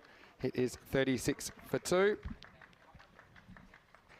And Akrami, he's delivered for Belgium with the bat, with the ball in the field. You can see Belgium, there's a lot of talk about their team selection, Rico, before this tournament. No, a lot of players were left out that had performed well for their national team in T20 cricket. But right now, well, it's hard to criticise a team that looks like they're going to finish top of the ladder. Yeah, look, you're absolutely right. I was hearing that as well from different sources. I know we'd had a talk about it as well. And but what I've seen from the team, I mean, they are a very good unit. They've come together well. They're supporting each other well, and not only when they're on the pitch, but when we see them away from the pitch as well. Even when they're on the coach coming here, they are a proper team. So they are working well together. They're talking well together. They're supporting well together. They do not look like a disjointed team at all to me. In fact, anything far from it. He's just saying there, the world's spinning a little bit for him. He So, did. you know, I think the medics going to have to check him out, of course. You know, we're pretty careful with things like concussion and things these days because we know how... That's a good shout. You know, I took a catch like that a very, very long time ago. And to this day, there's still that little bit... You know, when you turn your neck one way and you can hear funny things in your ear? It's because those muscles up there around your neck, there's so many as well. You do any of those, and they're very difficult to heal. So it's a good job he gets checked out. Make sure he's fine, even if it means taking an over out. He's done his job. He's taken a fantastic catch. I mean, there's no sense in him coming back now, really, is there? The game situation as it is Wakas Raja, who picked up the wicket. He was pretty happy about the situation. I mean, Grami did bowl a good first over, but they've got other options. This takes us to the end of the third over. Swing and a miss from Zubak, and it is 36 for 2 after the power play. It's about 10 short of where I said I thought they needed to be. We'll be trying, though, that's for sure. Now, what do you think? That's another example of the rule that we've brought in, which is if you are caught out, even if you cross, it's relevant. You have to go back to the original end that you hit the ball. Well, the new batsman will replace the dismissed batsman at the end they hit the ball. And, I think it's a good rule. Let us know what you think in the chat, ECN European Cricket Network, because there's a lot of lively discussion about it. And, of course, sometimes people are bit hesitant to change things, and actually I'm one of them. I don't like seeing things change unless there's a good reason behind it.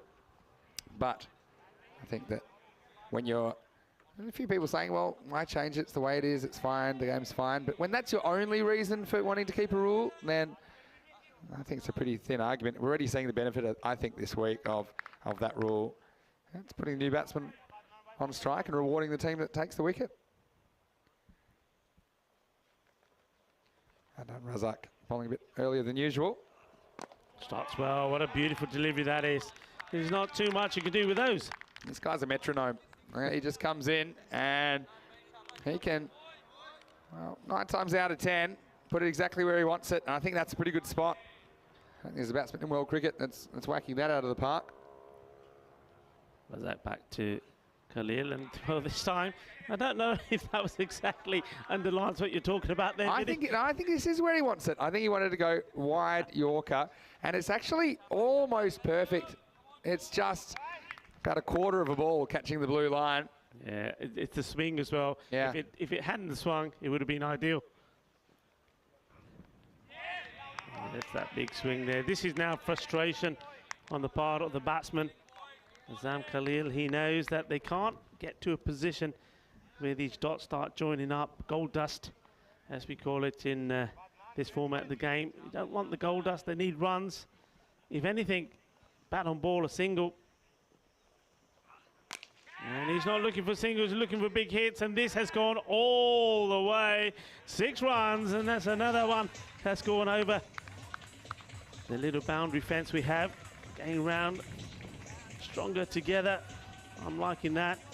That certainly sums up what this journey, this European cricket journey has been, because we have all of us from the teams, the officials, the organisers got stronger together. Played nicely kept it down. That was the key there. That shot got right on top of it. And well done also to all the federations that have supported all the European Cricket Series that we've done in different countries, and of course to Cricket Hispania for their support in the organisation of this, the very first Dream 11 European Cricket Series. That's going to be a wide ball as well.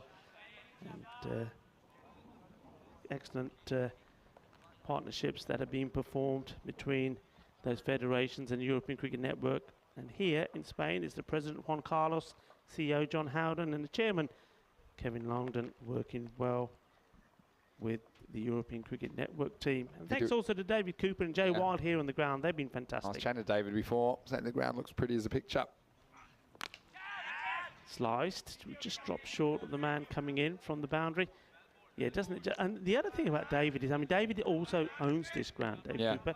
He's an expert in grass. That's how this all started. He bought this area and he was actually growing grass, which was then being taken to golf courses and all around Spain, you know, special grass. And then he was asked, I think it was in 2012, we'll go back to that after this delivery.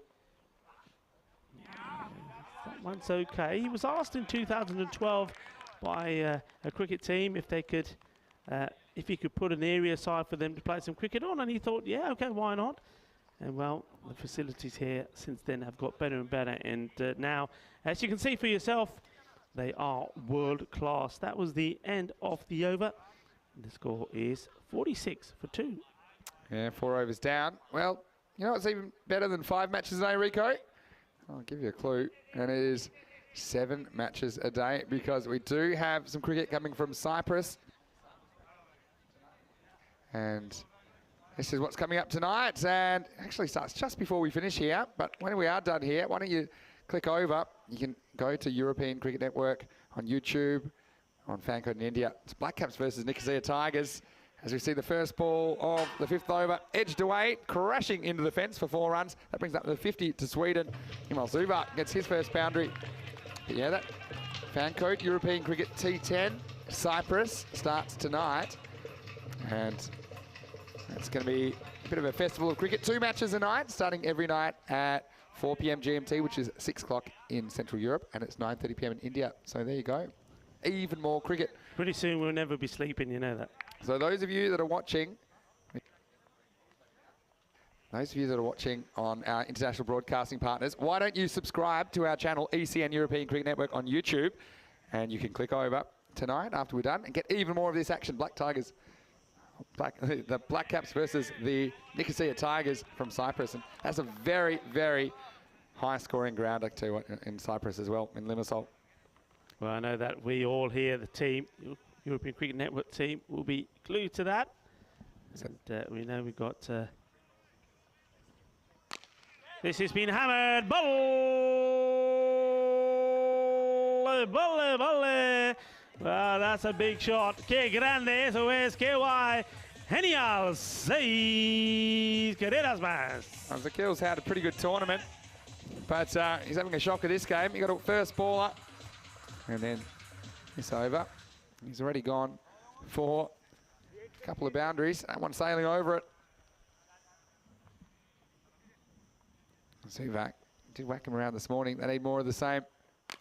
Full toss, gets away with it. Wasn't able to get the connection that he wanted. Gets the single. Now, let me just tell you a bit of information I got off the match referee, Rob Kebbing. And we were talking about Azam Khalil, I should say, bowling with that bandaged hand. Tell me, yeah, I'll be interested to know this. Yeah, I'll tell you after this ball from Zakil, if it stays in the park, that is. Well, it doesn't. This one is big, and this one might get wet. That one's in the Mediterranean, Rico. Maximo Azam goes large, and he's trying to hit Sweden back into this contest. Yeah, look, while he's out there, and these two keep connecting and hitting big, there is every opportunity that as long as they stay together and take it deep and take it into the last, that they can get there, you know. So, talking about the bandaged hands, let's see if this ball stays in the park, and I'll tell you. Well, don't say in the park, but it'll leave it. And, well, 6 and 4, hungry for more. Khalil, can he recapture his best form? You know, if he does, like he did in the first day, this game could be still alive. It's 67 for 2 after 5 overs. What a shot. That was smashed. This is a super shot. That was classy. Shot of the day, that for me. Great shot. Right, come on, tell me. All right, I'm going to tell you that he does have a bandaged right hand, as we saw, but the captain of Belgium has approved that he may bowl with a bandaged hand. And then, taking this into consideration, the umpires have also said that is fine. Yeah, that's good. Yeah, that's the way to do it. Yeah, that's the way to do it. I mean, I knew that there could be an objection, and if there was, then obviously he wouldn't be able to bowl. But they've done it the right way. And also, it goes back to what I keep probably drumming on about. The way these teams have got together, the way they've united together, the way they've gelled has been fantastic. So it's going to be Sefat to bowl. He's one of my favourite bowlers watching the tournament.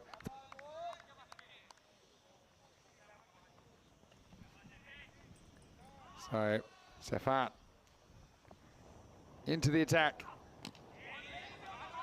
Bit of bat in this one. So just be a single. So let's have a look at this run rate. I mean, it's still below that PONR, the point of no return, as I like to call it, which I put at about 18 and over. So currently it's between 16 and a half and 17. Just one of those magical overs, Rico, is what they need. It's hard to see them getting off Sefat, though, who's been one of the best bowlers this week. He has, but he did get punished, didn't he, in that match between these two teams yesterday.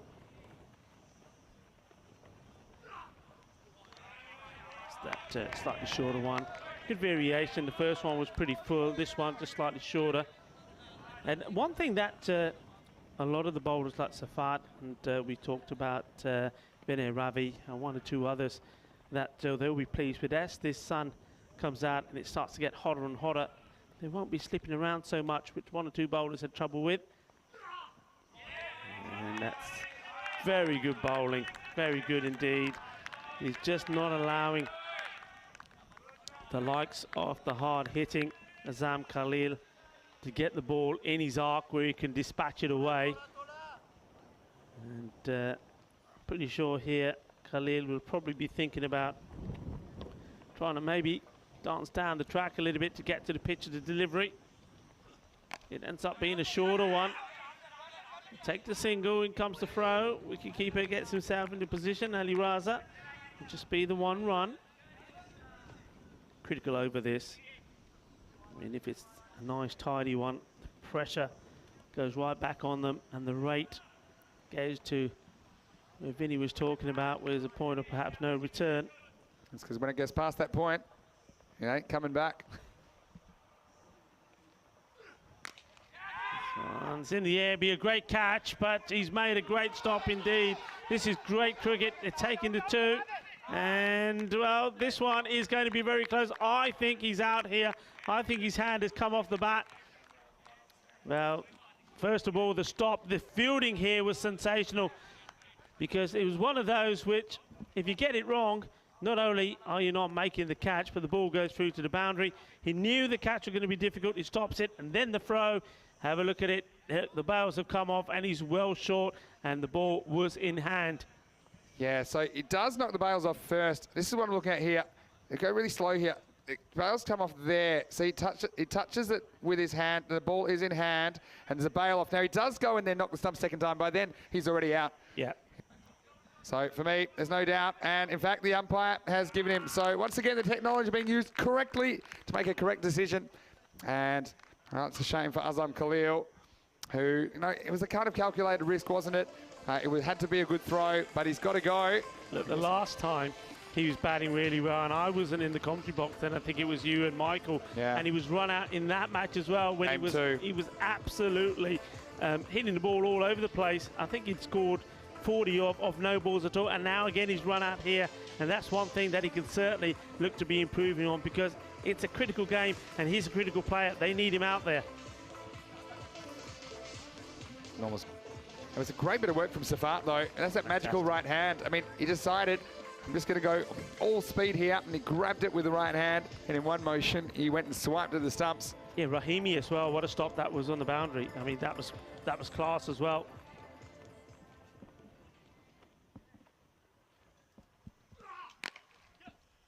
Hit away out onto long off here of the field. We'll take a single, which brings up the end of the over So the score moves to 71 for 3. So that just goes to show that's exactly what we're talking about. They couldn't allow a tidy over here, and that's probably why you saw Khalil really trying to push and get the 2. And it just goes for 4 runs and picks up a wicket as well. That's sensational bowling. 4 overs left in this one. And, well, perhaps some bad news for you. That rate's gone above the point of no return that I talked about. It's up to 19.75. And will we see it return? That's the question. Captain Sheikh Shiraz comes into the attack, and you see they're 25 runs behind on the comparison. It's just such a fast start, wasn't it? We saw that innings 87 in the first half. Not quite as bad in the second half, 62. But yeah, very, very good 2 halves. I guess 60 and a half is par.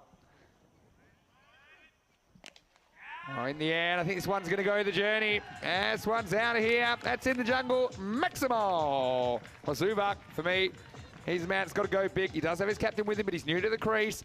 And I think we're going to see some fireworks. They're going to be trying to hit 6s or die trying, Rico. Yeah, I mean, he was impressive, wasn't he, in that victory in the earlier game. And that's what he's got to do. I liked him going out there. He hit it big. That's exactly what they need. This one is gone, and it's another one. Boom, shaka lagya, 2 in 2. And they've lost 1 key batsman, but they've still got this man out there, and he's hitting it hard. And he's hitting 6s for fun at the moment, Himal Zuwak. Fielder does get a hand to that Munib, but it was already the other side of the rope. Goes for another ball,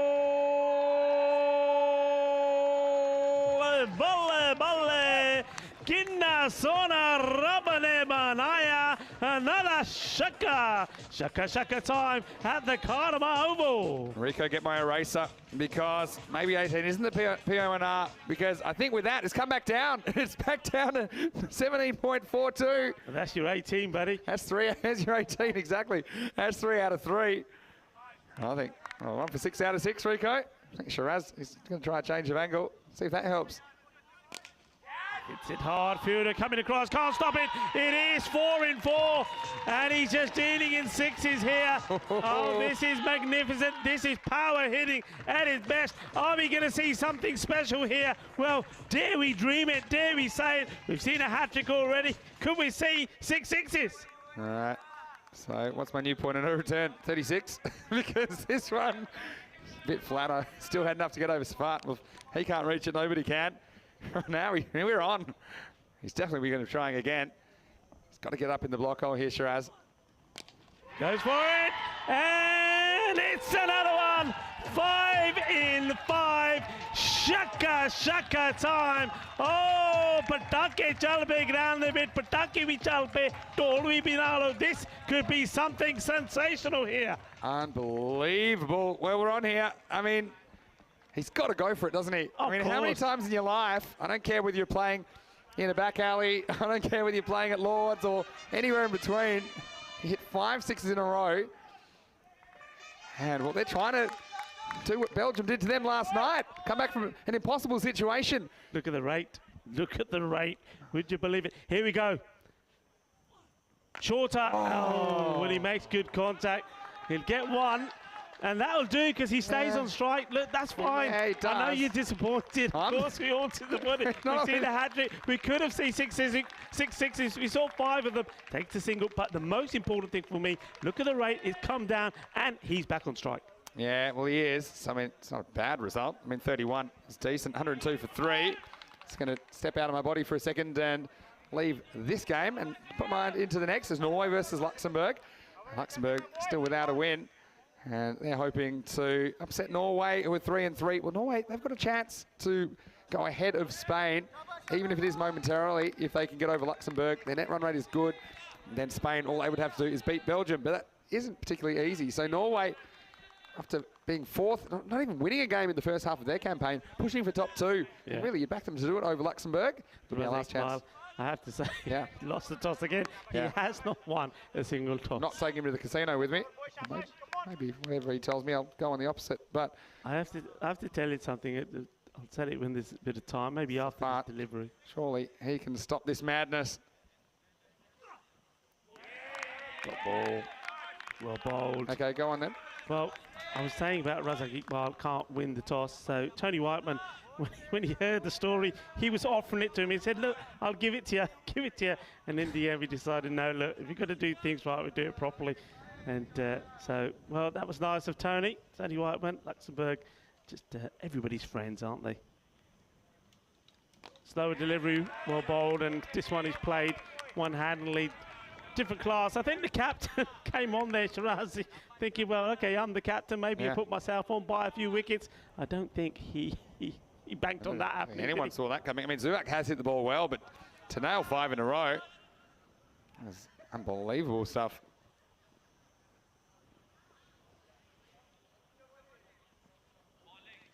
No, taking him on, and well, he's going to be out that end, I'm pretty sure, yes. And well, the captain has to go. I think he's just sacrificed perhaps his wicket there, Venkatesh, to keep the hard-hitting batsman on strike, Zubak. It's a high-risk strategy because Zubak would have been out if this hits, and the keeper has 3 to aim at. So he goes straight away, and I think if you're going to do this, you have to kind of hold that end, make that end safe. Otherwise, you're kind of giving up one for nothing. It was amazing that the keeper missed in the first place, Ali Raza. But Sefat, he was able to run out the Swedish captain. Unselfish work from him, though, when it comes down to it. Yeah. Sweden lose a 4th. It's 103 for 4. And that's actually one of the things that we've seen in hundreds of T10 matches we've done together this year, Rico. We've seen strike manipulation as a kind of tactic, and it's been developed. So obviously they want Zubak to get the strike, and so they're willing to be quite creative to do that, even if it means giving up a wicket.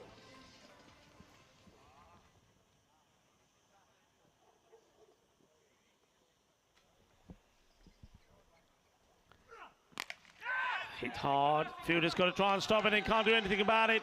Well, this was absolutely mullered to the boundary.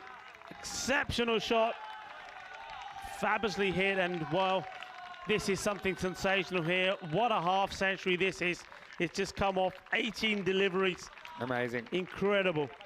Amazing. And he's just hit everything. And Safat, not an easy bowler to muscle. Gets this one over cover. A memorable 50. Well, this really would be the impossible chase if they were to pull this off, Belgium. बहुत अच्छी batting की है अपने batsman जुबाक ने अपनी half century बना ली है. You're going to need a bit of luck, though, as well. I mean, that run out being missed, I mean, really shouldn't even be there, Zubak. Yeah. Keeper underarmed at 3 stumps, found a way to miss. But also a sacrifice by the captain. He didn't even face the ball, run out on 0 without facing the ball, just to get him on strike. And this one is taken to the edge, but it's called a no ball. Well, would you believe it? Could that be the turning point in this match? No ball called by umpire Shub as the catch is taken by Ali Raza, but it will be not out. Yeah, it was a good call by the umpire. Look at this. Well, this is a definite sneak. You can see the deviation. He's got it with himself. Then he hears the no ball. He says, okay, well, this is a free hit. Oh, boy. And he's hit it pretty hard, and it'll be 4 runs. He doesn't need an invite. Well, when he's been given the license to go big, he goes big. 4 more. Rico, there's no way they're doing this. There's no way they're doing this. This would be robbery. What is in that the phrase? first degree. What's that phrase you have? The impossible chase. Well, the point of no return. And what's it? PN? PONR. Yeah, well, you might have to change that. I might just have to. This could be it, and it's got to take it. The pressure. Oh, no way. I don't believe it. That was a dolly, but that was a pressure catch, and he felt it. I don't believe this. That's well, would you believe that? Oh, well. You can see everybody now, all the fielders, they're flat. They know first the no ball caught behind, and then that one, they've just gone flat. They can't believe it. They've got to pick themselves up. What a match this is turning out to be. He's going to keep the strike as well. So 113 for 4. And he's had 3 lives in about 3 minutes. He should have been run out that over. Then he was caught behind off a no ball. And then this one was an absolute soda. And if you want any scientific proof that pressure exists, just watch that delivery. So now, where are we? I mean, 37 off 12? Still a pretty ridiculous finish. But Cyclone Raj, I still think, Rico, there's no way they're pulling this off. You've got a man out there that just hit 5 6s on the spin. He can do it. I mean, you need a bit of luck, don't you? But I've got a bucket load of luck. All right, all happens in the 9th. Strap yourself in. Firmly hit. Fielder has to come down. They'll be trying to push for 2. They're not going to get it. So, Romani, he's on strike. He's got to get off strike. Yep. Now, if he gets a boundary or 6, that's fine. If he gets a 1, he can handle that. But cannot swing and miss at this, Romani. He's got to get something on it and get Zubak down to the business end.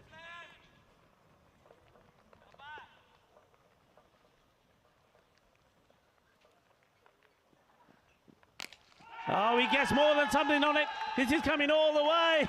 Oh, this is magnificent. What a match we have in store here. These 2 teams entertained us yesterday, and they're entertaining us again here today. This was a cracking shot. 6 more. No way. No way. This cannot happen. It's an impossible chase. Never mind 1. How about 6, says Sami Romani. Here we go.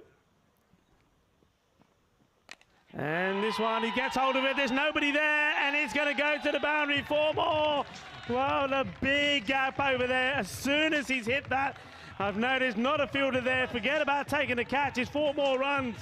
Oh my, oh my. This is just incredible. What a game. Well, wherever you are around the world, our global cricket family, we hope you're enjoying this as much as we are. What a match. I still think I can't do it. I won't believe my eyes. Cyclone Raja with the comeback ball. Full toss, 6 more.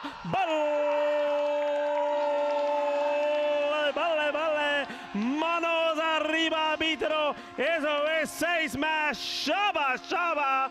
Oh, wow. Qué genial ese partido. Qué genial. Que disfrútalo o no, disfrútalo o no. Que sí, que sí. Sí puedes, siga, sigas. Sí puedes, siga, siga.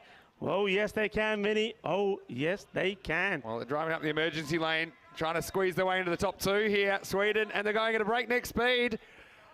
And I still can't believe. How about Romani? Remember the joke I was telling when I said, just get 1 and get Zubak on strike? And he's hit 2 absolute monsters.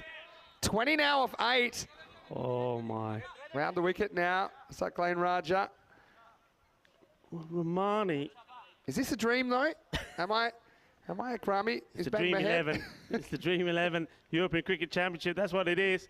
Full toss. This could be a no ball as well. Oh, it is. It's a no ball. It's gone for 6. It's a big 6. Oh, they're falling to pieces here. That is 7 off no balls because it will have to be bowled again.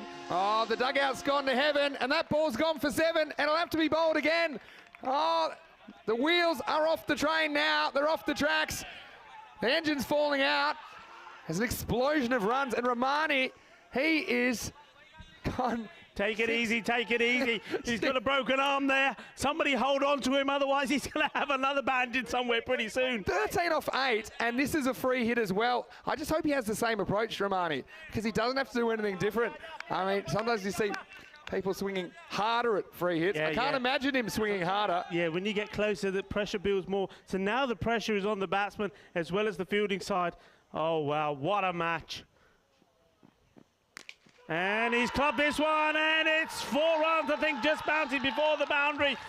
Oh, my word, would you believe it? Madre mía, qué partido eso es. Increíble, increíble, vaya espectacular de partido. Mamma mía. We've done over 1,500 matches on ECN, and this will be the most remarkable chase that I've ever seen. The bowler says they don't want to bowl anymore. They say, sorry, you still got 1 more to come. He picks up his cap. He says, I'm out of here. He said, it's not over yet, buddy. It's not over yet. They're just checking, I think. They're saying, yeah, here you go. Have it back. Well, this is still not a foregone conclusion, though, because Sweden, it's advantage Sweden now, which I can't believe I'm saying those words. But, you know, a wicket here, you know, still going to the last over, anything can happen. And so, Romani, remember when I said take the single? This one, laughing at me 5 minutes ago. Mate, but this one, Romani, just have a big swing because you've got the other batsman at the other end who's going to be on strike. And that's exactly what he does. And it's 6 more. Vale, vale, vale. Eso es increíble. Mira la gente, míralo, baila, baila. Nacho, Nacho, Nacho, totally without well, look, don't celebrate too soon because one thing I have to remind Sweden of, remember, I think 1 or 2 of you were celebrating yesterday in that match against Spain when you thought you had it in the bag. It ain't there yet. End of the over, 147 for 4. Now, Romani, a man who himself got hit for 31 in an over earlier this week and completely messed that up, almost messed it up against Norway in match 2. He comes back and, well, he hit most of those runs. 34 runs came off the 9th. Well, if the 8th was exciting, the 9th was out of this world. And now they'd have to fall over to lose. Only 3 required.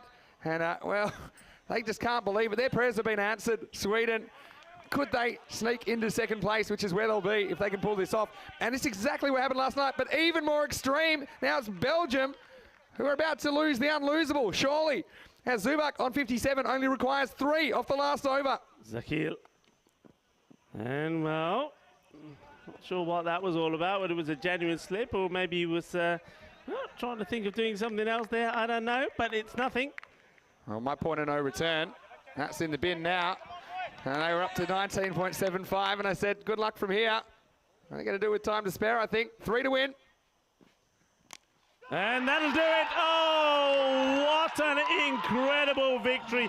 You will not see anything like this. This is the Dream 11 European Cricket Championship. That's what it means to them. This is the most incredible run chase you will ever see. And Vinny Sandhu, you're going to be eating your hat. It's the impossible chase.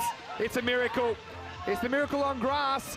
The impossible chase pulled off by Sweden, who bring up their 150. The biggest chase in the series by some distance. Well, even the staff, they are loving it because that gives them a shot at the top 2. 151 off 9.1 overs versus Belgium's 149. You didn't give them a prayer, Sweden. But that just shows what pressure does. And, well, 2 epic chases.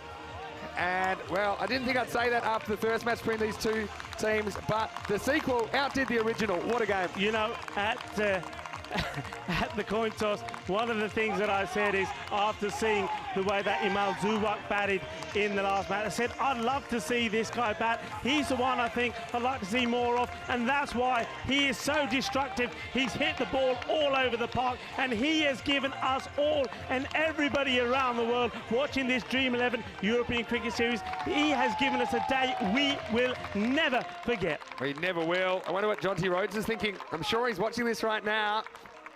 They've come back from an impossible position. I thought there was absolutely no chance. They were gone for all money.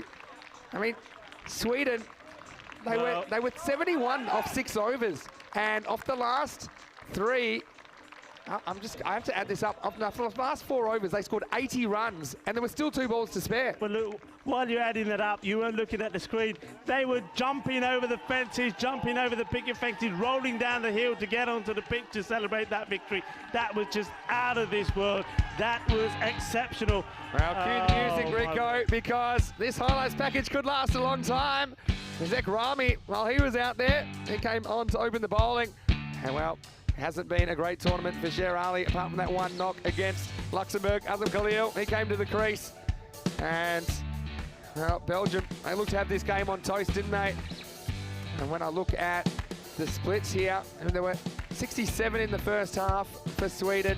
There was 84 in the second. That's with 2 balls remaining, but, well, you just thought with the wickets falling, and that was a great catch, but with some concern for Ekrami. See if there's any repercussions. He's notched his head, hit the ground here, but it's very courageous stuff from the Belgian spinner. And he had the little Tweety birds flying around his head at that stage. Imal Zubak came out, and this game was about to take a bit of a turn, wasn't it? And he looked good at number 3 earlier, but I think he's got a home at number 4, batting behind Khalil, who came up with 21 of his own. And this was the moment Khalil gets run out, going for a bit of a dicey second. So you thought, well, I said at the time, Zubak, he's the man, there's got to get him close. I thought he didn't have a prayer, but then it started raining Maximos, and then Rico, we saw something that I don't think we even believed, even though we saw it live here with our own eyes. Oh, this is I'm lost for words. I'm going to be taking the Strepsils 2 by 2 in a moment, losing my voice, and this is not even the end of week 1. This is just sensational. Everybody was up for this, Lur. You could not have or seen a better spectacle of work. Hold on a second, remember this? Oh, do you remember this? that. When Yeah. he should have been run out, had 3 subs to aim at, the keeper couldn't hit. He got caught behind off a no ball, and then he got dropped. It was the easiest catch we've seen all week, all 3 in about 3 minutes. And then, well, Romani came out, a man who went for 31 himself in an over, almost messing up the game in game 2. He came out and, well, never mind about 31. 34 came off the night, and then they'd almost had it done. And, well, poor Sweden, they had a rough 24 hours, and there were prayers. There was all sorts of gesticulations in the dugout. And in the end, that's the one that brought up the 150. That's the impossible chase. You saw it right there. And let's just have a look when those winning runs were hit. It was total chaos. That's Joti, who had a stinker behind the stumps, but it doesn't matter now. That's history, because Sweden are going to win this one, match 18, and they're going to pull off the chase with 5 balls to spare. Extraordinary scenes from Cartama in Spain. This is what this Dream 11...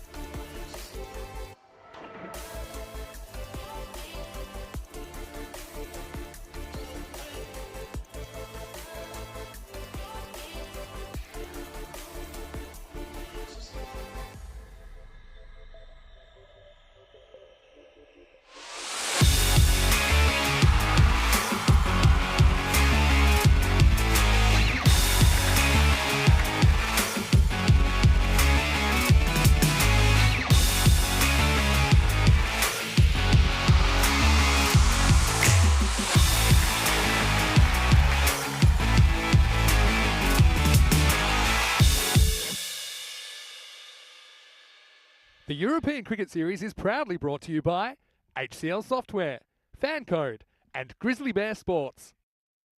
Hello, welcome back to Sweden, and once again we've got a lot of blue sky and sunshine now. We're going to rock into the next game. It's going to be match 38. It's the return of Shista Cricket Club. They're taking on the host Mashta. A little bit earlier, Tyrone Peters had the two captains. Let's see who wins the coin toss.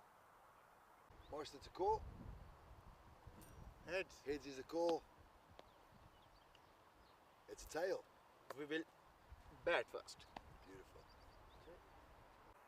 So the news from the toss is that Shista have won the toss and they've elected to bat. Makes sense to me. I think that is always a good way to do it. And we saw that scoreboard pressure held up earlier on. And it also means that, Mash, that you take that first innings away from them, so they will have to do it chasing. Well, for Shista, a week's a long time, and I wouldn't say that it's all gone to plan for them so far, but they have shown they're a dangerous team. We know that when we saw them 3 years ago, they topped the table. It hasn't really been that easy for them this time around, but I do think they do have some match winners in there. For Mashta, well, they'll hope they can go 2 for 2 as they continue their run towards the semi-finals. But like I said, this time they've got a target. I think the key will be, can Shista remove those top 3 formatters for Mashta and get into that middle order as soon as possible. But first up, it will be Shista batting first after winning the toss. Back live now with Rhino, and I hope you enjoyed that classic game. It was a good one, wasn't it? The impossible chase from 3 years ago. 3 years is a long time in cricket, and especially in this day and age. But Rhino, you haven't aged a bit. Let's get over to you now in the commentary box with the news from the toss in match 38 that Shista Cricket Club have won the toss and they're going to bat.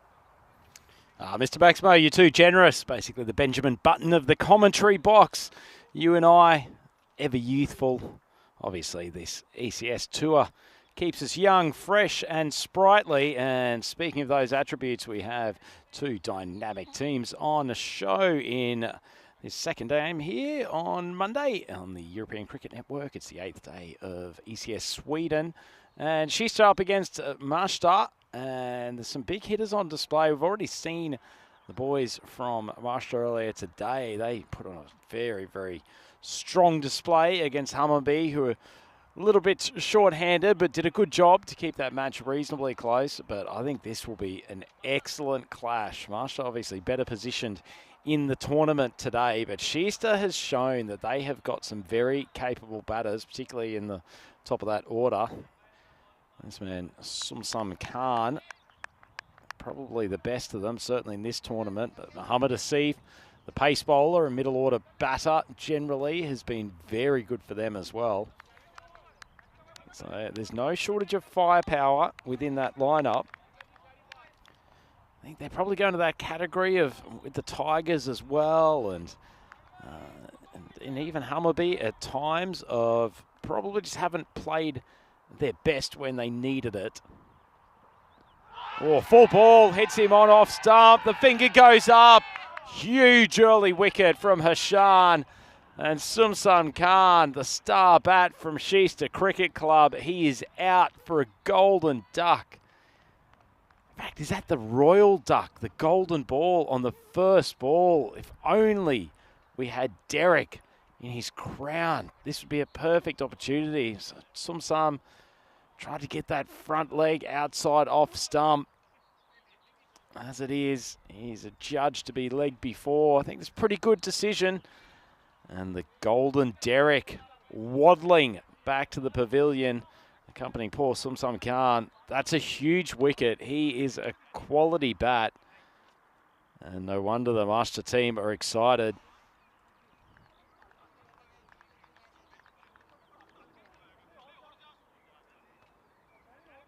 So this will require some thinking through for the Shista team. They've been so used to Khan batting through a decent part of the innings. Wouldn't have expected the number 3 to be out there so quickly. Good to see they've got one of my favourite players, Basharat Ali, in the side today. It's a catalyst for some good things when he played last week. There's another good in-swinger from Hashan. Comes from wide of the crease, a little bit of inside-out action. Flowing hair combined with an in-swinger providing quite a handful. The Shista cricket team. So Shah and Badar there to face the opening stages.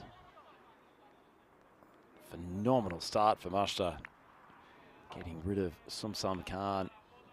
He's been one of the unsung heroes of this tournament. Named not up in lights quite as much because Shista hasn't been winning too many games, but that's a big wicket. Ball starts outside off stump. Shah not really pushing for pace at the moment, but using the facilities, using that new ball effectively. It's quite a sight, isn't he? The green tinged sunglasses, hair flowing around in the Stockholm breeze. Just like a one-man walking advert for ECS cricket. That one's onto the pads. Little tickle around. Just the one run. There's PL Rahman down there at fine leg. Fields cleanly. So as Mr. Maximo reported, she's to won the toss and decided to bat. It's a good idea, just trying to put pressure on Mushta with those two openers chasing, rather than being able to freely hit and put a target on the board.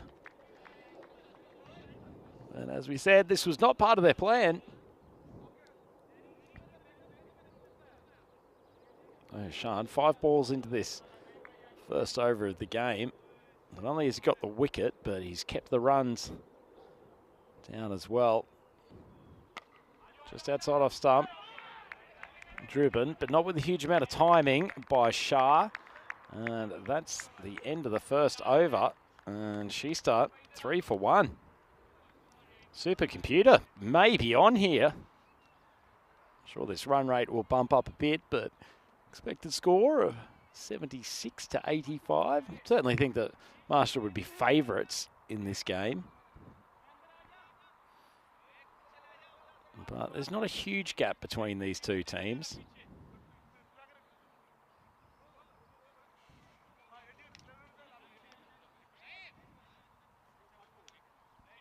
Looks like Rahman is going to take the second over for Mushta. He was very expensive in that first game today. Went for 50 across his 2 overs. Certainly after that first over, Amabi thought they were in with a big chance of successfully chasing down what was a significant target. It's actually Baig who's come on to bowl the second. Like Rahman, tall man. Good high action. He bowled with good pace in that first game. Came in the middle overs, managed to, with Soleri, slow down the Hammarby charge. And we're up with the run rate for the first half of the innings. And some good bowling at the back end from the Mushta attack has kept them in control. That's cracked, nicely timed. Races away across the firm turf of this Mushta Cricket Club field. That's an excellent shot. Away Shah put the front leg out to mid-wicket. It wasn't a traditional cut shot or cover drive by any stretch, but hit it hard, beat the infield. That's all you need to do. 2 fielders on the boundary and deep forward of square leg. And another one down at third man. Well, it's the second wicket down. Baig hits a good length just outside off stump. Shah tries to carve him away again, can only succeed in getting it underneath edge. And cannons back onto his stumps. It's a second wicket down. Shista Cricket Club only 8 runs on the board.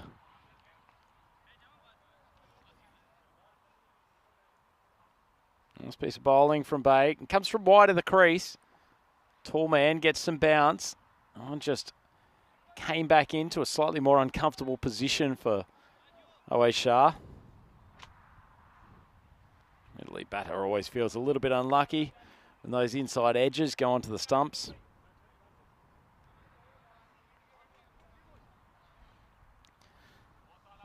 Mentioned this man at the start of the coverage, Mohammad Asif. He's been one of the best pace bowlers in the tournament. But he's also shown more than enough capability with the bat, particularly good hitter on the leg side. Whips his hands through almost helicopter style when the ball's full. Big swing, nice ball from Baig though. He's ratcheting up the pace. I really like the look of him. Tall pace bowlers who can extract some bounce. Very hard to get away in T10, particularly when you're trying to hit straight down the ground, as Seif quite enjoys doing, particularly on that offside.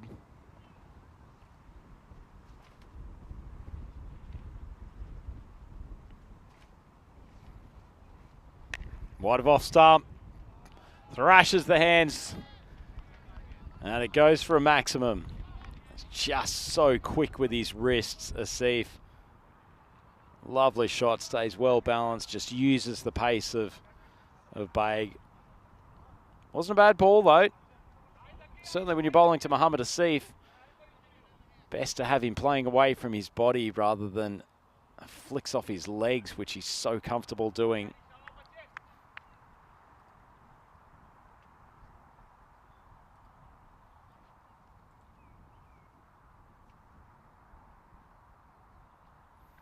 Short ball, pulled in traditional style, but straight to the fielder at mid-wicket, and that's the end of the over. So 2 overs down.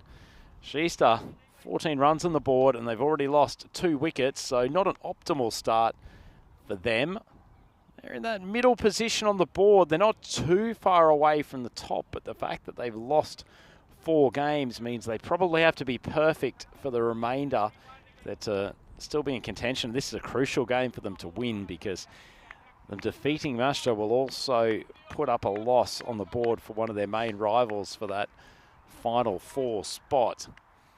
And a man who knows all about getting to the business end of ECS tournaments. Welcome back to the microphone, Mr. Maximo. Yeah, I've seen a few things, that's for sure. Yeah, nice to be back, and a nice little trip down memory lane as well to check out that classic game from 2020. Coincidentally, that was the last time that we were here as well in Mashta. But yeah, I think it's going to be a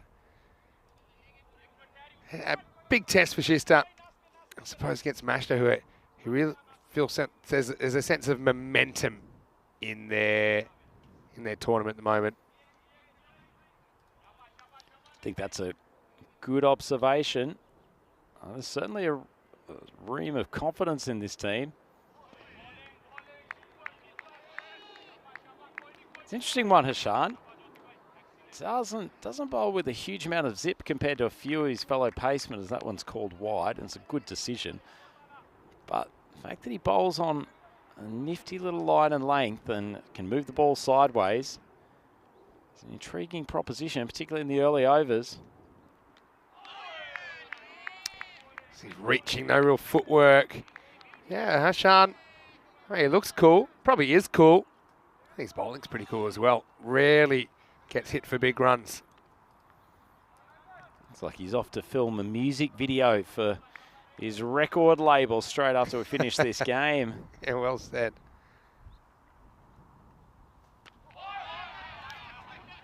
Now, he knocks him over. Well, didn't have to wait too long, did he? And you can't really see his eyeballs because of those wraparound sunglasses. But I don't think he seemed that surprised either. That's just to lose a 3rd wicket now, 16 for 3. No, certainly not. He's been on the button today. That was a pretty ordinary shot from Asif, just trying to give himself a little bit of room outside off stump. He probably is a batter who wants the pace coming off. You won't see that shot in the coaching manual, but Naeem, nice start from him. A couple of wickets and a couple of the big guns from Sheester back in the pavilion. 3 wickets down, 16 on the board. Yeah, so it's just a side that impressed us back in 2020 as well with their run. Although they did top the table, went down the 1 versus 4 semi-final. But right now they've got a runaway Mashta team already, have a win under their belt today to deal with. Not a bad shot first up, though. Mehtab Khan coming out at 5. I don't think he was expecting to come out in the power play. There's Sher Ali. I wonder if we'll see or when we'll see him at the bowling crease as well in this game.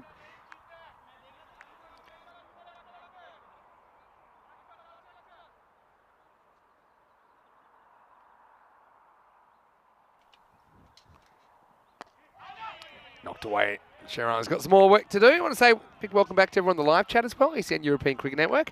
Great to have your company once again. Looks like Matt Aravidas is in there watching from Perth, Australia. Hello to Dave B as well. Welcome back. Hello to Kroom. And to everybody else. Why don't you drop us a message? ECN European Cricket Network here on day 8. In fact, Dave B was the person who really picked up early on the Royal Duck in that first ball of the game. True. He's on the money, isn't he? Yeah, he sure is. Let's go. Heading well down the leg side this time as we get to the end of the power play, and a pretty quiet one for Shista. It's 19 for 3. Let's have a look at the first 3 overs as far as the scoring went, and so one double figure over in the second. Apart from that, pretty quiet indeed. Let's see if they can turn it around somewhat. Righto, just going to pop off for a little bit of lunch. And once again, big thanks to everyone here at the ground that's looking after us. We're very thankful for that. It's going to be Rahman that's going to bowl the next over. Mohammad Rahman went for a half century this morning, and not in the good way. Let's see if he can turn it around pretty quickly. Certainly got a pretty good situation to come on. 3 wickets already in the bank.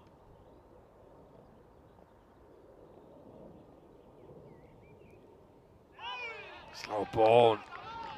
It's up, completely loses his shape here, doesn't he?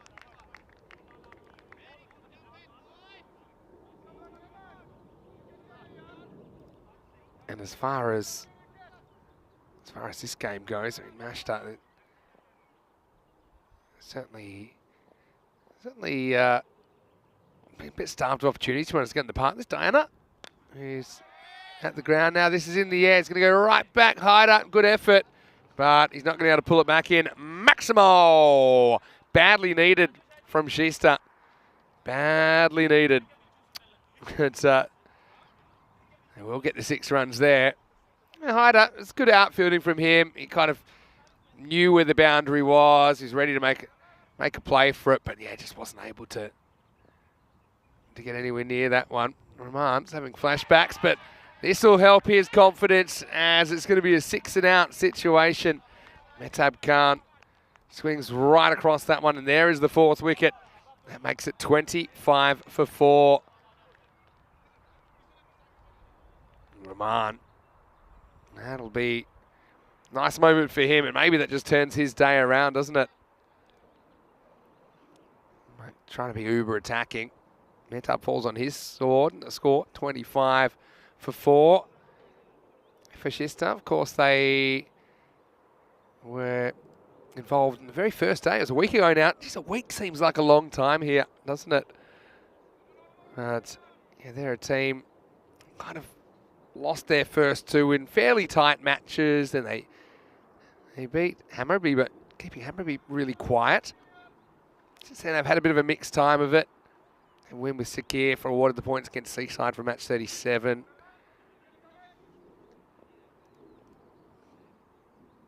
Rahman comes into Bashar Ali. Oh, and he's bowled him. It's flicked the stumps. It's 2 in a row. And he was appealing for an LB, but I'm not so sure it ever flicks the pad. If it does, it's probably OEW as well, but it'll go down as bowled. 2 in a row for Rahman. The change is as good as a holiday. And that makes it 25 for 5. So, just watch this shot. Kind of heaves across it. I didn't perceive it touching anything on the way through. No, that's just clean bowled. He's looking up saying, hey, how's that for LBW? Umpire says, well, I don't think so. But there's a more obvious form of dismissal. Golden Derek makes another appearance. It's not royal, but it's still golden, 25 for 5, and you worry how things might go from here. Looking at the Hat Tricks Hall of Fame, we haven't had one here in Sweden yet, have we, this year? Although there's a Swedish name on there, Nasa Balic from ECL Group F against the Cypriot team, Punjab Lions Nicosia. I feel like we'd have to see one at some point, wouldn't we? 5 days of ECS cricket. And, of course, the ECIs still to come on the weekend. Hello to Mike Seal as well. Maybe you're here in time for a hat-trick. Hat-trick ball for Mohamed Rahman. Hussain, the batter. Good ball. It was right on target. And credit to Hussain. It's Muneeb Hussain out there. He does negotiate it. But a great over, considering you get banged for a 6 and you thought, oh no, is it more of the same for Rahman? He's turned it around with 2 good deliveries, disturbing the furniture.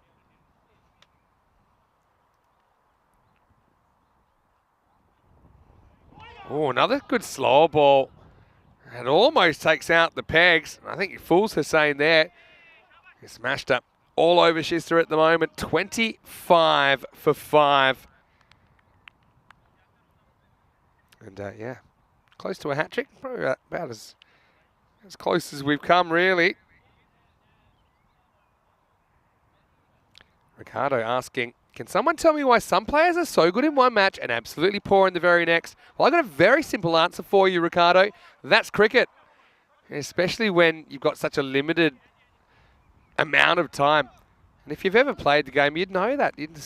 Some games you've got it, some games you don't. You can't quite put your finger on it. Also, cricket's probably a bit more brutal that way.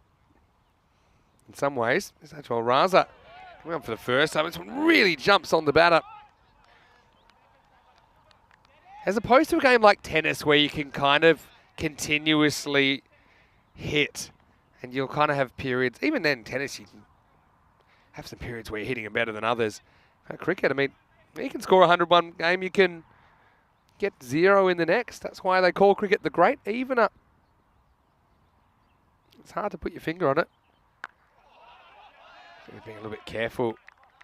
Probably because those 5 wickets lost, but the problem is there's not too much happening on the scoreboard either. Not quite run a ball pace at the moment.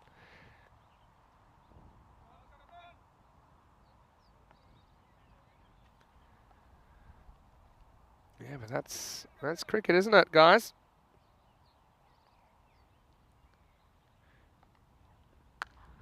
Raza drops a bit short and gets hit for 4. It's a really good shot.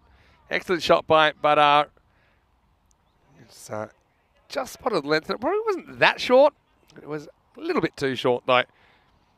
Ajmal Raza, we often see him bowling with the new ball, but he kind of stopped swinging it at one point. Now they're trying him in the middle overs.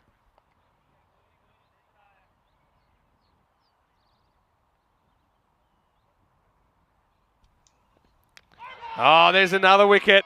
And once again, bowler coming back after a boundary. Raza gets this spot on. And it bangs into the top of the middle stump. 6 wickets down now, 4 and out from Akus. And Schister, they're a bit all over the place at the moment. 29 for 6. And so, yeah, you worry about where this innings might end up or not end up. Yeah, Amjad had a good point. Also, the difference in the quality of the opposition makes a difference in how you might make runs one game or might play well one game, not play so well the next. I mean, that's something also that I think you bear in mind. Cricket is one of those games that the quality matters. I've known plenty of players that are very good against average opposition but can't quite take it to the next level. And you have some that seem to be able to lift. But as far as one-off games, I mean, anything can happen in a one-off game. That's the beauty of cricket in a way, isn't it? You can have the best batter in the world. You might get a good ball first up, or you might get run out. These things matter. Answer is the new batter coming out at 8. Oh, there's another one. This one doesn't really come back. It slides on. It beats the outside edge of Answer. And now Raza's on a hat-trick. Well, good things come to those who wait, and he didn't get the first over. But he's enjoying it right now. He can't take that smile off his face. And she's done now 29 for 7. Jyoti, who comes in with the aeroplane to congratulate Ajmal Raza. Yeah, seems quite unlikely we'll see them in the in the semis, although 3 wins from this point, including this game, will get them in the conversation for it. But the way things are going, that's looking a long way off at the moment. The score 29 for 7. Raza will get the opportunity to take his hat trick. We're in a tough place here because you do want to keep attacking. I mean, the problem is, that wasn't really an attacking shot. Still just slid past the outside edge. And so, Faisal Huck is going to come out to face the hat trick ball. And it ain't pretty what's been happening to the stumps. That's Ajmal Raza. Bad ball, Yorker, dug out. So they ain't going to run. That's the problem at the moment. That not too much happening on the scoreboard in the runs column either. 29 for 7 at the halfway point. And yeah, just a reminder that today's schedule a little bit different because of those unforeseen circumstances. So yeah, you're watching match 38 here between Chista and Mashta. We've got Albi Zalmi versus the Tigers. In fact, the Tigers will finish their campaign in the last 2 matches of the day. So it'll be matches 41 and matches 55 that have been brought forward. And we're pretty much on the regular time schedule though. So yeah, Ricardo saying it's just a good example here. Hey, look, this is true. Sometimes you can get in your head a little bit who you're playing against. I'm not saying that's the case here or not. I mean, only the batting team know what's in their mind. But that's the beauty of the game of cricket, really. Dave has a question. What's the least amount of balls to get 10 wickets in ECN? It is 27. And that is an easy one for me because that's when Gozo got bowled out for 6 in 4.3 overs. This one keeps down. Sher Ali's on, so plenty of options. They've brought up the 30. I might give them some plaudits for that because the way things are going, they may never quite bring up the 50 here, Shista. Amjad felled a hat trick, but had 2 hat trick opportunities. Neither have been closed out. You can see they're kind of in a tough place, aren't they? Because they don't want to get out and leave balls on the table. I feel in this situation, look, you get rock and rolled, you get rock and rolled. I still think you have to look to score. No point kind of eking it to a 40 or 50. Maybe you can have some sort of miracle turnaround. A bit like that Impossible Chase we just watched. I suppose it maybe that's not a bad strategy as well. Balls on the stumps. Gives them some respect. If the ball's off the stumps, maybe you have a dash at it. Sher Ali zeroing in on the wickets on that occasion.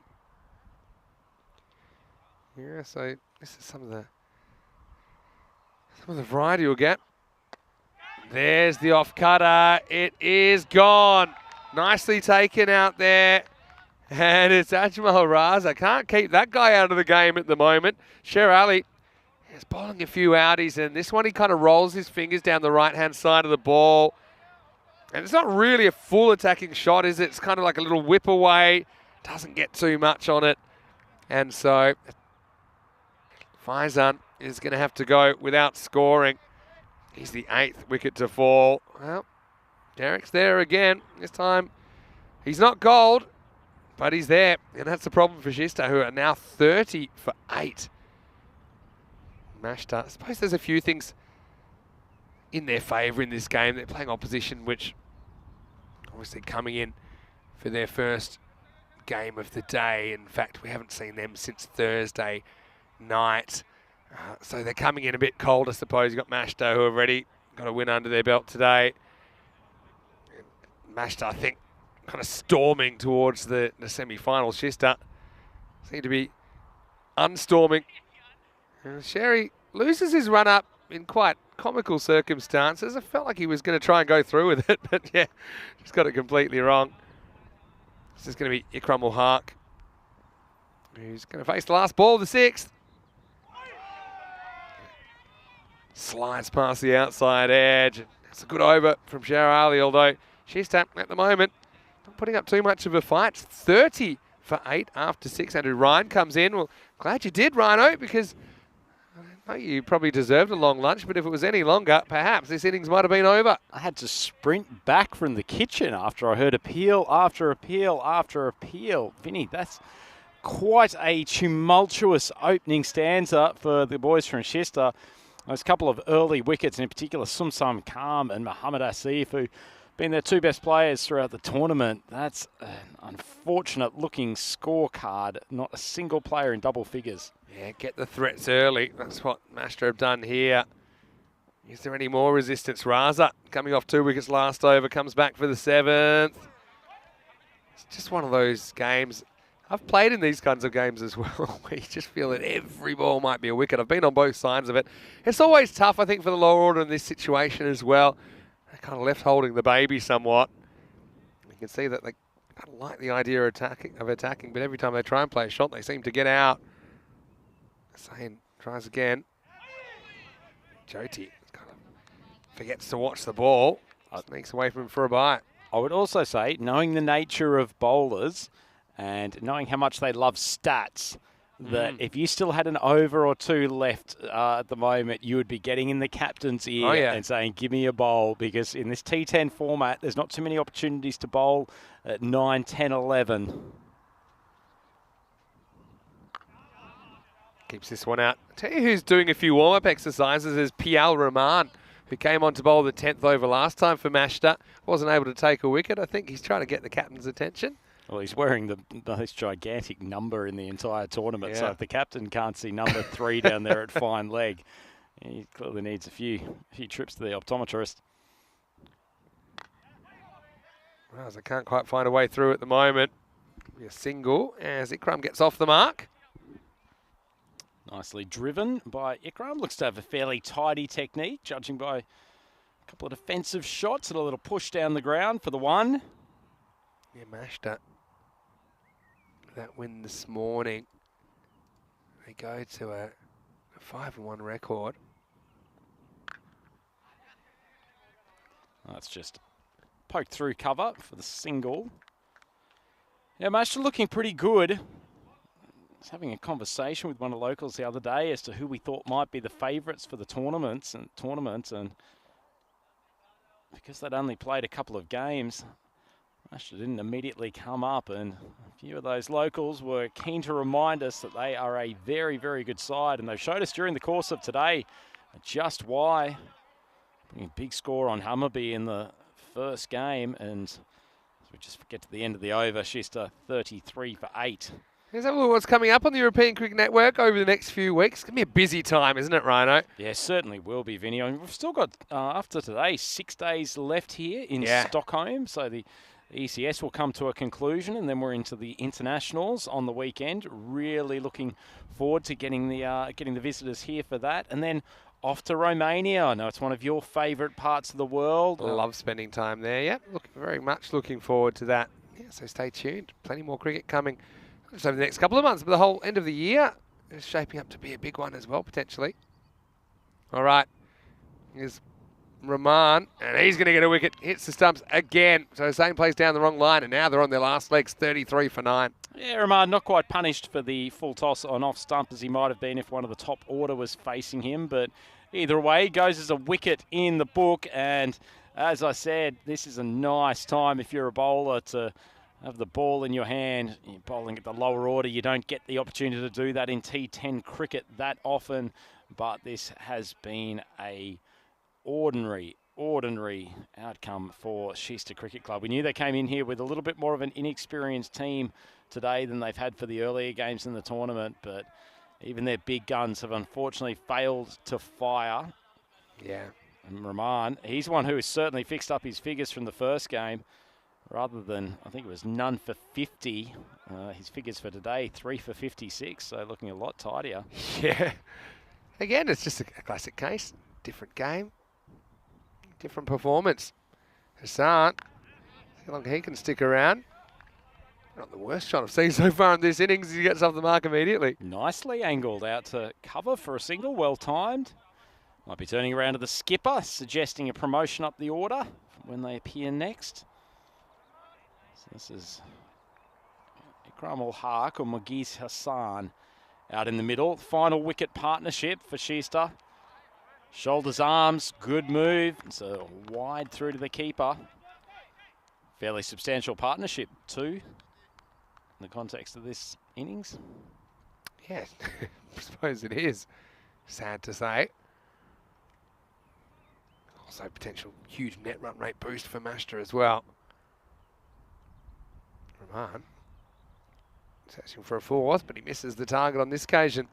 Oh, obviously worried about coming too close to the stumps against him. Perhaps a powerful player on the leg side.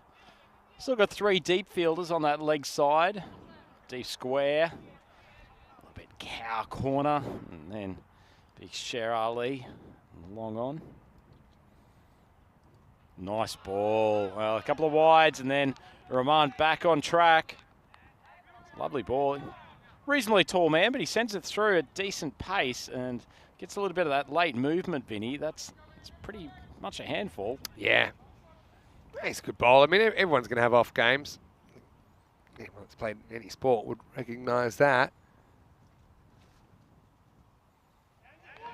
Takes off a bit. It's caught a wide. Maybe Rahman doesn't mind. That gives him another opportunity to take the 10th wicket. Tight call.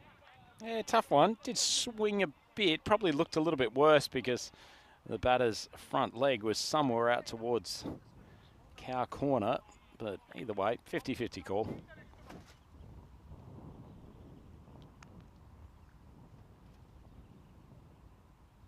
Last ball.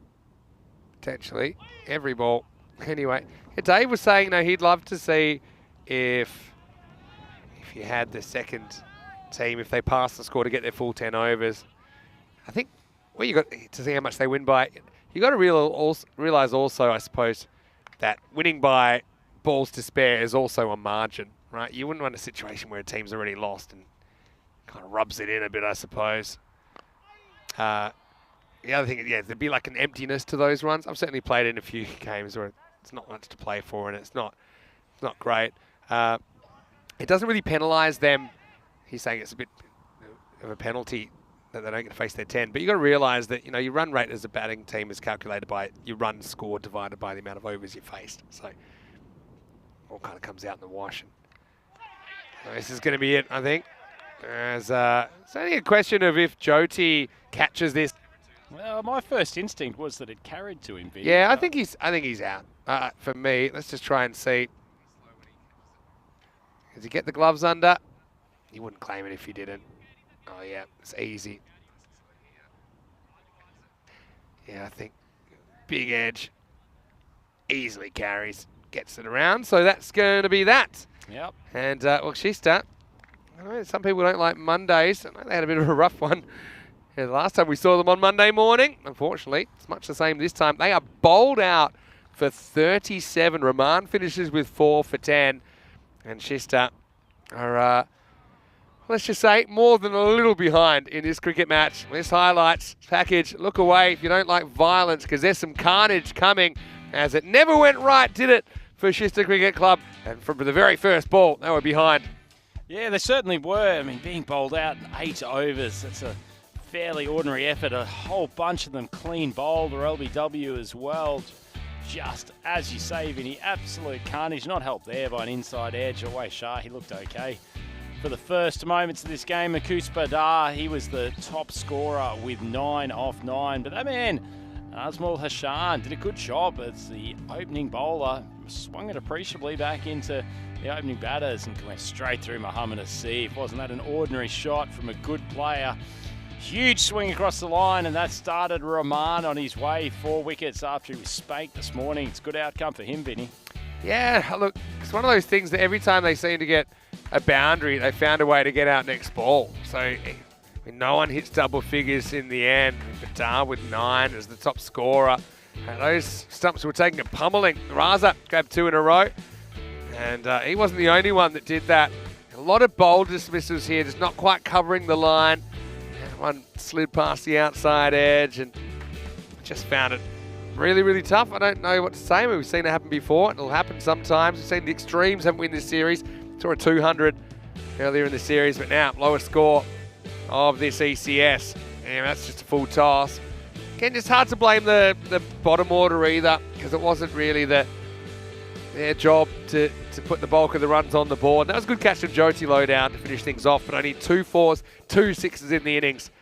And I think we already had one fairly long break today. We could be heading for another one as Banar, top scorer with 9. Just 6 extras, so not giving a lot away for free either.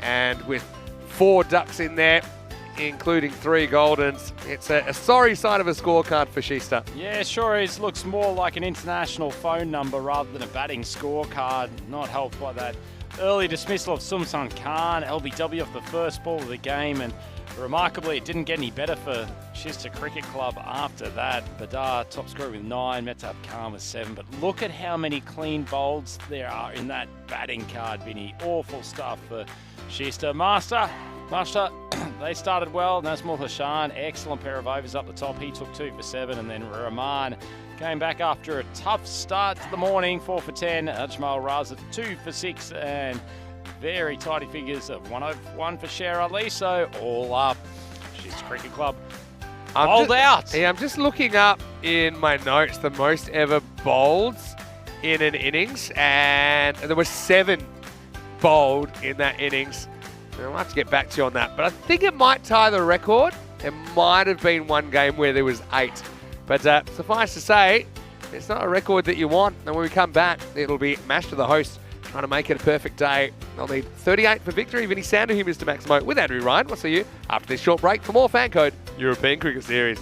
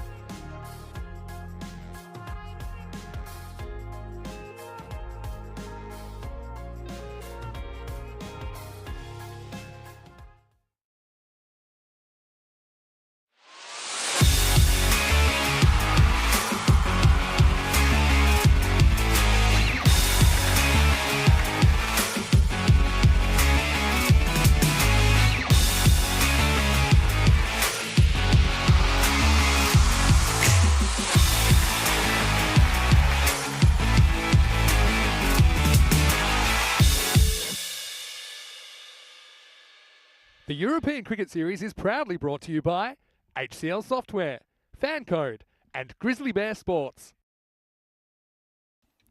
European cricket fans, welcome back to the Master Cricket Ground. Thank you very much for all of our official partners here on the European Cricket Network, helping us to bring you some of the fantastic action here in Stockholm. We're at ECS Sweden 2023. It is Andrew Ryan alongside Mr. Maximo to take you through all of the action here. We're here for another week in this gorgeous part of the world. We're in the north of Stockholm at the Master Cricket Club, and the locals are very happy with how things are travelling for their team at the moment. They had a big win against Hammarby in the first game earlier today, and now they have certainly set themselves up for a strong run rate, net run rate boosting victory in this second game. Poor old Schiester Cricket Club, they were bundled out for 37 runs. It only took 8 overs.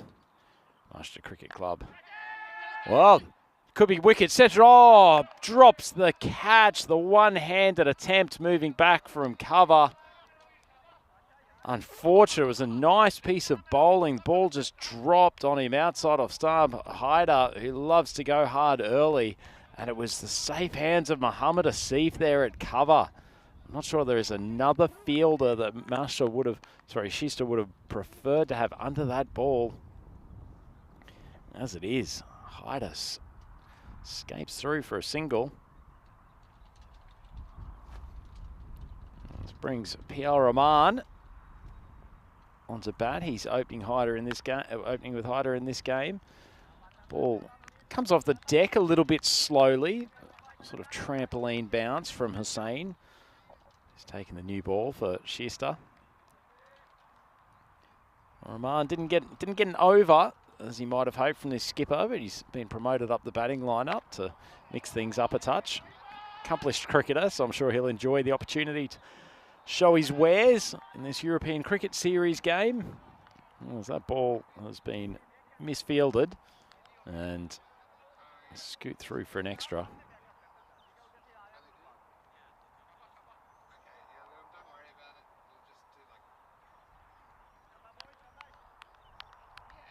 So Master, 3 for none, 3 balls in.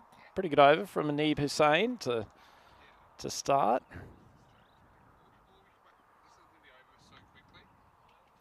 Short ball, push to the offside, and Rahman scoots through for the 1.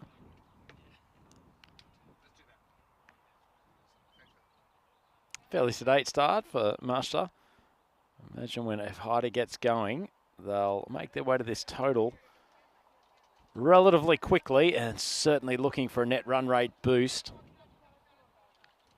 In pretty good position in terms of their status on the overall standings table at the moment. Lovely shot. Haider opens up his front leg, swings very sweetly over the cover boundary. I think there's a couple of steps down the track to give himself some momentum.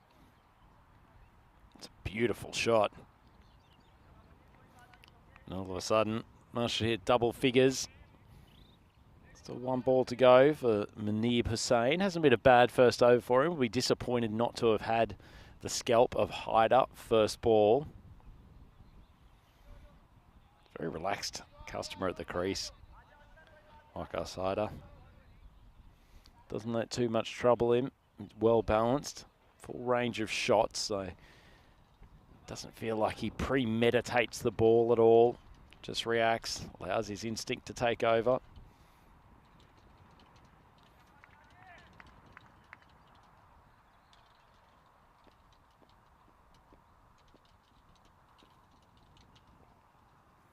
That's not off stump. Well, Hussain will be proud of that first over. Haider's one of the best bats in this tournament. He's beaten him once and had a dropped catch on another ball. Master 10 for none after 185 matches since the last golden ball. It's been a golden ball drought. Don't think this is going to be the game that breaks that streak. Not unless there is a monumental collapse from Mashta.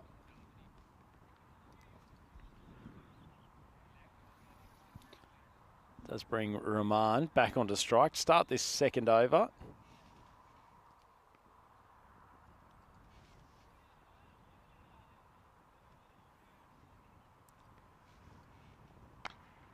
Nice ball, good length. Played off the back foot. Feel that there is Mohammed Hasif. Looks like he's been given a rest from the bowling attack for the moment.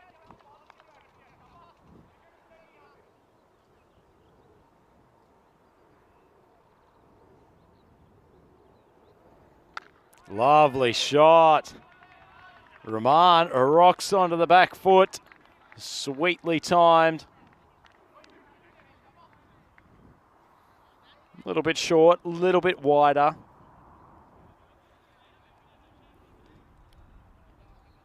This is Hassan who's coming into bowl. Second over. Tough job for the bowlers. Clearly not too many runs to play with. Mashta needing 24 further runs off 52 balls, so run rate is certainly under control at the moment.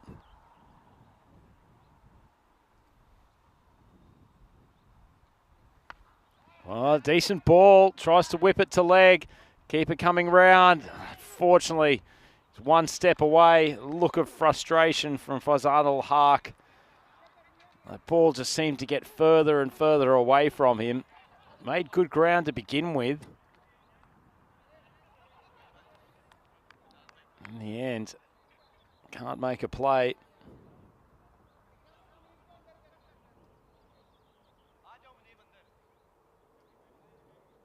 Mashta up 15 for none. This opening partnership still unbroken. Two quite clear opportunities in the first 9 balls. But the boys from Shista haven't been able to take advantage.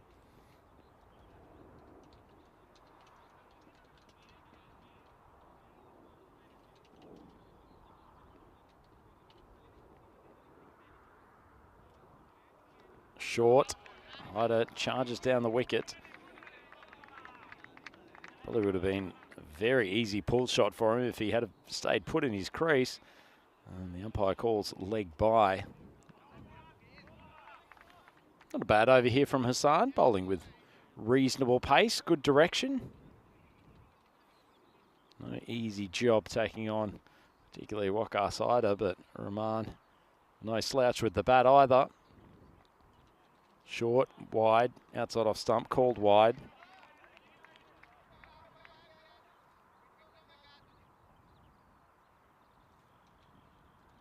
Good experience for some of these young Shista cricketers. Never particularly enjoyable to be annihilated by a more experienced side, but this will hopefully give them some learning experiences, or be one that's over probably pretty quickly as the umpire signals boundary 4. Nice shot from Rahman. Joy's playing off the back foot.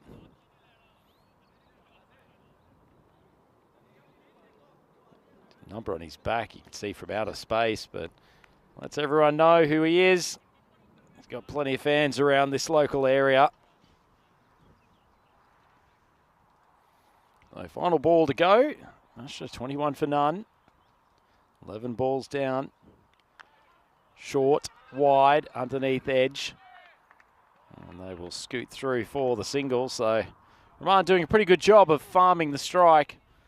Mashta 22 for none. 2 overs down. Have a look at where the standings leave us. Mashta 5-1 so far, so looks fairly certain they will be 6-1 with 3 games left, so put themselves into prime position to reach the final series. Still Jinnah CC with a chance. Need some results to go their way. Uphill battle for Shista as a result of this game, but obviously the wild card, Kristianstad, who will join us later this evening for their opening match in this tournament. Let's push down the leg side. Nib Hassan, who's coming on for his second over. Nothing sets you out like a young fast bowler than a headband. Does send the ball down. Quite reasonable pace. Well, that one's hit, but pace straight back at him. Sometimes can't. Makes good ground from mid-off to stop it going for 4. Man pumps it back at the bowler. Had to take evasive action, but fortunately got his head out of the way.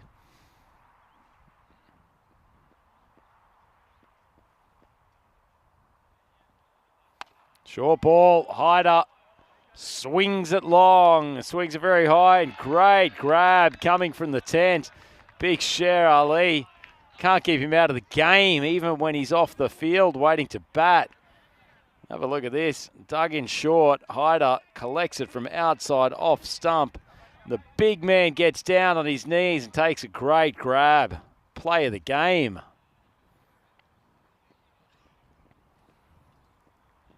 Master, 2 balls in to the third. 30th on the board. Big walk down the wicket and swing from Hyder. No connection. Certainly made his intentions known, Hyder. He wants to be out of there as quickly as possible.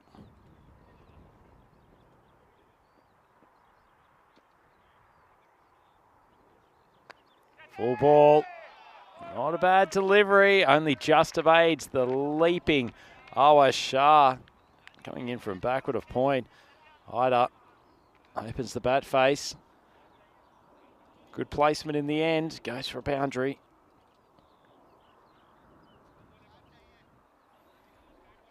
So Hussain, 22 of his first 10 balls. His objective at the moment is try to extend this game as far as possible. Only 4 runs required. Big swing across the line. It peels. Umpire may be thinking that it's just shifting down leg. Look at this on replay. It does come fairly wide of the wicket. Spearing across. Probably not missing by much. Fair call from the umpire. I mean, that's just shifting down the leg side. Big appeal. No love from the umpire. And Rahman stays, being outside off stump. Master Cricket Club, 35 for none. 3 overs down, so that's the end of the power play. Run rate. Oh, the Manhattan's not really relevant here. Just a minor escalation of runs across the 3 overs from Master. Unfortunately, only 1 over. It got into double figures for the innings of Shista Cricket Club. It was the second over, and boy, did things go somewhat downhill from there.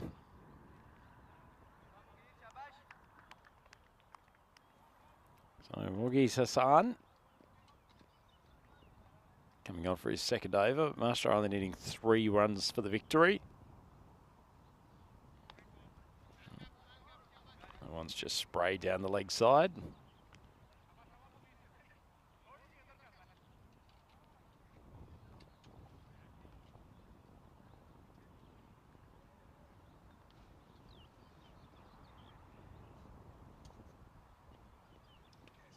Two runs required. 36 for none on the board, and that's a lovely way to bring up the victory. Whipped off the pads. Waka Saida. Class bat. Crucial part of this Master cricket team as they keep on charging towards the final series here today. And that was not the most compelling contest we have had here at ECS Sweden 2023, but Master Cricket Club just showing the value of experience and quality in their lineup. Brave effort from Shista. They kept on fighting even with the ball, but unfortunately for them, they were seriously outclassed in this contest. And that allows us to look forward to the remainder of today's schedule. So relatively early finish this one, so the next game won't be on until almost an hour. And we have a clash between LB Zelmi and the Stockholm Tigers. Haven't had LB Zelmi on field for quite a few days. Might give the Stockholm Tigers a chance with them being a little bit more involved over the weekend, so interesting to see how that one plays out. And then the Tigers are back for what it is match 55 on our schedule, and they will be taking on Christiansted, who are travelling here for their first game. Not a huge amount of content to work with for the highlights package. Marcus Hyder almost holed out in the first ball of the game, but then he found the boundary comfortably a couple of times. Good to see PL Rahman, 14 off 10 for him. He gets some runs in the tournament. Should have been out though. In fact, 2 catches going down for Schuster. One to the keeper. Feels he should have done better there, but Rahman paid them back the favour by cracking a boundary out to point, and then Hyder created the highlight of the game. Iksher Ali taking a diving catch coming out of the pavilion. And then a lovely whip off the pads for 4 to take Mashta to a very comfortable win. They chased down the target of 38 in 3.1 overs. So nice little boost to their net run rate. Not a huge amount of detail in that batting card. Walker Hyder and PL Rahman doing all of the work with the bat. Nice innings once again from Hyder. He's in pretty good form. And unfortunately, nothing that the Master Cricket Club faced today from Schuster gave them any concerns with either bat or ball. Only Hussain and Hassan getting the opportunity at the bowling crease. They both look like promising young players. I'm sure they'll be very key players in the coming years for Schuster, and hopefully we'll see them back when we come back for the next ECS event here in Sweden. But as it is, that's about as comprehensive as a victory can come. Master chasing down the target of 38. 3.1 overs, not a single wicket lost. And that's all she wrote for match 38 here at ECS Sweden 2023. As I said, we'll be back with the next clash. The Tigers up against LB Zolmi. That should be an intriguing one. That will be on your screens in approximately 55 minutes. So, on behalf of Vinny Sandu, it is Andrew Ryan signing off from this game. And please join us in 55 minutes time for LB Zolmi versus the Stockholm Tigers. Plenty more action coming up on the European Cricket Network this afternoon. Join us then.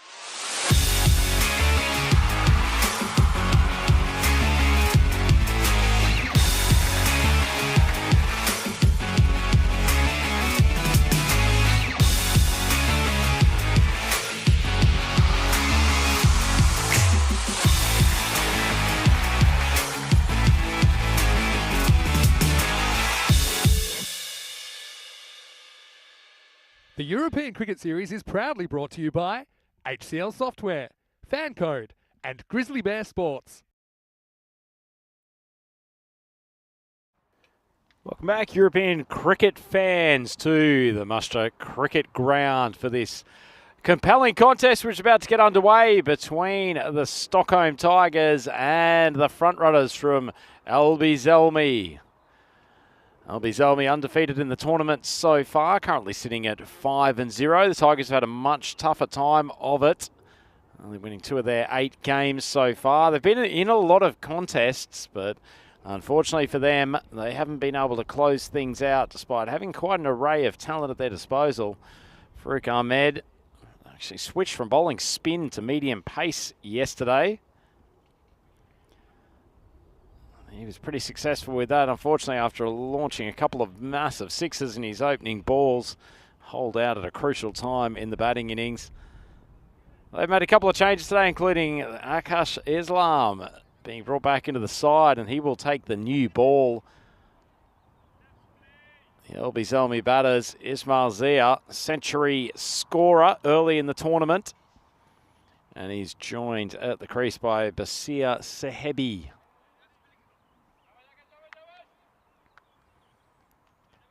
Waiting for the all clear from the umpire to get underway. It looks like we're good to go. Just a couple of late fielding movements. 2 fielders, one just backward of point, one in front of point. Interesting. Wide ball. Zia cracks it through the covers. Well, he's had a few days off.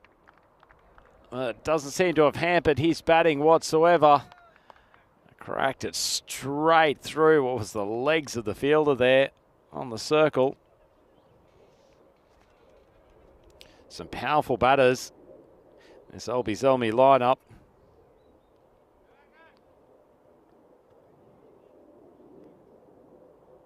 A few changes for them today. Good to see Basir Sehebi at the top of the order. Oh, it's pitched up full. turn into a full toss by Zia. And poor Akash Islam doesn't quite know what he's done wrong in these first couple of deliveries. The ball was speared in, but the footwork of Zia made it into a full toss. Lovely shot.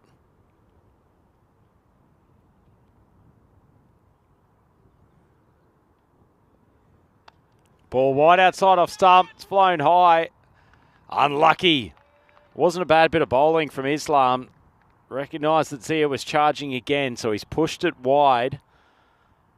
Drew what was an uncontrolled shot, but looks like Shubharakshit was the man in the vicinity of the catch, but couldn't make his ground quickly enough. Flies away. Third boundary on the trot.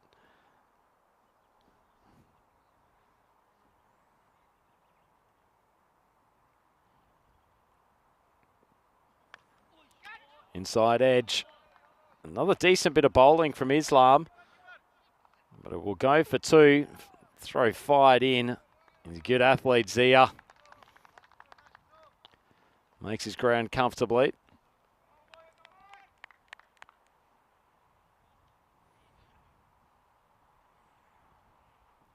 Been quite a few days since we saw the Albi-Zalmi team here at this Stockholm event. That's wide. It's gone wide. A good bit of work from the wicketkeeper, Sami Alamgir.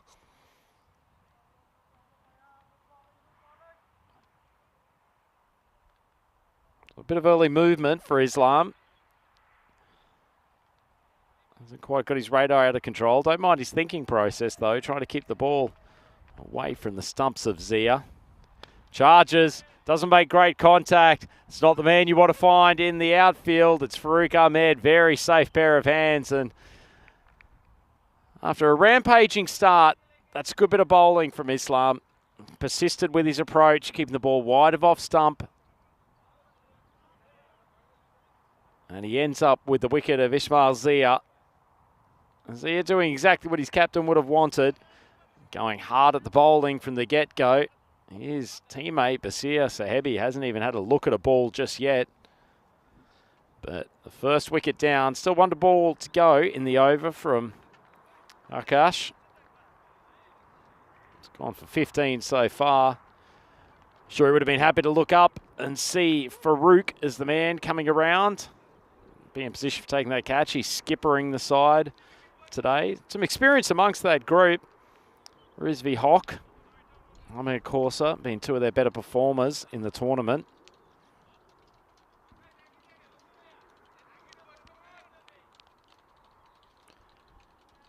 And this does bring the big hitter, Azam Khalil, to the centre of this Master Cricket Club. Islam continuing to pepper that offside. A little bit wide.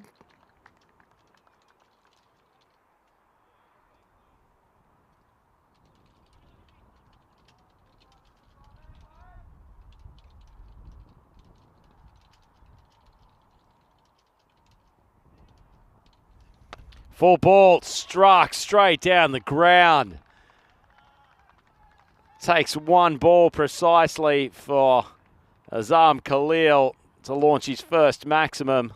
And back after a few days off, and Albi-Zalmi 22 for 1 after the first over. Have a look at the supercomputer bat versus ball wall. Suspect that may be underestimating how many runs are going to come off the Albi-Zalmi bats.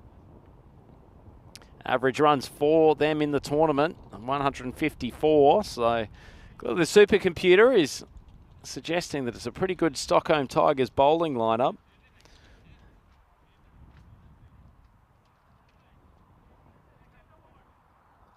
Still a few more overs for them to make it up to that score. Averaging 150, certainly helped by that 200-run game earlier in the tournament. This looks like Shah Jahan Merida coming on to bowl.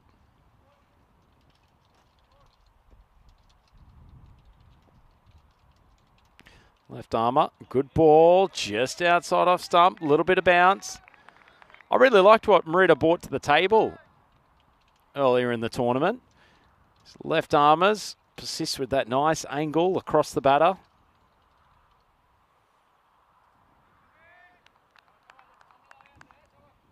First time Sahebi's had the luxury of going out with so many balls left in the innings. Ball's wide, swung straight up in the air. Corsa coming around. He's got a safe pair of hands. Second wicket down for Albie Zalmi. Nice bright start for the Tigers.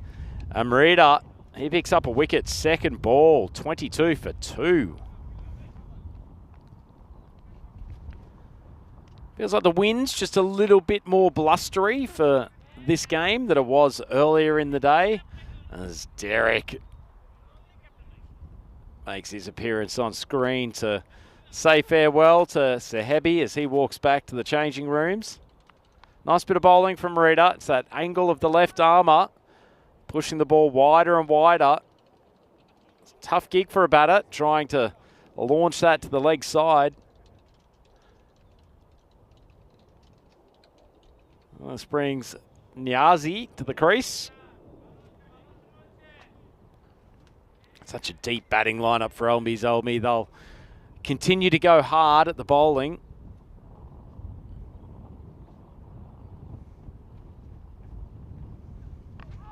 Just drifts onto the leg stump. Fielder running with gusto from backward square. Good job. Pulls it in just inside the boundary, so they'll keep it to a 2.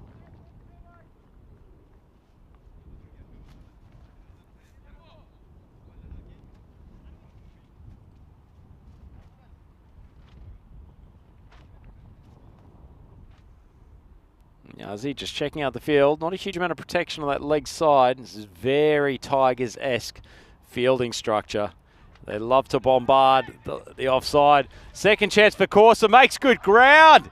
It's a third wicket down. What a turn-up for the books.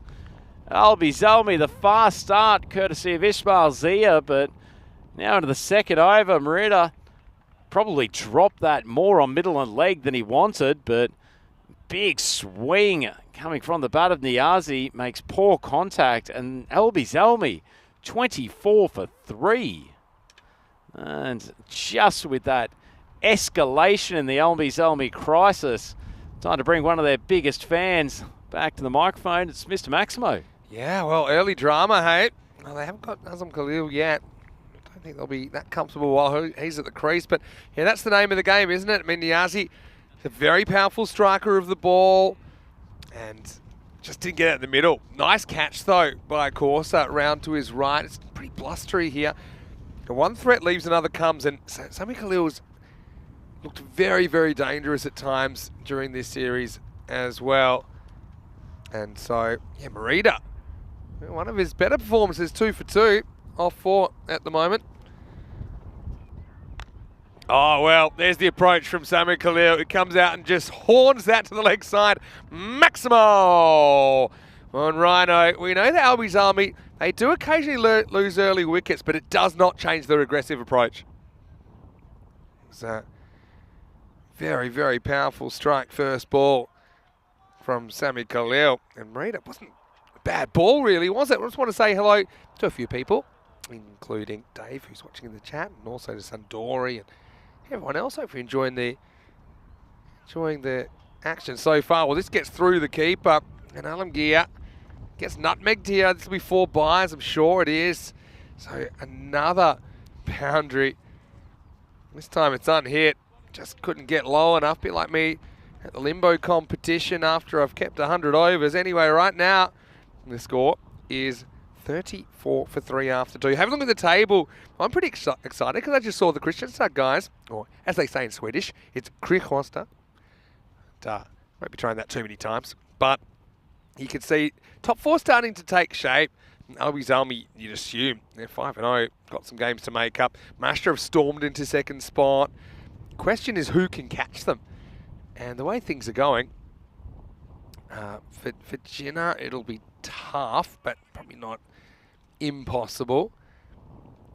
But I think probably the one team that's a wild card is Kristianstad, who we haven't seen yet. And we'll see them tonight for the first time, and then we'll see them play pretty heavily over the next 3 days Anyway, this is picked up from Azam Khalil over the leg side. Maximo! Powerful stuff. Hassan comes in and he disappears pretty quickly, just like Shub. He's disappearing into those bushes to find that grizzly ball. What a shot. That used the wind really well. Now, we are kind of back to that retro breeze. It's kind of left to right on your screen. And so this is why Albies Army is so difficult in this game, this format of the game, because it just aren't rattled by wickets, and if they are, they don't show it. They're not like panic big hits either. They're just not knocked off their game. Azam Khalil now goes back and pushes to the offside, gets one. We were watching that classic game earlier today, weren't we? When we had the gap, and Azam Khalil featured pretty prominently in that. Now, he hasn't been selected in the national squad for the ECIs this weekend, so I just feel like he might have a point to prove. He has nothing to prove, but he's been one of the most dangerous batters in this competition, and well, Azam Khalil's not far behind. Shub just coming back from the forest, goes one-handedly. Oh, I was a bit worried this might knock his head off. That was another powerful strike from Khalil, but this time it's Sammy Shub. Went for the Hollywood effort. I'm quite happy that didn't get him. Hassan finding this breeze a bit difficult to deal with at the moment. Oh, now this is actually really good keeping. You might have to go shopping for a new collarbone after this one. That's good work by Allenby. Let's give him a wrap. I know he missed one last over, it went through his legs, but he gets across and smothers that on the second bounce. He's willing to risk his body to save the runs. And what it does do, it allows one extra, and that means Azam Khalil will be on strike. Oh, this is probably a little bit fortunate. It's a cut, but it's more edge than real shot. Anyway, it doesn't matter. And Albies Army, despite those early jitters, they bring up the 50 in the power play. They're 53 for 3. Still 2 balls to go in this third over. So Hassan in danger of going magical here. Nice to see Stephen Kelk is watching from the Netherlands. How are you, Stephen? Hopefully well. Hello to Chris Smith as well. To Kroom. And Chris Hinkle watching from the Netherlands. A bit of a Dutch connection in there at the moment. Oh, this is now another cut shot which isn't off the middle. It bounces over the keeper. And probably unnecessary little bit of a foot flourish in that fielding allows 2. It's hard there for the keeper because he's getting ready to stay low. He's not expecting to have to spring up that quickly. Always looks easy in slow motion, doesn't it?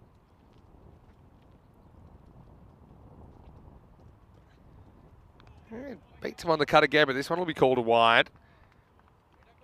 Maybe let us know how you guys have enjoyed your weekend. I know I enjoyed a bit of time in the kind of semi-rural areas, I suppose, on the outskirts of the city yesterday. A couple of nature walks, few different things. As this will be the end of the over. It's 56 for 3 after 3. One thing I would say about Azam Khalil, he is a walker. If he does get an edge, I've seen him many times in walk off, and even big games, big tournaments like at Cardamore Oval. So fight fire with fire. 2 magical overs bookending the power play, and 12 in the middle. Not a bad one either. Albies Army 56 for 3 at the end of 3, and it makes sense. We'll see something a bit different. It's Frisbee Hoke who's going to bowl over number 4. He'll roll out some spin. So just grabbing his helmet. Yeah, well, Rhino, this is what we've expected from Albies Army all the way along. If they lose wickets, they don't change their game. It's amazing how often they're able to turn a bad start into a good start. Yeah, it certainly is, Vinny. I guess it helps them. They've got great depth in that batting lineup. Gives them the confidence. There's always a next man up. Some of the other teams not blessed with the same level of quality further down their order, which they've got to take a slightly more conservative approach. Hock, big swing across the line from Sammy Hock, who is renowned for his ability to slow the pace, get a little bit of leg spin. A lovely delivery. And that's the 4th wicket back in the pavilion. Sami Khalil gone for 12. Yeah, well, Hawk comes up, puts a little bit of cheese on the spike, doesn't he? And Sammy walks straight into it. He's very early on that. And Hawk, change of pace, change of luck, and couldn't resist that leg side because the wind has been blowing in that direction. Didn't want to have a look at Rizvi, and he pays the price with his wicket. So it's 56 for 4 now, and the game turns again. Yeah, I guess you could say he got him hook, a line and sinker there with that marvellous piece of leg spin bowling, Vinny. Really impressed with what Hawk's delivered with his ball in hand over the last week or so. Well, I would have said that Sammy's actually gone for the Hawk in more ways than one, but he didn't know who he's up against. It certainly gives an opportunity to someone else. And look, it's nice to see this guy out there a bit earlier than we've seen him sometimes. Mashal Khan did have one game opening, but he's the last ball hero. Right now, his first ball is going to disappear to the boundary. In fact, that might have gone all the way. Let's wait on the decision. No, it's going to be 4 runs, but still very well struck by Mashal first up. Geez, it was flat, wasn't it? Barely got about 5 metres off the ground, but you could hear that crack of the bat. Strong strike. A really nice shot from Mashal.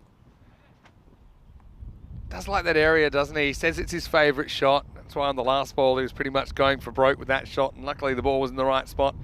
That was the early tournament heroics. A little bit shorter from Hawk. Missed field in the outfield. And they managed to clean up and keep it to 1.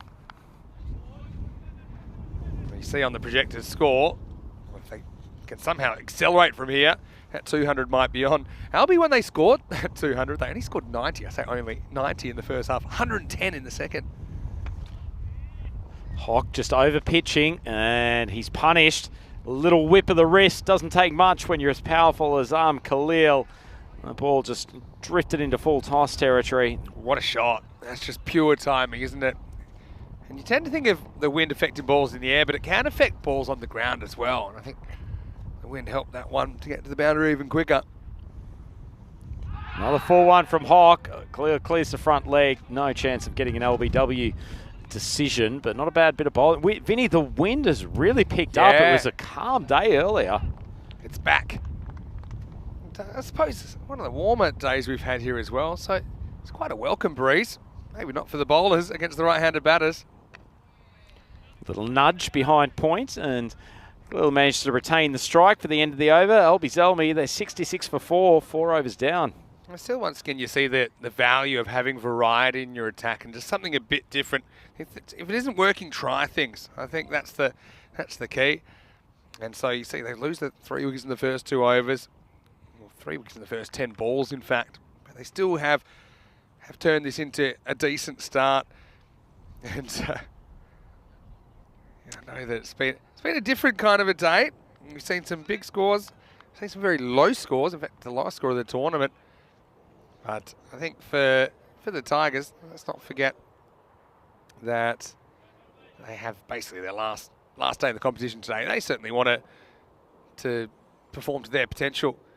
Anyway, Farouk to bowl some pace here in over number 5. Yeah, you missed this yesterday, Vinny. So Farouk's just speared that down the leg side.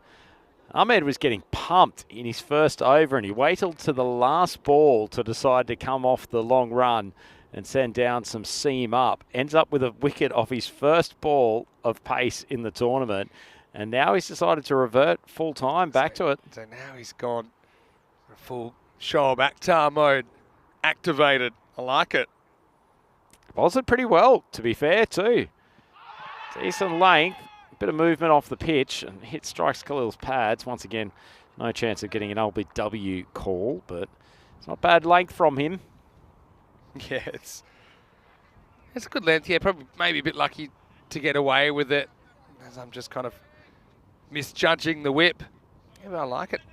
Wonder how it is on the body for Farouk, though. Farouk's a guy we've seen around the traps a little bit, playing for Sweden in the ECC. We've also seen him for Gorka 11 in Portugal before on ECN. He's a good quality cricketer. Might have had an opportunity for a moment. That ball didn't come off the meat of Nizam Khalil's bat doesn't seem to matter with him most of the time. It's a tremendous stick that he's got, but he's also a powerful striker and sends it over for a Maximo. Yeah, it's that premeditated little two-step down the pitch, inside out. This one fighting the breeze slightly, but still enough to get it away from Akash. 6 runs. Oh, big swing across the line, and the Ahmed medium pace has continued its destructive force through this tournament. He's only been bowling it for the last 2 days, but boy, it's working. He takes his first wicket, and Albi Zelmi 73 for 5. Yeah, Azam will be annoyed with this shot. I mean, he already had plenty in the over. He's been done by this one before as well. He's not the only one as well. The ball keeping down a little bit compared to what he expected. I think maybe medium pace is not doing enough justice to Farouk, who gets that through and gets the big wicket. So, toing and froing through the first half of this innings. See, with the pull, ideally you want to get that back foot back and across and get the ball more in front of your eyes rather than kind of reaching for it and fetching it from outside your eye line. He's kind of left himself exposed for that, and Yeah. Farouk pounced. Ball, it didn't bounce probably quite as high as predicted, but it certainly didn't shoot through at shin height like some of the deliveries have this tournament. As Vinny's correctly noted, just Khalil with the weight on his front foot, didn't really get back and across, and he's paid for it with his wicket. Well, that brings Afzal to the crease, and he starts nicely. Takes that ball off middle stump, turns the wrists, flicks it to backward square.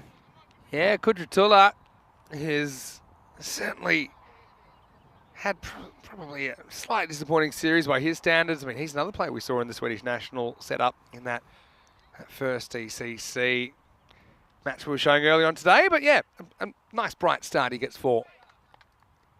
Quality player, as we saw in that classic game earlier today, Vinny. He was part of that Swedish setup at ECC. Yeah. So highly regarded in these parts. So Farouk continues. 2 balls left in this over. Good length ball. Kudratullah hits it on the up. Agent 007 sweeps around from a long off. Keep it to 1.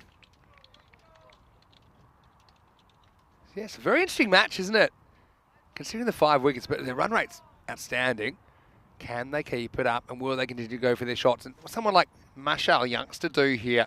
Does he have the, I suppose, the aggressive streak despite losing those 5 wickets? I think the answer is probably yes. This is a good shot. Shot I haven't seen play too much. This is good footwork, isn't it? Gets back and across and gets in a good position to hit down on this fairly safe shot.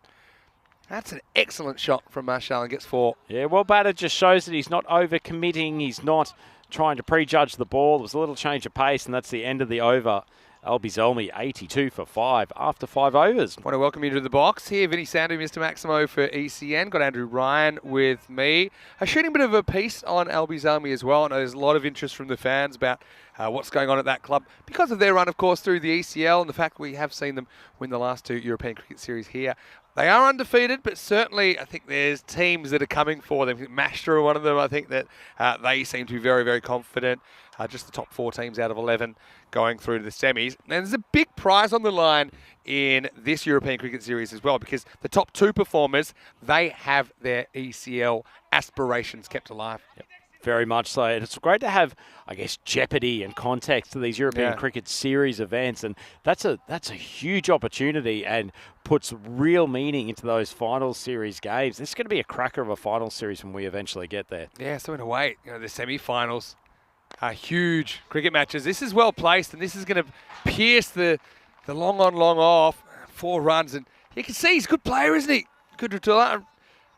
Sometimes I think we don't see the best of him, but that was a pure strike down the ground. Well, we certainly didn't last week. He had a succession of games in which he was struggling with both bat and ball. But maybe he's just woken up in a different mood this week. Started nicely. He's taken 9 off his first 3 deliveries. Putting the pressure back on Rizvi Hock. Sort of bowler Hock who really relies on batsmen taking risks against them, and in particular, big heaves across the line to mid-wicket. Nicely bowled, manages to float that into the block hole. Not a huge amount of speed, so Kudratullah having to make all of his own pace. There's a bit of chatter around this Stockholm Tigers team. They're mentally up for this game. Yeah, of course. It's basically their finals day, to be honest. Drops it down the leg side. He's frustrated. Hawk tried to push one through a little bit quicker. Fortunately, drifted wide of leg stump. That's a nice shot. Yeah, it's an interesting match because you feel if the Tigers can grab a couple more wickets here, they could almost bowl them out or go close to, or at least put Albizami finally on the defensive if they're 7 out, 8 out, something like that. And then get it to something you can chase down. Didn't they chase at a supersonic speed yesterday? I think it was 105 they chased down in next to no time at all. And so, yeah, the Tigers, they certainly have had some good moments. Just as Stockholm CC seem to have won the close ones, Tigers seem to have lost the close ones, and that's why they're kind of poles apart in the ladder.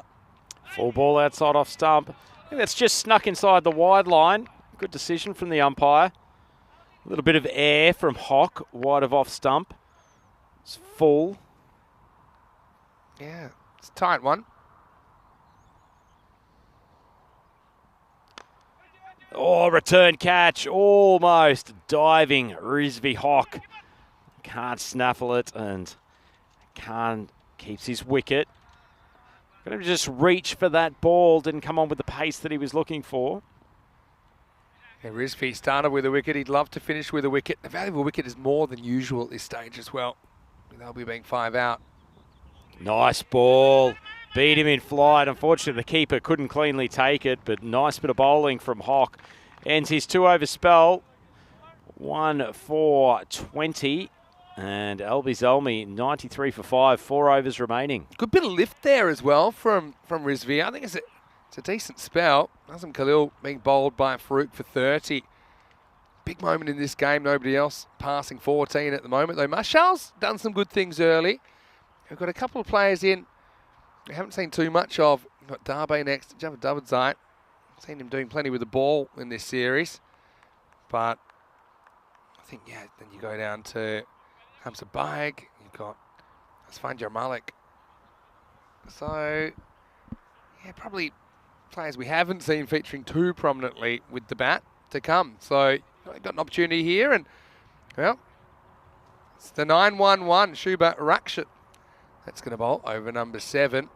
So let's see as the Tigers go to a 6th bowling option, what he's able to do.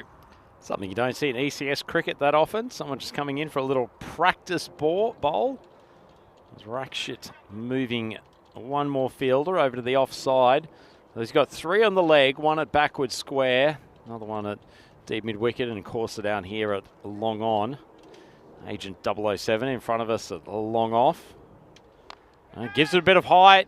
Mistimed shot. 2 fielders converge. Unfortunately, I think that's Rizvi Hawk going around there. He pushed from 3rd man on the circle.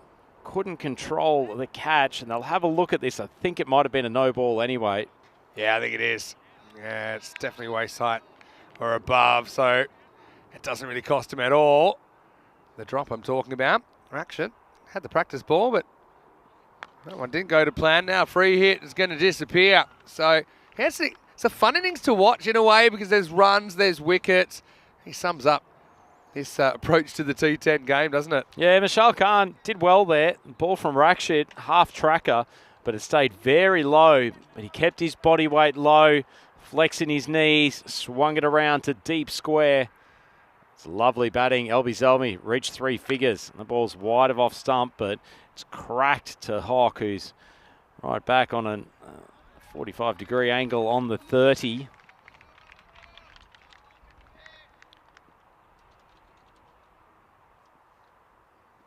Full toss. It's hammered high into the Stockholm sky. Lovely shot from Quadratula, and he's back in form, Vinny. Yeah, sure is. Couldn't have picked a better time either. Albi Zelmi trying to keep their undefeated season alive here at ECS, and that brings up the 100, first ball of 7th. Big strike from Quadratula. Rakshit, we haven't seen too much of him with the ball in the tournament.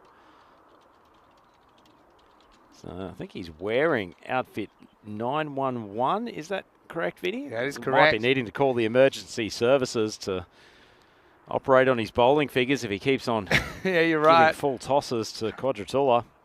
What we were saying previously, that 911, interesting choice. But right now, 7 off 1, not the greatest start. Plus, they're having some trouble finding the ball.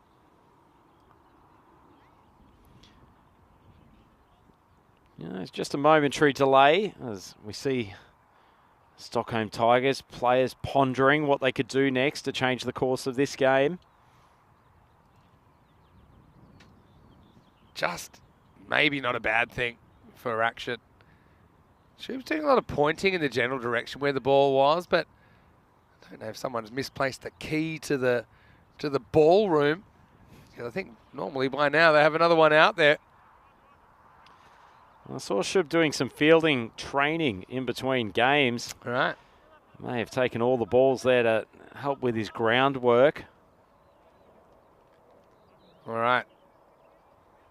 Just waiting for the umpires to give us the all clear. There's a lot of, And I think we're ready to resume hostilities. discussion out there. Full ball. Quadratula cracks it out of the offside. That's actually really well fielded. Merida out there on the cover boundary, and it's just one.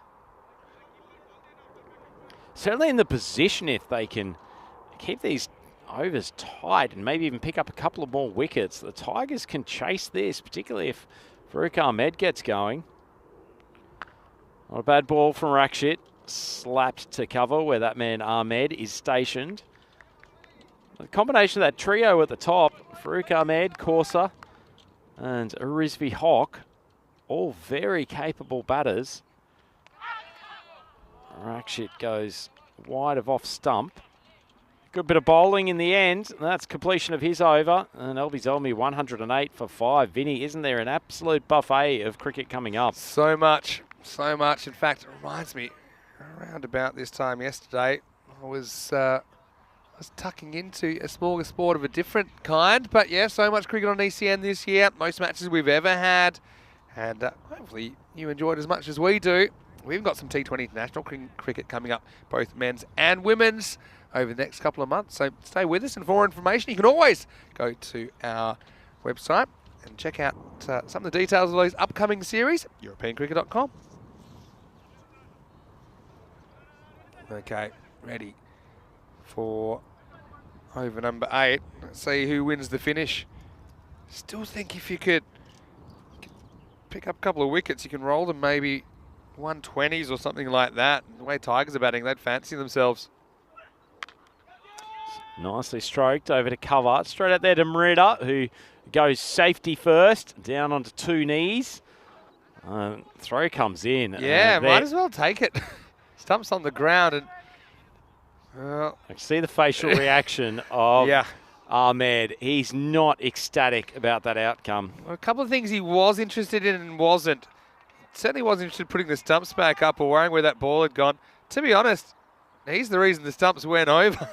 So, yeah, just kind of deflecting the attention off himself there, Farouk. Anyway, he'll probably laugh. Just not straight away. Wow, that's hammered out to the leg side, but the field will come around from mid-wicket. Well, they've been pretty good defensively, the Stockholm Tigers, prowling around this outfield. I mean, the Tigers are a much better side than their record suggests. I mean, that's for sure. So I think this is a real opportunity. They've had some time to think overnight, and obviously they're trying to show what they can do, maybe upset a couple of the teams up the top. Big swing, inside edge onto the pad. Good ball from Ahmed. Looks like a man who's certainly bowled plenty of medium fast in his career, Vinny. Yeah. Oh, he's a good cricketer. I mean, some of these guys, they can do it all. If you put the gloves on him, he'd probably do a pretty good job as well behind the stumps. It's just about how he can best help his team. He's obviously identified something here, an area where he thinks they're lacking a little bit, and he thinks he can step up, and it's worked so far. 3 balls to go in his spell. Good ball. A little bit of lift off the deck. Quadratula trying to force down the ground. Didn't quite pick up the length. It's well bowled.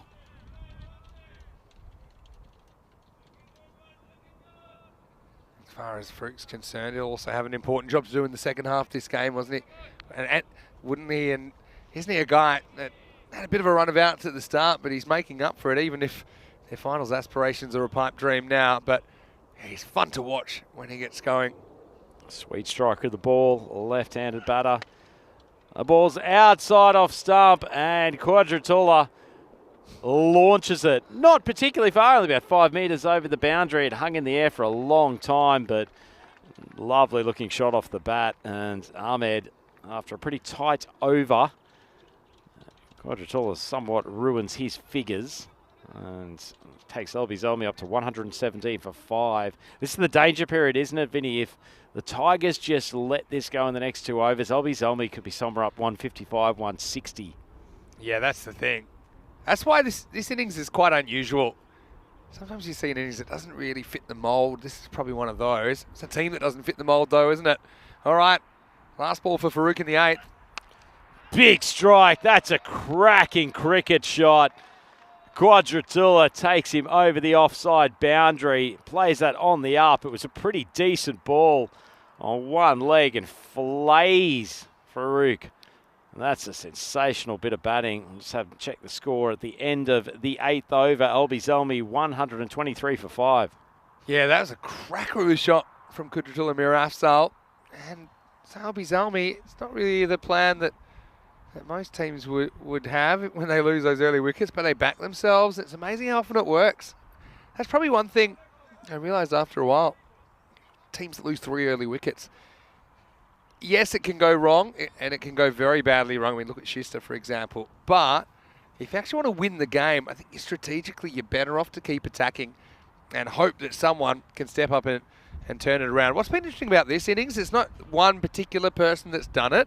You had Azam with 30, you've got Quadratula who's on 30 now, you've got Mashal with 23, and even Sami Khalil with a couple of 6s in his innings as well. So still a bit of a team effort. Now, the 5 wickets, not so much of a concern anymore with 2 overs remaining. You're finally going to bring back Merida in the 9th. That's probably something they look back and maybe second guess. The fact that Merida takes 2 wickets in the second, but as the game crept away, 22 runs came in the 3rd, and then pretty solid double-figure overs since then. They haven't brought him back till the very end. Yeah, I feel like he operates better when the ball's still new. He's at that hittable pace when the ball's not moving, but he can swing the ball back in to the right-handers. That one's just gone across the face of the batter. Good location. He's got some swagger about him, doesn't he, now? He's got a bit of confidence back, Merida. That's the thing. I mean, all bowlers, at some point, you're going to cop a pasting. There's no way around it. Something that the late, great Shane Warne said when he was talking about T20 cricket. He said, look, you just got to realise you're going to get whacked. So just how are you going to deal with it? How can you handle it? Can you stick to focusing on your game? Merida's been good here. Another one where he's managed to spear it across. The right-hander Khan's good bowling. Just the single down to Corset. Yeah, low full toss. I suppose that's because it's on the charge. But this is the battle I want to see. Quadratula Mirafsal has come out and cracked 30 off 13. And he wants a piece of Merida, I'll tell you that much. Oh, this one's coming almost straight for the commentary cube. The Merida eater, Quadratula. He's consumed that ball on the length and just swung very hard. Great connection. LB Zelmi 131 for 5. Oh, he is backing himself, isn't he, Kudrat? And yeah, he's got a little bit of the swagger himself there. Little glint in the eye. I sensed a wry smile as he starts to feel the batting coming back. It's a lovely strike. All happening in the 9th. Oh, that's even bigger. That's gone a long way. It's carried the television tower. And a huge Maximo from Quadratula. Yeah, Quadratula tries to knock out the reception. And he gets a bit of length from Merida, whose over has turned around pretty quickly, hasn't it? It's gone wide, dot 1, 6, 6. Scary thing is, still 2 balls left and 8 balls left in this innings. 160 might be on, you know. Good change of pace. Whipped away to the leg side. Fielders just kept it in. Well done from the combination working there in between mid-wicket and long on. Corser eventually comes around, cleans up, makes the throw. Yeah, had some anxiety, Hassan, didn't he? Because he had no idea where this has gone, and he feels it spinning back. Luckily, had some backup in Corser, who's a very good fielder. So last ball, the over coming up. Kutatula gets 2, yeah. Partnership up to 66. For the 6th wicket. It's quite incredible. That's a good ball. Change of pace once again. Nice finish to the over from Rita. That's the end of the 9th. 139 for 5. What I will say is we haven't had a very big chase. We've seen some big chases, including the Tigers. We've seen some fast chases. But one thing I'm still waiting for is maybe something we can stick on that highest chases Hall of Fame. You know, Rhino, because Tigers, certainly to go by how they were going yesterday, they won't be intimidated by the fact that they're chasing, let's say, 150s here or something like that. But, Marita ends up with figures of 2 for 24, and it will be Hassan to come back for the 10th. And he had a torrid time earlier, trying to deal with that cross breeze. Anyway, here we go, last overtime. It's probably a little bit mistimed out to cover just the one. Nice start to the over for Hassan. It's always nice when you're bowling these later overs if you can just get away with a single on the first ball. Just let yourself settle, get into the over.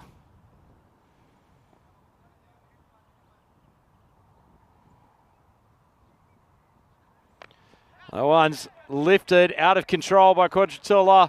Catcher goes back at point, unfortunately straight through his hands as though it's a wet piece of paper, and they'll scoot back through for the second. Yeah, so see how much that cost them. We're running out of time in the second innings, yeah, but we haven't seen a chase in the 140s executed yet. But, yeah, just couldn't quite find the drop zone. Yeah, blustery conditions as well, I suppose. Hassan probably could have used that one. Now Kutatula has a chance at a 50.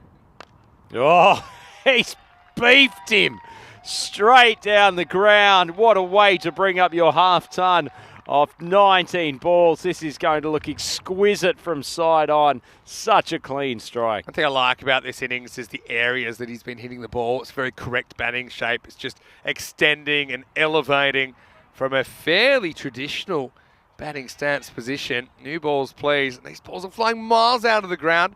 Kutatula, the hero at the moment for Albi Zalmi. Good return to form at just the right time. And from those early 3 wickets, and even the fact they had lost 5 wickets within the first half, the second half has been all Albi Zalmi. I think we can safely say it has cost them that drop catch. Agent 007 camped under the ball, but it just carries his head by a couple of metres. Pretty unlucky for Hassan. It wasn't a bad piece of bowling, but he's been smoked twice in consecutive balls. Yeah, it's an up and under job, isn't it? But he got the club selection just right, 154, and maybe that 160 is on. Maybe more with Kutatula facing up 2 to come. Short ball, tails back into him, doesn't miss the off stump by too much. Well, he missed the odd one. I mean, Mashal actually hasn't had too much of the strike, but what he has had, he's been fine, hasn't he? So he's done more than hold up an end. But this partnership has taken the game away from the Tigers. Last ball coming up now. Good ball again, speared in, just missed his leg stump. Kutatula almost goes to smack his bat down, and that's the end of the innings. And a nice couple of balls to finish for Sajjad Hassan. He ends up with figures of none for 37. But Vinny, 154 for 5. That's a pretty good total after the loss of some early wickets. Yeah, that's right. It was a whole different story early on, wasn't it? And Albi, we know, they like to attack from the get-go, but it didn't work with 3 wickets in the first 10 balls. Azam Khalil came out, he looked dangerous and caused a couple of important bits of fielding. But yeah, Albi's Army on the back foot, but as good fighters do, they punched their way out of the corner. Sami with a couple of big blows before this second half partnership of Mashal Khan and Kutatula really wrested the momentum back. That was Sami that went for just 12. Kutatula arrived, and he arrived in style. Yeah, it was 73 for 5 when these two came to the wicket. So an 81-run partnership from Mashal and Kudratilla. Really, really good stuff. Great to see one of the young starlets of the LB Zelmi side getting an opportunity. And Kudratilla, he's had a tough tournament at times, but he showed us just why he's such a highly regarded player in this part of the world. And player who's represented Sweden before and continues to play for LB Zelmi with distinction. He ended up 58 off 22, a rapid half century. Good support from Michelle Khan. Azam Khalil, 30 off 12 while he was there, was hitting it very strongly before he was eventually bowled by Farouk Ahmed. And Sami Khalil, 12 off 4, looked like he was ready to get going before he was stopped by Rizvi Hock. Bowlers for the Stockholm Tigers, Akash Salam, 1 wicket in the opening over. He went for 22 though. Maruda back to a little bit of form with the ball. Bowled in a tough stage there at the end, but picked up 2 wickets. And Rizvi Hock and Farouk Ahmed, the experienced combo, both bowled fairly well in their respective spells. So the Stockholm Tigers, they have a hefty chase of 155 to win this game in the ECS Sweden 2023 game. It is match 41. This is not precariously placed. I suspect LB Zelmi will go in as favourites, but certainly if that trio of Corsa, Hock, and the main man at number 3, Rizvi Hock, can get going, then they will give this total a shake. LB Zelmi, 154 for 5. So the Stockholm Tigers needing 155 to win this game. It is Andrew Ryan here with Vinny Sandhu for the European Cricket Network. We'll be back with the second half of this game in a few minutes' time. Please join us then.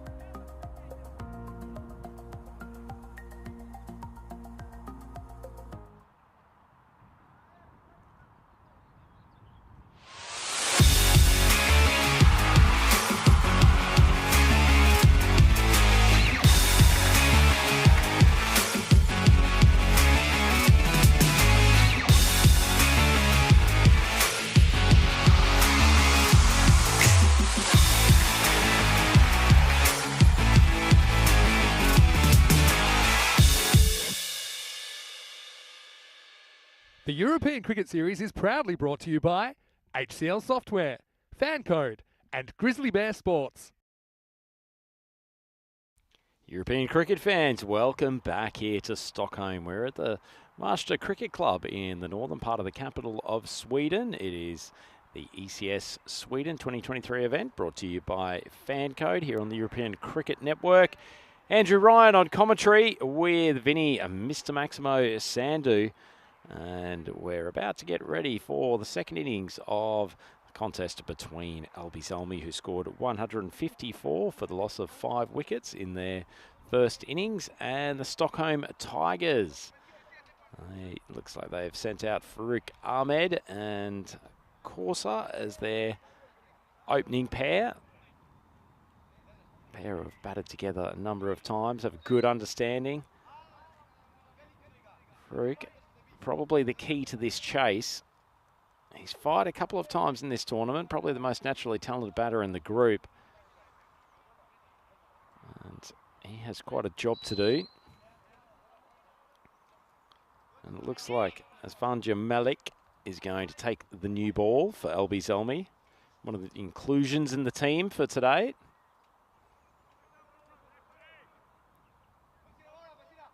So just waiting for them to finalise fielding positions.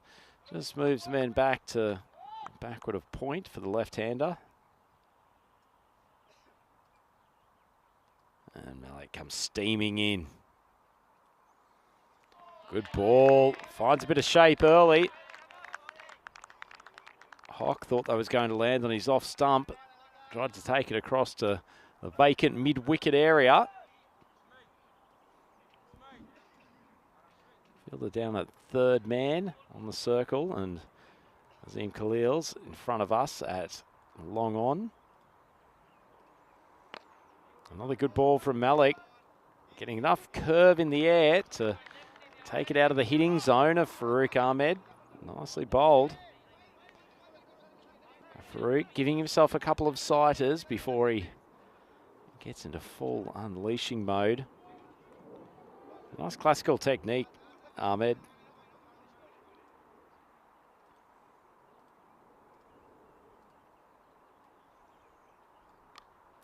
Unfortunately for Malik, that one starts outside, leg stump.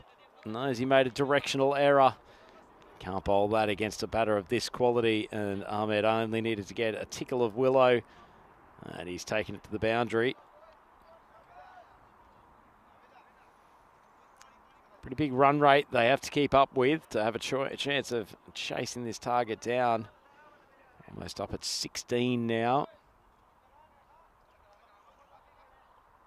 Ahmed batting out of his crease by at least a step, trying to combat the swing of Malik. Nice ball. Moves away from him. Maybe Farouk's got to trust his cover drive here. Malik seems to be trying to move the ball away from him on every delivery.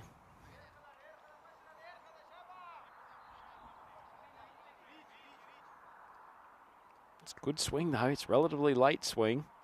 He's back in his crease.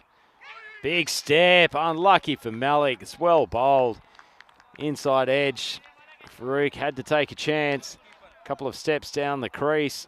Flies past the keeper. Unfortunately, Ismail Zia with the gloves had no chance.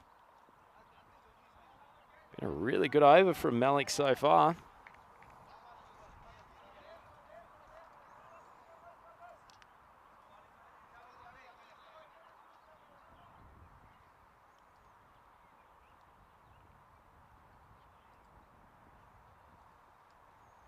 Oh, beats him again. Absolute seed to finish the over.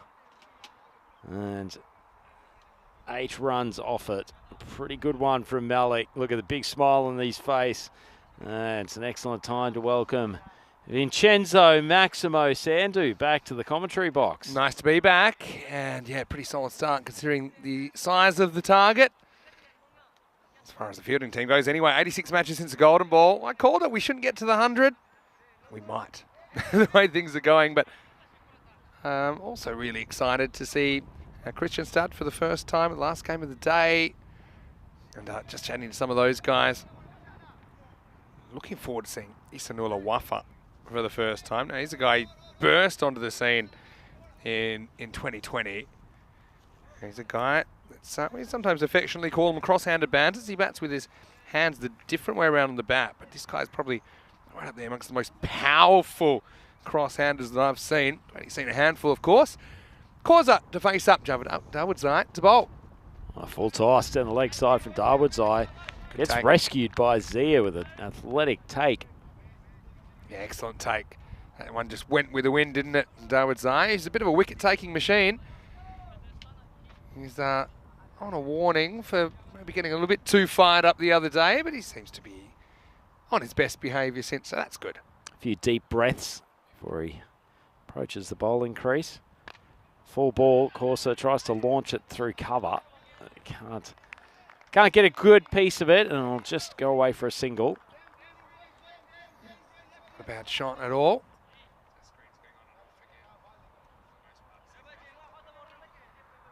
Now I think this will suit him a little bit, apart from the fact he's facing Farooq Ahmed, but just means if the wind blows it left to right, it'll be outside the off stump. This one doesn't swing at all. It changes his mechanics, goes round the wicket, and slides into the body of Farooq, who is a pretty important player, I think, if they're going to get anywhere near this target. Yeah, certainly is. Got beaten a couple of times by Malik, who bowled an exceptional first over. Probably the only time of the tournament we've seen him look in such distress against a single bowler. Nice shot. The ease at which he took that over the boundary shows his absolute class. What a lovely strike, Vinny. Yeah, what a shot. We've been waiting for him to launch, and there it is. I'll need plenty more of that if the Tigers are going to upset the undefeated Albi Zalmi here. Well, I talked about Woodside being a wicket taker, Vinny. Given that Albi Zalmi has only played 5 games to date, as he steams in, he's hit across the leg side again, but they have a fielder there. Oh, shot, the stumps. Farooq was a little bit sluggish getting through. But anyway, Javad Dawood's top of the wicket takers list, despite having only played the 5 games. He's 2 wickets ahead of his nearest competitor. Yeah, he's a bit of a machine, isn't he?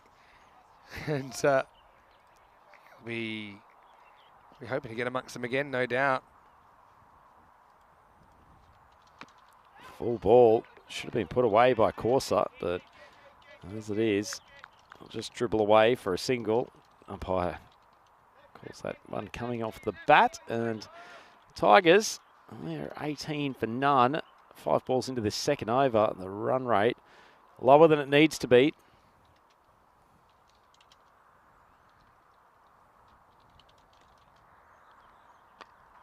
Full ball. Thought that was actually mistimed off the bat of Farooq Ahmed initially, but it's carried the boundary. Much needed Maximo for the Tigers. Yeah. They're 24 for none after 2. It was a funny one, wasn't it? It's almost like he hit the very corner of the bat. I'm not completely sure that was where he was aiming for it to go. As have a look at the standings. It said Albi Zalmi, 5 wins from 5. They've put themselves in the box seat to make that 6 from 6 here, and a tremendous net run rate. But as far as the net run rate stakes go, Hoodinga, Marshall, they are also in a very good spot. And those finishing positions, even if Albi Zalmi only loses 1 or 2 games, they could end up down in 3rd place. I guess if the net run rate for the other team stays very high and they continue their winning streaks. New bowler coming on course, tries to launch Baig somewhere into next week. Yeah, certainly no lack of intent there. Corsa really attacking this power play. You want to be around about the 30-31 after 2 overs. Not quite there at the moment. Maybe only 1 or 2 behind. 1 or 2 big shots behind, I should say. This one slides in, and a cheeky little tap back as comes by, getting an opportunity. Once again, we're seeing the focus on the youngsters for Albi Zalmi as well. Got a big squad, giving people a go, giving people a taste of it. And I think even if they're not regulars in the side, you know, they're I suppose soaking it all up and hoping it's good for their development. Bay comes in. Ball out of control from Corsa, but he still manages to get a boundary. Surprising third ball in and around the slot. Don't expect him to miss out that many times. Back to Elmi. Feels, Vinny, like they are, and to stretch the difference, a real club. That there are good structures for both the women and the junior scene. They've got a big playing group, and they seem to work as a cohesive unit. Yeah, there's a culture about their club. There's something a bit different. They're a club, obviously, that our viewers know really well, following their progress over the last few years. And the story's just beginning, really. His arms up. Ball shoots through. Corsa trying to give himself a little bit of room. Unfortunately, Zia has gone down with what looks like a little bit of discomfort. Well, he'll be fine, I think. But I was actually about to praise him for excellent technique, because look how he collapses this leg. It's a horizontal, but it's hit. He's got those pads underneath the trousers, which they're often not quite the protection of some of those external pads. And I think that's hit him right on the knee. And I think he'll be fine. It's a nasty, nasty blow. It's not an enjoyable place to be struck, is it? But I was just about to give him the plaudits, saying that's good stuff. Because, the hands weren't there, but as a wicketkeeper, you have to be a bit crazy. You have to be more willing to cop a blow like that than to let the ball get past you. So well done to Zia, although he wasn't that useful for chasing the ball, was he, on the rebound? And so they do still get one extra run. Unsurprising, given that he was incapacitated for being struck on the kneecap. It's a really awkward place to be hit, but he seems to be okay now, which is good. Always the benefit of being a young man in those situations. You tend to bounce back from those things pretty quickly. So Farouk on strike, 29 for none. 2 balls left before the end of the power play. Nice ball. Big appeal goes up. No edge from Ahmed, but Ahmed's, for a man on 29 off 10, he feels like he's played and missed a lot. 21 off 11, I should say, not 29. Yeah, Bikes bowled pretty good over here, hasn't he? So 1 ball remaining. Full. He's missed out again. Farouk just trying to overhit that ball. His eyes lit up with the full toss. Stockholm Tigers 29 for none. End of the power play. Yeah, at the end of the power play, not quite where they need to be. Have a look at those solid blocks. That's despite losing those 5 wickets in the first half. So not a single figure over there, Vinny. Good sign, isn't it? It's quite remarkable in the face of those wickets that they were losing, that they were able to sustain that run rate. And 52 off the first half, 73 off the second. 2 very good halves. Here's the man that was the reason that they kind of dragged the score up to 150 at the end. It's Kudratullah Mirafsal. He's going to bowl over number 4. Yep, maybe it's his tournament now, Vinny. After a less than stellar start to ECS Sweden 2023, maybe Kudratullah is ready to come in and dominate. It's amazing how sometimes if you succeed in one facet of the game, that kind of confidence can leak into other aspects. Let's see. It doesn't work for Kudratullah. He bowls a ball that I don't think anyone in the universe would have stopped behind the stumps. Watch this bounce for Zia. It's going to be a no ball for height. It actually misses the whole pitch. And, well, it's a harsh one for the keeper. No ball plus 4 buys for that. That's an ordinary ball for a good cricketer. That actually has to be one of the, it's not talked about too often, but very quietly when was it? Probably around 8 to 10 years ago now, they changed this law. It used to be that any buys or leg buys off no balls were scored as no balls. So we see a wide, so the free hit will remain in effect. And someone, I don't know where the wicket keepers were when they called this meeting, but they said, oh, that's a bit harsh on the bowlers. And so they said, okay, so what we're going to do, we'll keep them as buys or leg buys off no balls. And so, yeah, Mirafsal, it costs 5, but only 1 goes on his figures for that. Short arm jab out to deep mid wicket. Do you get the suspicion they didn't consult too many wicket keepers on that change? I do. You could get a ball that, like, I've seen it happen occasionally, one that really slips and just goes over everyone, like 10 metres over the keeper. 4 buys. Harsh. Ridiculous. Too harsh. Especially because now any ball that's off the surface is considered a no ball, which, to be honest, I don't like that rule. I'd score them as wides. It's hard. We'll come back to that. I've oscillated between the positions on that. Quadratula coming in. I'll give you an impregnable stance, but first you make your case. Well, can I give you the impregnable stance? Go on. My thought is that it's always been that way because when the ball bounces off the pitch, there's the possibility for a ridiculous bounce that can come back, clean bowl a batter. If it's classed as a wide, then ultimately that batter is dismissed. I've got one for you then. All right. This is. I've thought of this because this is what keeps me up at night. I would have it as just a wide unless the ball is hit or hits the batter or hits the stumps, then it's a no ball.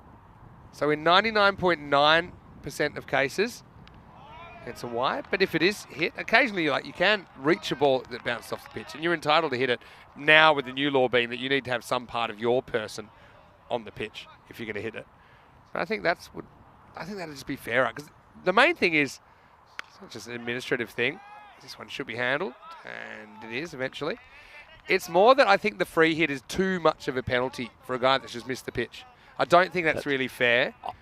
That is the part where I would agree. I would keep it as a no ball, but I agree with you. I don't like the concept that a free hit is given just because you've bowled a dreadful wide, as that ball is very nicely flicked over the square leg boundary. Corsa finally gets going because it just feels like an unnecessary thing of the gap of an inch between hitting just inside the pitch, as that's the end of the over. Stockholm Tigers 43 for none. We'll continue this rant now, Vinny. The difference of an inch between hitting on the pitch as against to off it, and one just being a simple wide, the other one ending up in a free hit, does not feel like a reasonable result. No. And the other reason I agree with that is because I think it's fairer to the keeper, and because I think the bowler is responsible for those runs. They're not just. At the moment, it's unfairly favourable to bowlers who, if you cost a team 5 runs, only one goes on your analysis. So that's the reason I'm in favour of that. But it's not on the high priority list anyway. We've got bigger fish to fry. Hamza comes back for a second over. He gets one to pretty much run along the ground. Gee, if you could come up with that ball every delivery, you'd be hard to score off. That one has barely gotten up at all. Something we don't get to see, I guess, the bounce in that part of the pitch because there's not that many left-handers around, but Baggs clearly scouted the Mushta home deck and has found exactly where to place it. Oh, genuine outside edge, and it's just escaped the clutches of the wicket keeper Zia. Farouk Ahmed continuing to live a charmed life. Zia's a good keeper, but he's still just got a few things to learn. Because I think he wrong foots himself on this. So it's a subtle positioning thing that his weight is heading to the right, and then it's not that far away from him, but he can't get a dive on. No, you're right, Vinny. He does set up quite wide at the crease, particularly for a bowler coming around the wicket. It's almost like he's taking a preemptive weight step or movement. That one's, once again, Farouk has not timed it well, but it might just be his day. He goes along to 30, and Stockholm Tigers 51 for none. So I want Ismail Zia to go back and watch that, and actually now watch these other balls that he's facing. Pretty much every ball, unless it's a huge wide, he's having to move to his right. Oh, Farouk finally finds the middle of the Ahmed bat. Great shot, full ball, takes one step forward, beautifully launched down the ground, 57 for none. Yeah, good shot by Farouk Ahmed. Seems to be getting stronger since he's been bowling pace as well. Just saying. He's got the testosterone flowing through his body. Good partnership, this. He's steaming in. Flick to the leg side. Malik comes in from mid-wicket and just keep it to a 1. So where I would be standing to a bowler coming this angle, I'd pretty much be standing behind the stumps as long as I could see, because I don't want to be pushed to my right. And if he had stood there, then I think even if it's the same distance away from him, then he's actually got some power off that foot. Oh, full toss, and that's cracked.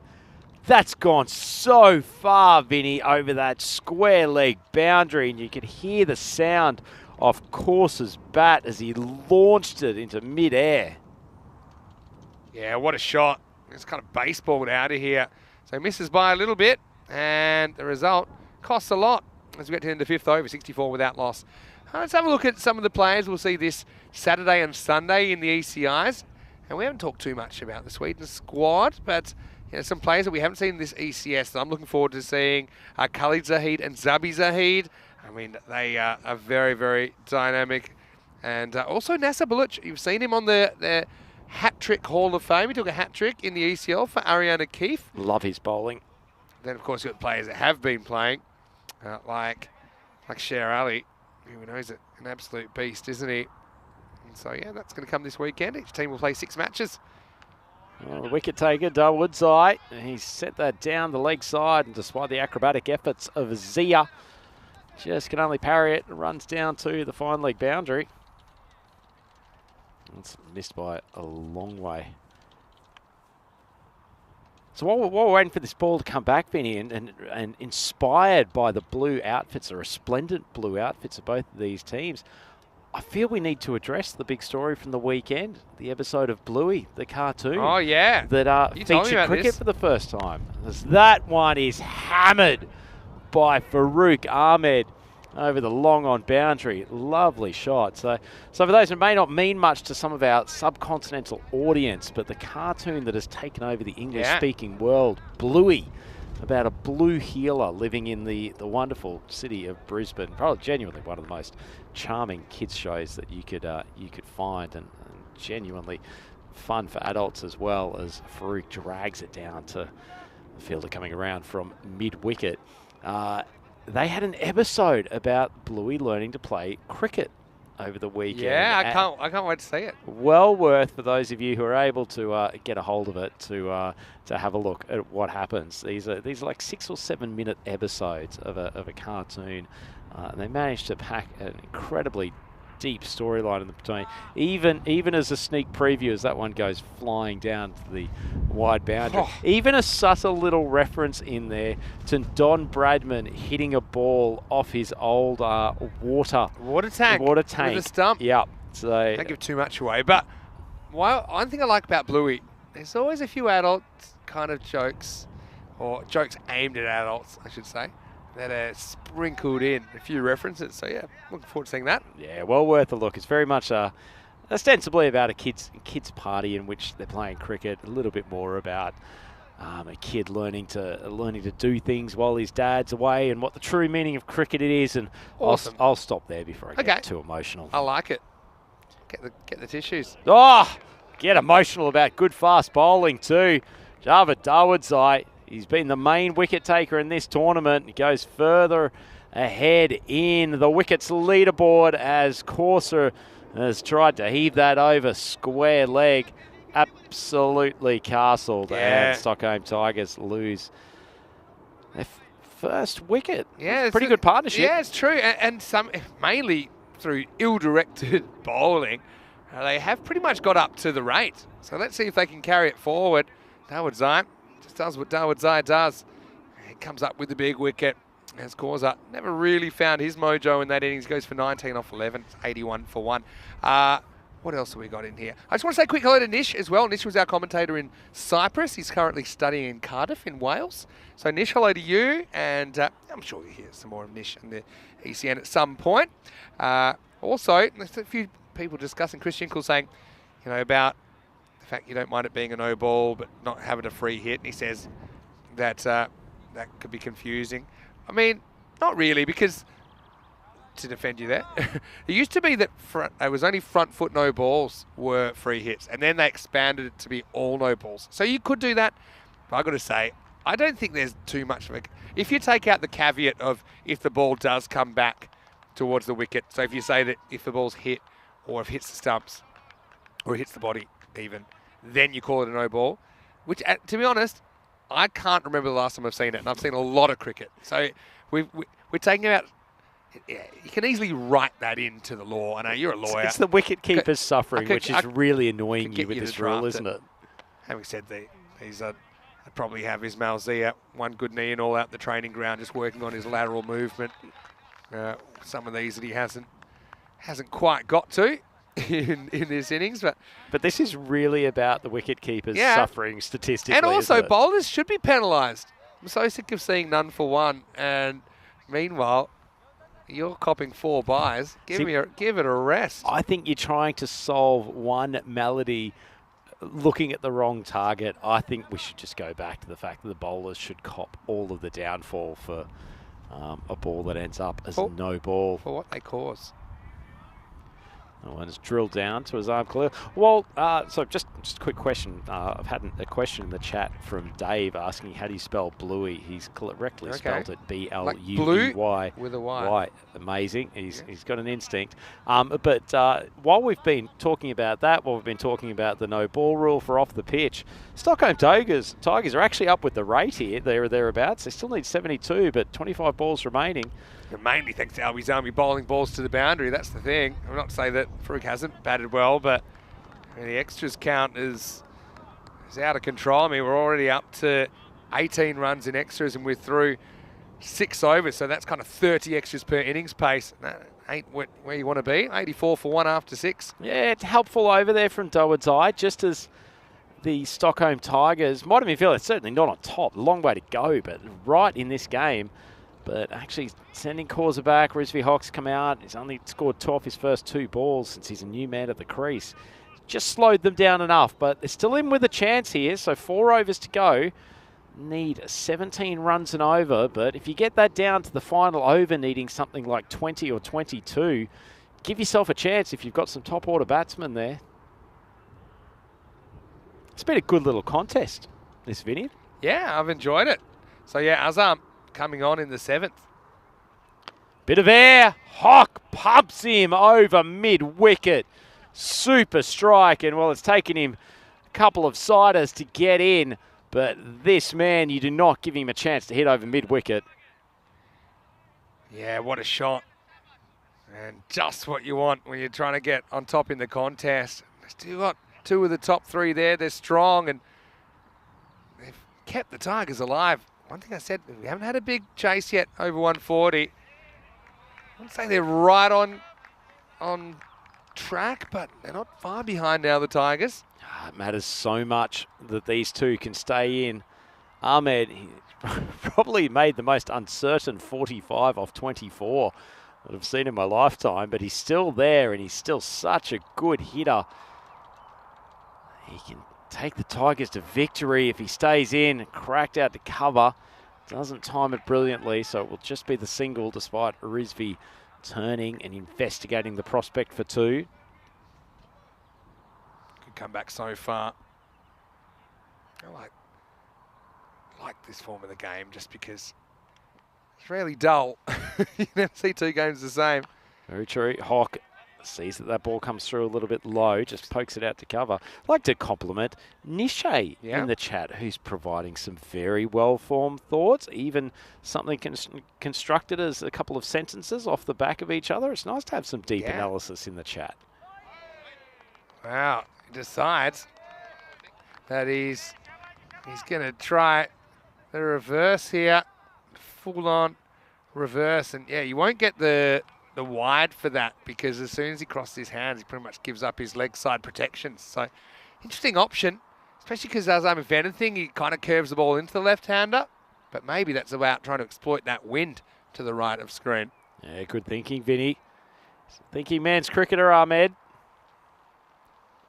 Comes down the crease, cracks it back at Azam. Straight in his hands, matter of no fuss. Just did juggle it just a touch, but completes a great catch. I mean, he pretends like this is all in a day's work, but I guarantee you he's surprised that this ends up in his hands.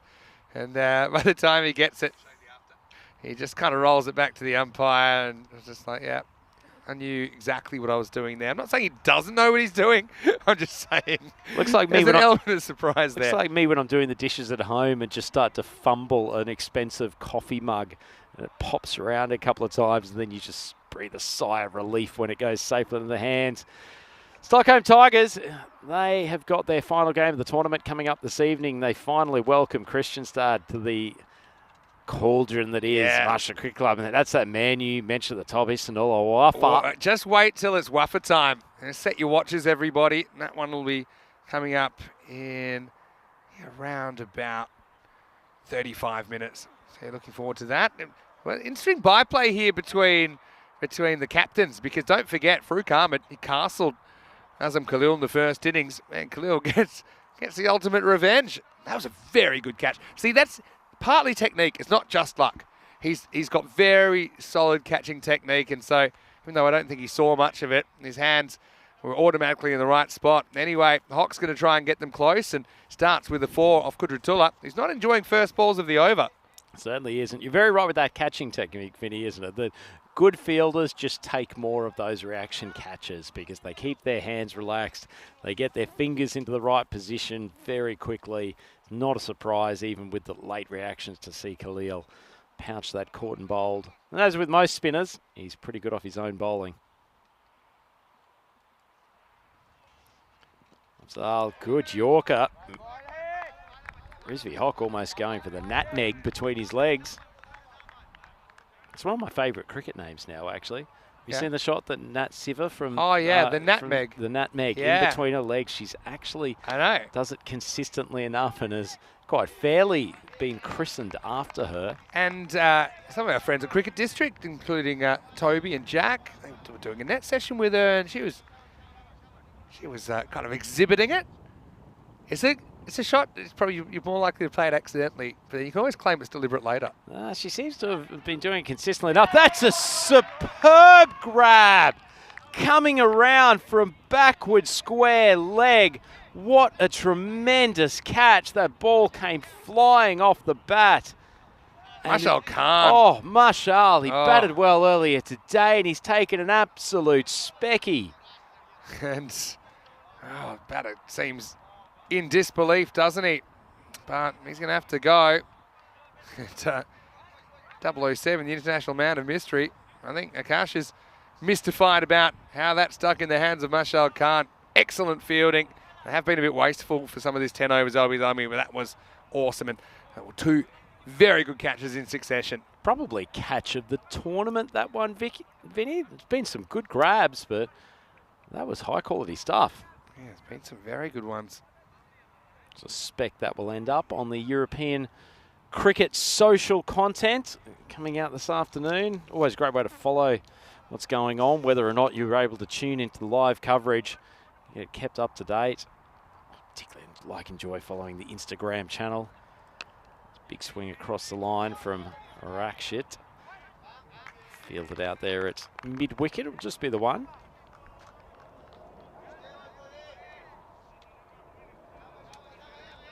So final ball coming up for Kudratullah. More successful day for him today. He was great with the bat earlier on. He's currently 1 for 16 with the ball. Stockholm falling off the pace in this chase. As Rizvi just drills it down to long on, and they'll just take the single. He'll get back on strike, and Stockholm bring up 3 figures. 2 overs left. They are 100 for 3. Seems like too much to do, but watching that impossible chase closing match earlier in the telecast, and maybe you'd say there's a chance.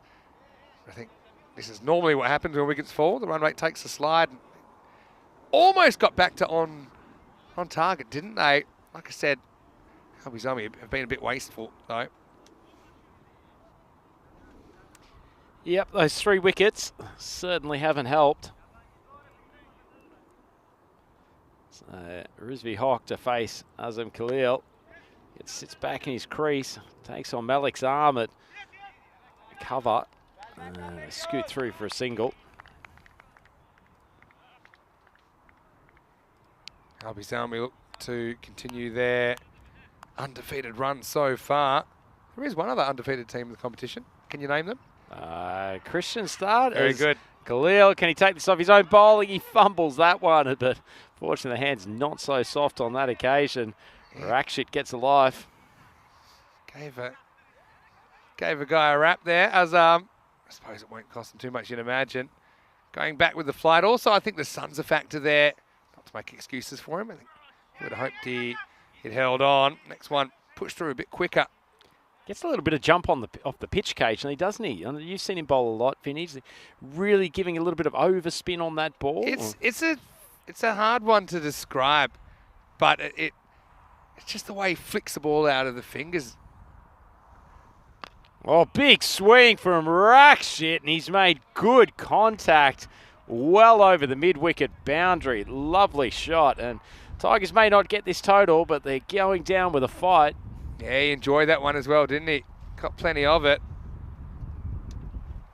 And so, well, you have to keep doing that pretty much for the whole rest of the time. Let's see how close they can get here. You're right. 6 runs and a ball will do it. Oh, Rakshit goes way out to the leg side. You can almost say a form of nominative determinism in terms of that dismissal. He's taken out his middle stump with a ball that he was probably about a metre away from. Yeah, that was the quicker one as well. And I think also you still bring that variable bounce into play. We saw one take off. That one wasn't that dissimilar in length, but it barely gets off terra firma. And so Tigers lose a fourth. It's 109 for 4. I'm not going to give him the excuse of the variable bounce there. He was a mile away from that, whether or not it bounced up or not. Yeah, true. Probably made it look even worse though. But, anyway, nice little cameo when it comes down to it. I wonder what the story is with his selection of 911. I assume it's not a dedication to the American Emergency Services. I feel it's more likely to be that than anything else. I know sometimes you might have, for example, people have 2 children. That could be their 2 birthdays next to each other so that they don't think you're picking a favourite, even though normally kids know which one is the favourite. Certainly wasn't me and my family. I'm not going to get into that right now. Fan of Reno 911 on television back in the day. Just thinking about that as well. Well, this is a bit of catching practice out here. And maybe a little bit more practice needed. Good recovery, but only scoot through. Do they actually scoot? No, I'm they not haven't sure. changed No, I don't strike. think they did. Look, it just doesn't judge this one. He doesn't kind of stand tall, take it in front of his eyes. He kind of ends up trying to take it to the side. So a slight technical thing, to be fair. It's never easy if you're covering Azam, and that's the youngster.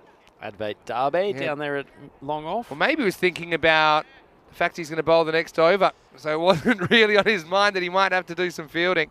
Anyway, Azam, he knows how that feels because that was what he did earlier in the over. So he can't say too much. Just gives him a pat on the back and says, oh, good luck to you. We've got a question. What sort of captain gives an over to the man who's just dropped a ball?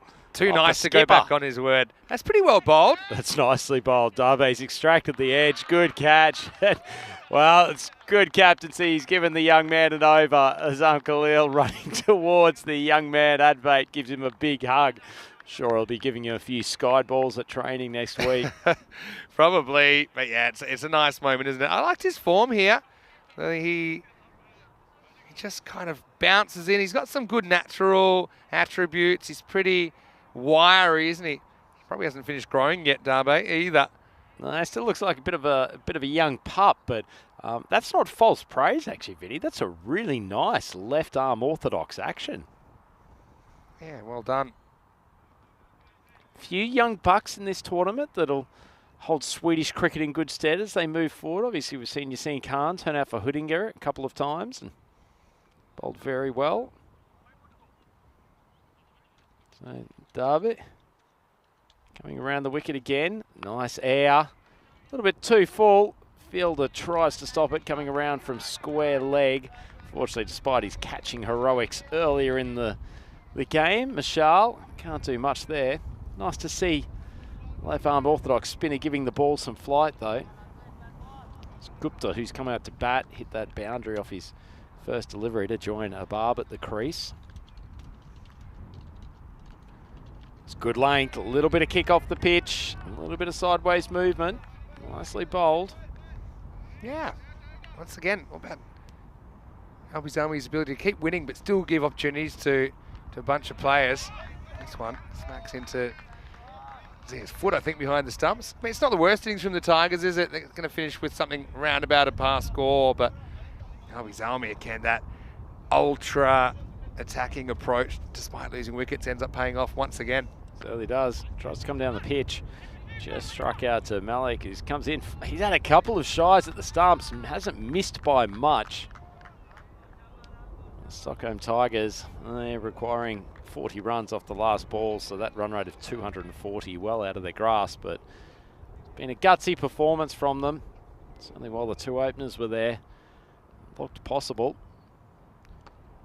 Flight it outside off stump, but just dragged across to the leg, and that will bring this highly entertaining clash to a conclusion. The Stockholm Tigers end up 116 for 5 off their 10 overs. Really good effort from them in the chase, and in particular for the openers. But in the end, LB Selmy, just too many runs on the board, particularly that late boost from Quadratolo, really securing a good position for them. Quick look ahead on the fantasy dashboard for the final match today. So our first look at Kristianstad. Yeah, can't wait to see how that one pans out as well, as the Tigers, they're going to win there, but they've got one more opportunity. They seem like a team that are better than a two-win team. Let's see if that experience, I suppose recent experience in the format, will be enough to get rid of Kristianstad, who are a super Etten team, so they're playing kind of up a division in a sense. And that match is coming up in around about 25 minutes. But yeah, it was an interesting one. Not interesting for Zia, who cops a patella pounder there, but for the most part, he did a good job. There's a few little subtle things he can work on. Causa and Farouk Ahmed got a few gifts like this. They weren't really kind to their keeper here, but yeah, Farouk, he lost his opening partner there. Causa swings across one. Just when it looked like they might be getting on track, Hock came out and did what he liked to do, but then a couple of awesome catches turned things around and put the game to bed. Yeah, Zom Khalil, great grab. Ball was smashed straight back at him, and this was a sensational catch by Mashal. See that one on the highlights reel later tonight. Zam unfortunately couldn't pull out another stunner off his own bowling. Hit that barrel chest of his and bounced far too far away. Rakshit did give him another wicket, though, backing away. He was miles away from that ball. And unfortunately for him, he was clean bowled. Nice wicket for Advait Darb on the first delivery of his ECS tournament, and a nice little over from the youngster coming in bowling the 10th. But in the end, not a huge amount of pressure. At that time, the Tigers were already into their middle order. Really bright start for Farouk Ahmed. Glad that we've continued to see him the top of the order. Real talented cricketer and gives it his all every time he's out there. Ahmed Causa wasn't his biggest hitting day, still scored 19 off 11, and then Rizvi Hock hasn't had too many failures throughout this tournament at all. In the end, though, 116 for 5. Not a bad innings, but well short of the target that they were set by LB Zolmi. And unfortunately, they just gave away a few too many runs in the first innings. Nice opening over from Svanjit Malik. 1 over for 8 runs. Didn't get a chance to bowl a second, but even of those 8 runs, it wasn't too much that was controlled by the batters. Dawudzai added to his wickets tally, but he got pumped for 36. And a nice little over at the end from Darb after Khalil took 2 for 18. So pretty comprehensive win for LB Zolmi at the end of the day, but they were put under some pressure by the Stockholm Tigers in the middle innings, and it came back well, so I'm sure they'll take a lot from this. LB Zolmi end up winning this by 38 runs. As Vincent mentioned, there's around 22 minutes until the next game starts, and that's when we get to see Kristianstad for the first time. They'll be taking on the Stockholm Tigers, who just as Kristianstad arrive, the Stockholm Tigers are about to wave goodbye to ECS Sweden 2023. Please join us back on the European Cricket Network for that final game tonight. It's Andrew Ryan here with Vinny, Mr. Maximo, Sandu. Looking forward to your company then.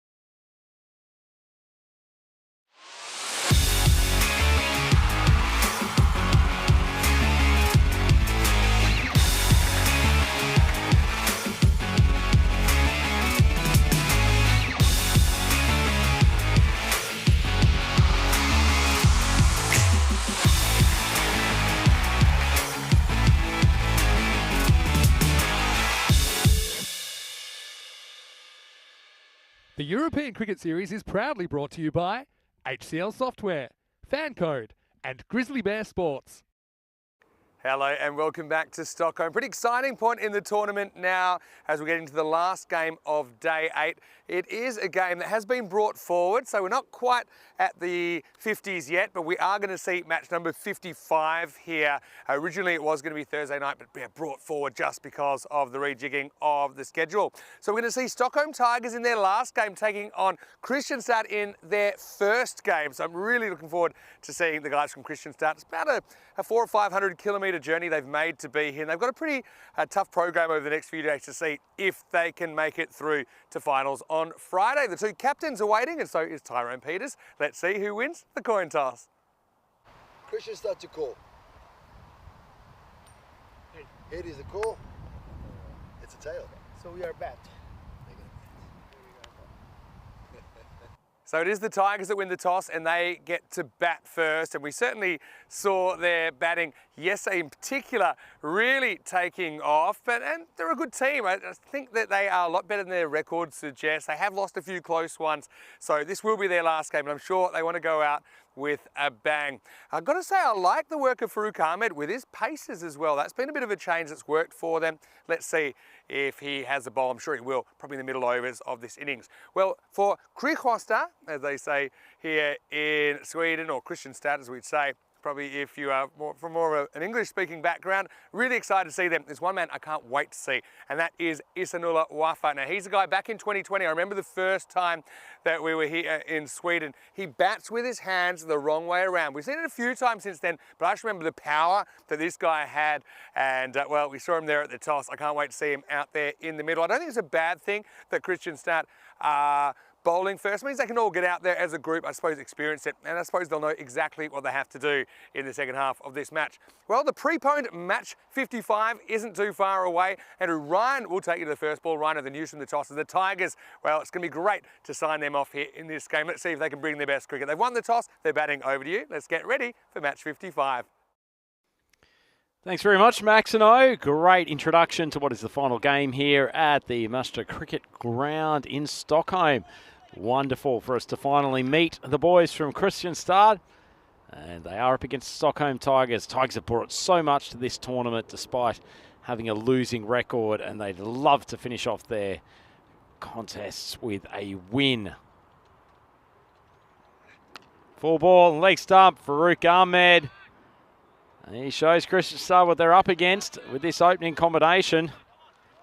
Full ball in the legs, whipped away to square leg for an opening boundary. Have a look at that Fansley dashboard. That man up the top is Isanullah Wafa, cross-handed bandit. One of the originals, the cross-handed technique and European cricket coverage. We'll get to know a lot of those names more in the coming days. There are plenty of games for this Kristianstad team to get accustomed to. Sahak with the new ball for them. Big wide down the leg side. Fantastic stop down there at fine leg. Fielder coming around from third man. Ball's gone at some distance. He got on his bike quickly. A little wrong-footed by the bounce, but flexibility plus to stop it from going over the boundary. Certainly a spring in the step of the Kristianstad team. See if they've still got plenty of energy after they reel their way through a bunch of games in the coming days. So Sahak's gone for the over the wicket approach now that he's got the right-handed Corsa on strike. Short. Corsa hits it straight to the fielder at backward point. Drops the catch, unfortunately. Oh, it's all happening at this point in the game. Big wide last ball, and then Hafizullah Shinwari had the chance to send Sawa back first ball. Shells the catch. It was a short and wide ball from Sahak. Probably didn't deserve a wicket, but that's how it rolls in these T10 contests.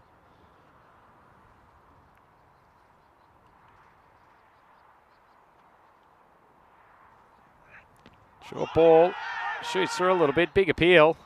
Plenty of energy from this Kristianstad group. clearly up for this tournament. I'm going a decent way past the leg stump, so no chance of getting an LBW call from the umpire.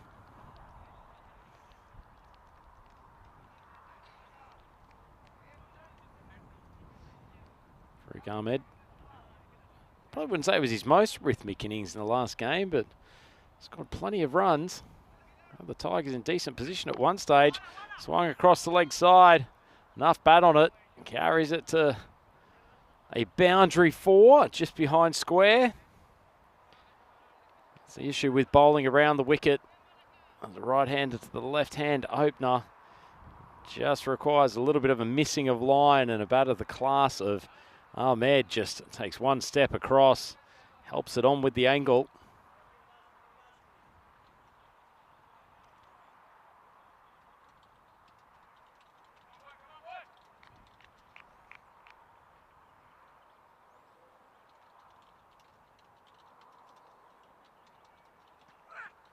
Full ball again.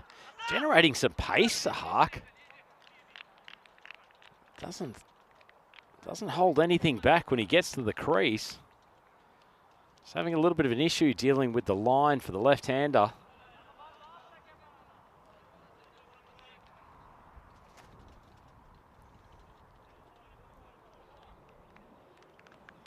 Interesting combination. Stockholm Tigers playing their 10th game. And Christian Star their first. That's a good ball. Good heat. Decked away from Farouk at the last moment. Not a huge amount of footwork from him either. Trying to hit that straight over long on.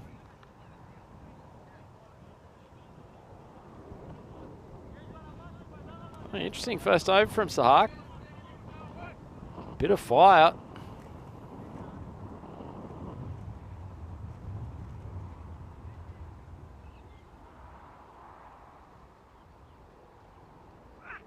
Good ball, he's whacked Farouk. Might have a bit of bruising tonight with that one. Just kicked into an awkward spot, and that angle around the wicket when he gets it right. Sahak comes with enough pace and bounce and cause a few problems. So that's the end of the over, and Stockholm Tigers 12 for none after the first. Good time to welcome Mr. Maximo back to the commentary box. Yeah, well, fair bit going on yesterday. I was off, but the bats were swinging, weren't they? Pretty much 13 and over. We have had the 13 cracked a couple of times. All up, 12.4 and over. This time around, you can see how much more that is compared to when we were here 3 years ago. And so, yeah, chance going down for Christian Stad early. This is going to be Hafizullah Shinwari to bowl over number 2.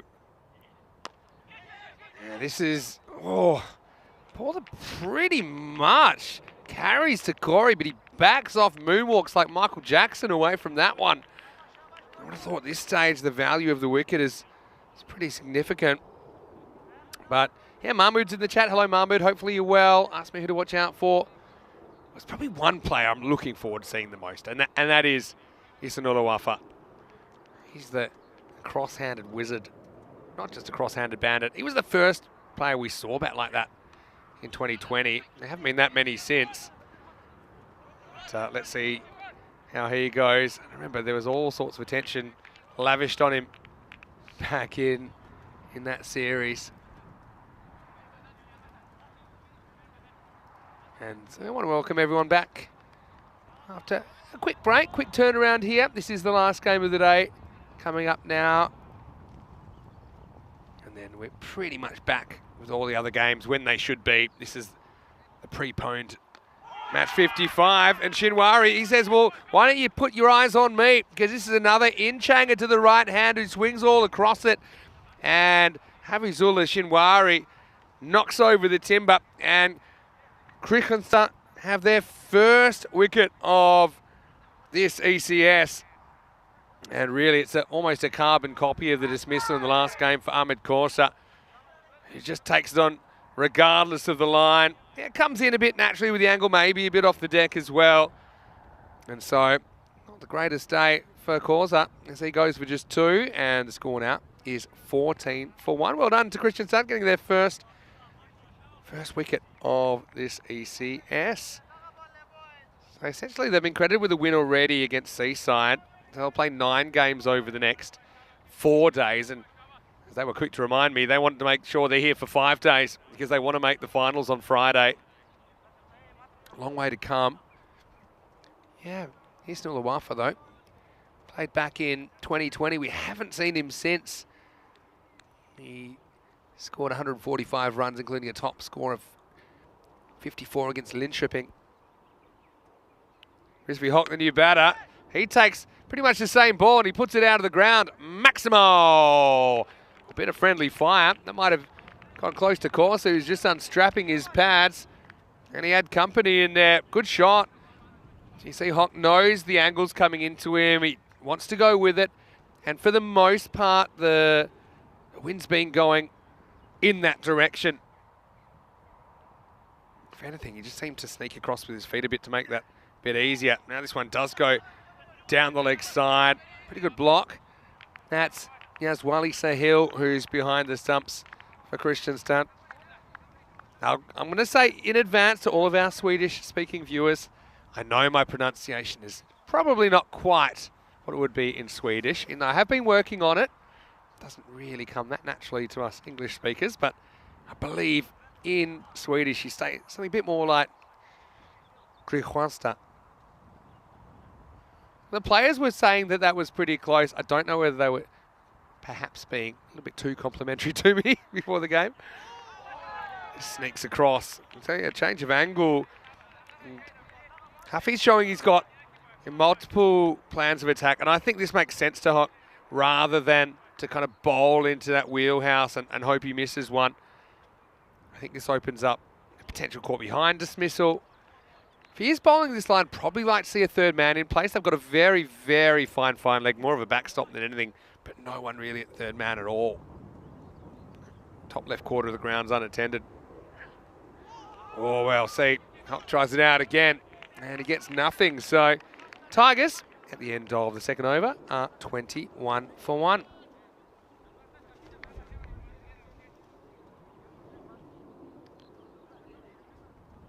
Having a look at the table. Oh, Kristianstad, they do have those 2 points. I told you that. And Tigers, we know that they won't feature in the top 4. Having said that, they're a lot better team than a 2-7 team. I don't think you could deny that. They're kind of the yang to the yin of Stockholm CC, who seem to have won the tight ones. And Stockholm CC at the moment 4th with a 6-2 record. That top 4 starting to take shape, isn't it? But Kristianstad are definitely the wild cards, aren't they? Because, like I said, they'll play 9 times over the next 3 days, essentially, the next 72 hours. And so, time for the third over of the power play. And here's the guy I was just talking about, Mr. Nulawafa. Also a handy bowler. He's also leading the side here in ECS 23. Pretty good action. It's a straight. Fruit gets it around the corner. No signal from the umpire, so maybe just came off the gloves. You can see Farouk shaking his hands a little bit. Yeah, if you want to check out how Kristianstad went last time, you can always go to our website, EuropeanCricket.com. You could just type in Kristianstad, and then I'd probably type in 2020 as well, and maybe EuropeanCricket.com in a Google search. This one doesn't get up. I'm not sure how much cricket Kristianstad would play up here, because of course they're from a different part of the country. And I'm sure they've been watching, and I'm sure they'd know there's a little bit of variable bounce in this surface. You saw it there. That ball did not bounce as much as anyone expected. Oh yeah, from Wafa. Goes upstairs. Be the one for the over. We haven't seen too many genuine bounces once again because there's a slight lack of bounce in this pitch. Just overall. Yeah, that's a good bouncer. Wafa comes in. It's very strong from the shoulder in his action. Just one off the bat in this over so far. And this one doesn't really bounce. Pitches up a bit more. Should be a leg by, I think. So it is the last game of the day. So if you do have any random questions, then let us know. ECN European Cricket Network. I'm loving your random questions. And we've got people watching them all around the world.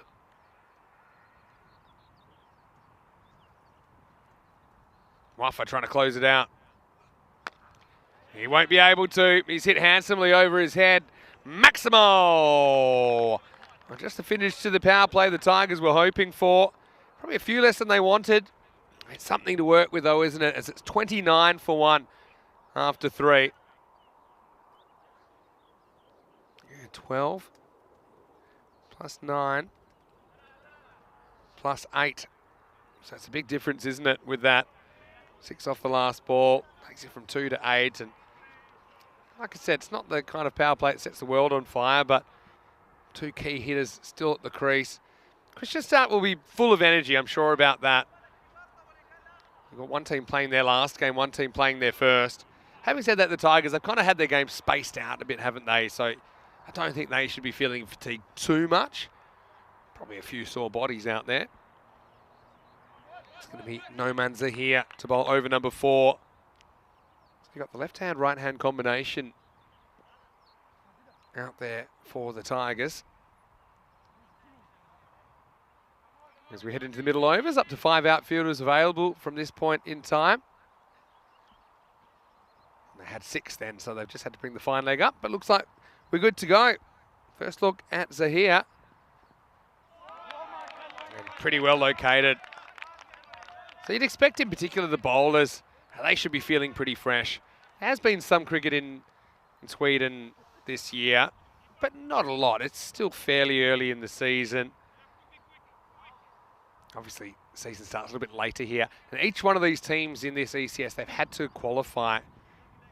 They're the top 11 out of 33 sides that took part in the ECS qualifiers. Oh, it's a good shot. It's an uppercut, and that's 6. Maximo! Yeah, I like this from Rizvi. When he doesn't get too leg side conscious, I like to see him just playing the line of the ball. And that was also on length a little bit. Could throw the hands on it. Uppercuts for 6.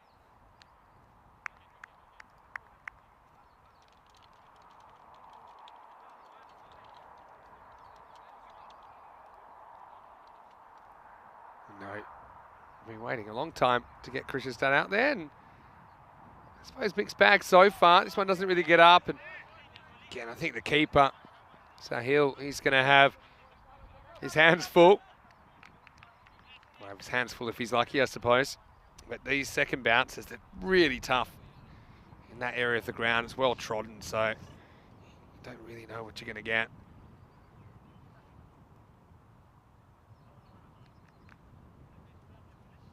Still, not the worst over so far.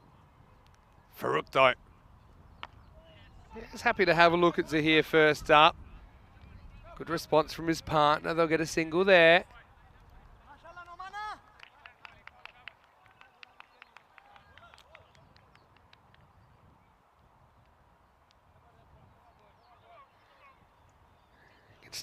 Starts and finishes so important to overs, aren't they? Any coach will tell you that.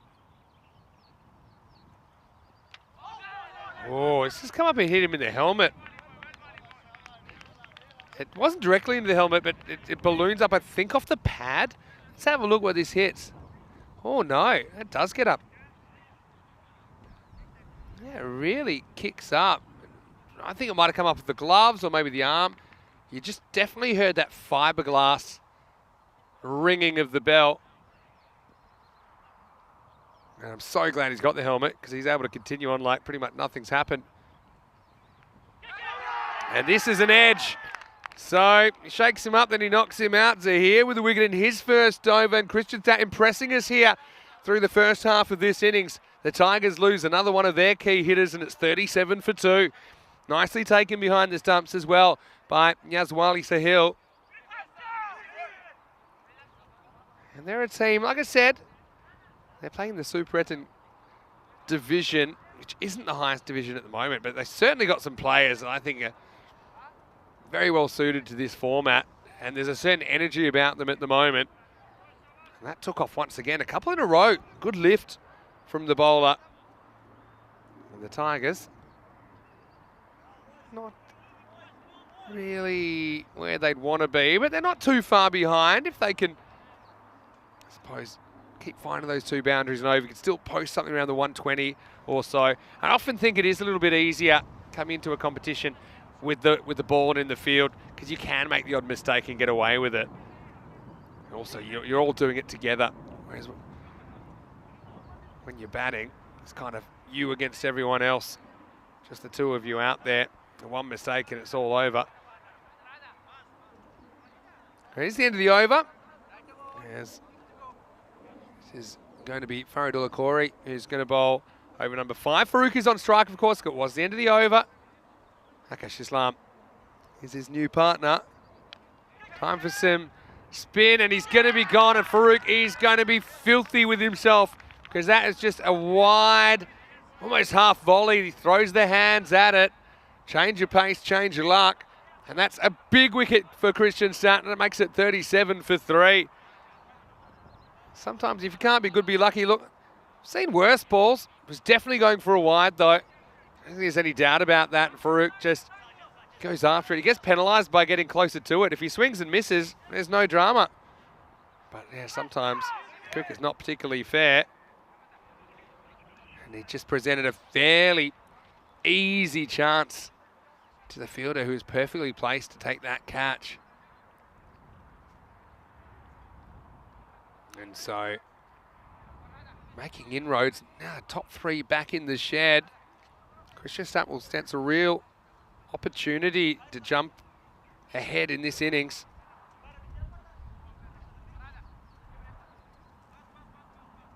Nicely taken as well. Sajid Khan, the fielder, made no mistake. So now you've got 2 batters out there that haven't faced yet. You've got Rakshit coming out. You can get some nice shots, a bit of a cameo with the bat last time. You'll probably feel that it's being called on a little bit too often today with the bat. Corey with the wicket first ball of his series. Oh, and he might have another one hanging in the air. Can anyone get there? No. Kind of what I'm talking about. I mean, Farouk gets penalised for getting too much of the ball. And in this instance, it's a good miss hit, because if he hits it better, it probably carries to the outfielder. So Rakshit's off the mark. Over to Akash. Oh, he just helps this one out of here. It's good hands. Maximo. Corey gets a bit of a reality check here. Generates a lot of pace with those wrists. It's up and disappearing. Steadier for the Tigers, but still, it's been a pretty good over.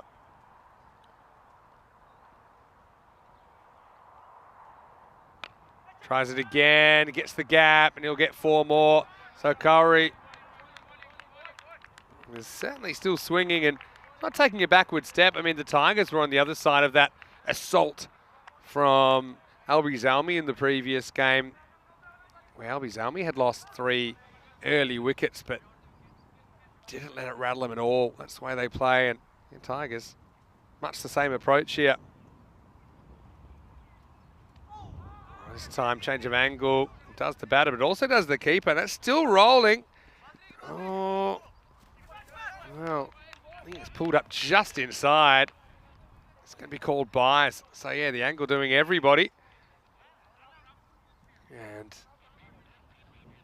it's not quite the plan, but Corey is going to continue that way.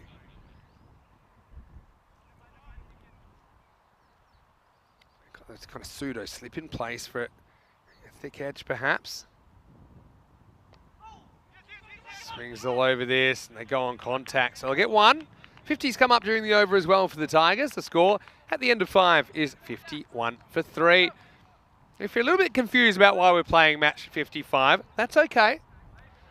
Due to unforeseen circumstances, we had to rejig the schedule. That means that today we've played matches 36, 38, 41 and 55. Now that does seem a bit confusing, and I'm prepared to grant you that, but we're pretty much back on schedule from tomorrow. So tomorrow we'll have a slightly later start, but we will have the matches at the original time. So we'll have matches 42, 43, 44, 45 tomorrow. That makes sense. Then we have matches 46 through 50 on Wednesday. That's fine. And on Thursday, we'll have matches 51 to 54. So have a slightly early finish on Thursday. But yeah, I'm getting all the other ones out the way now, just to, I suppose, make things a bit easier logistically. Time for over number 6. It's a very wide ball. First up from Sajid Khan. He did take a good catch a few moments ago. That one got in the wind and never really had a prayer of being anywhere near the batter. Yeah, so even though today the numbers are a bit all over the place, it'll be chronological from here on in. It comes back a little bit. I don't think it's far enough though. Leg by once again. Just angling in, and probably hits him already outside leg, to be honest.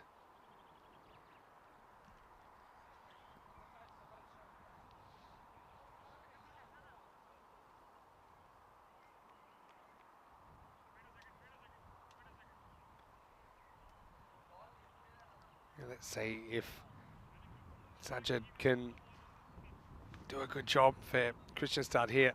If you think about the Tigers, I mean, they'll feel they can get one big over here, they might be able to parlay it into something more.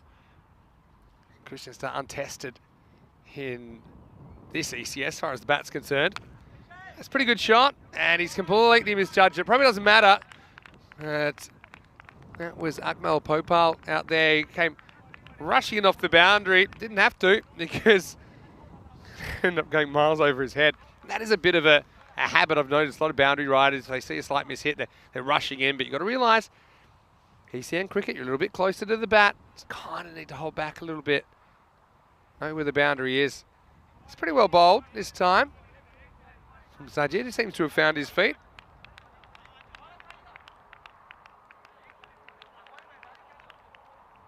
And yeah, nice to see Josh Sayers in the chat, watching from the US. Hello, Josh. How are you? Hello to Dave S as well. Dave S, of course, the owner of an ECN tattoo. This is one of his claims to fame. Hello, Dave. Hopefully you're well. A few people asking how they can find out more about the Christian Star players. Well, it's always a good idea if you go to the website, ecn.cricket or europeancricket.com.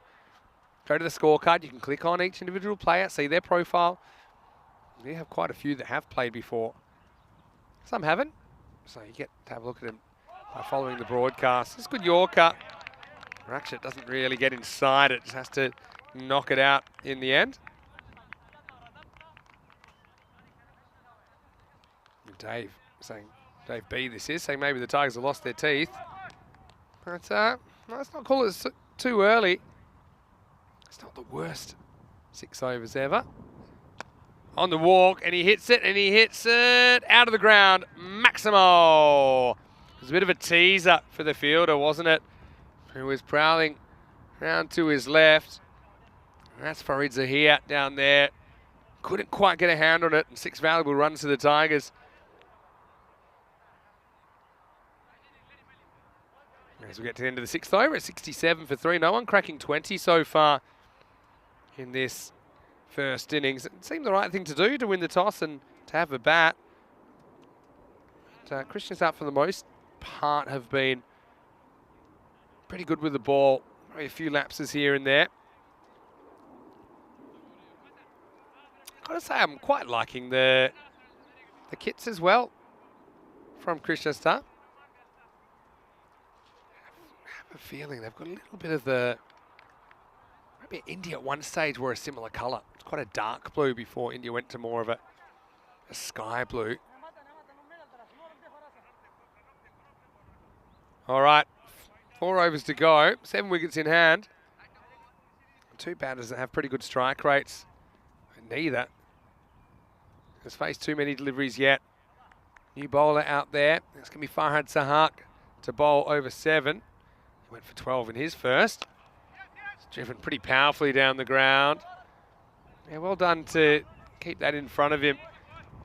So here, it's clear that he's an important fielder for Krishna. Saw a catch go down early.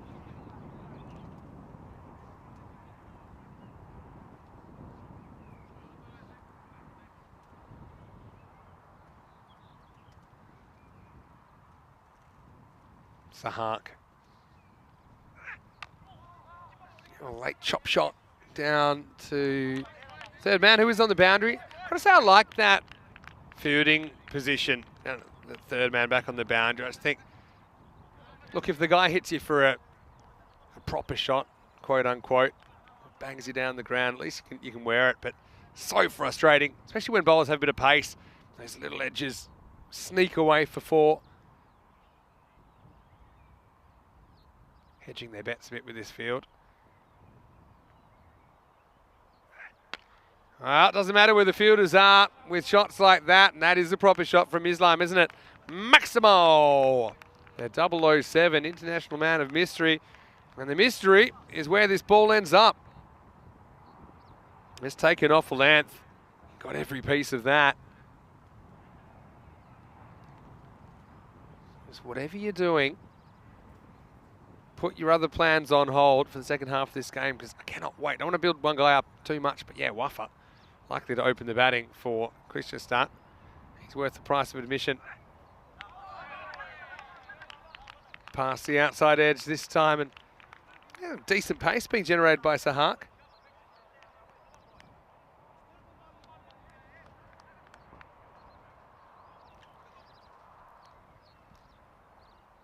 So what do you guys think of Krishna so far? You like the energy they bring to the table? Against Sahak bowled the first over this game and had a catch go down off his bowling. Driven, not quite out of the middle. Frustration from Akash. He's wishing he got a bit more of that one. It looks like the weather's fairly warm. Most of the northern hemisphere. Dave saying the weather's pretty good in France. Dave B, that is. Josh Sayers watching from the Midwest in the USA. There goes the short ball. Doesn't get a lot of help out of the pitch. This one's going to get to the boundary in quick time. Cuatro carreras, 4 runs to finish the 7th over. And the score is 80 for 3. Well, for those of you that like a sleep in, and I've got to admit there's a few of us in the crew, with match 41 being played already, it means that we start with match 42 tomorrow. So instead of starting at the regular time, we'll start 2 hours later. So that'll be 9 a.m. GMT, which is 11 o'clock in Central Europe. It's 2:30 p.m. in India. And Stockholm CC will finish their round-robin campaign against Krishna first up, and then also playing Sikif. Krishna big day. They feature in 3 of the 4 matches tomorrow. So we'll be looking to really climb that table. Hudingat also will feature in the last game of the day. Time for over number 8. And it's going to be 6. And the umpire pretty much signaled that as soon as the ball got hit. And it gives you the idea that there was no doubt off the bat of Akash Islam where that one was heading.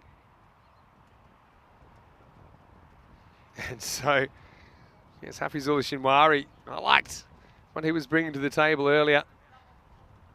But that one got absolutely pounded.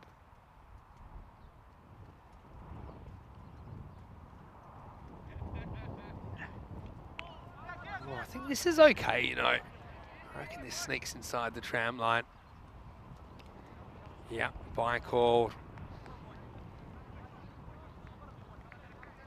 Yeah, the keeper is not able to gather it cleanly.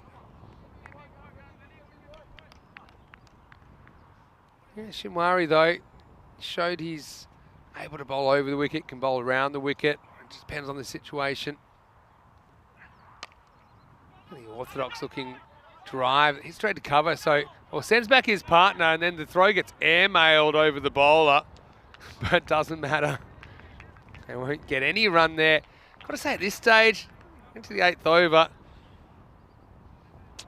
Not too many no's even to an infielder. So maybe just go on the hit.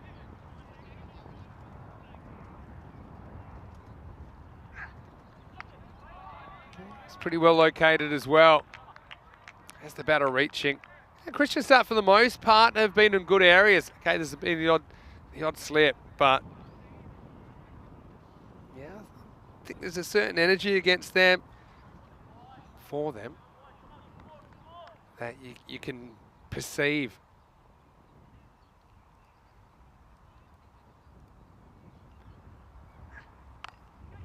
This one is a little bit short, and Rakshit jumps all over it. Maximo!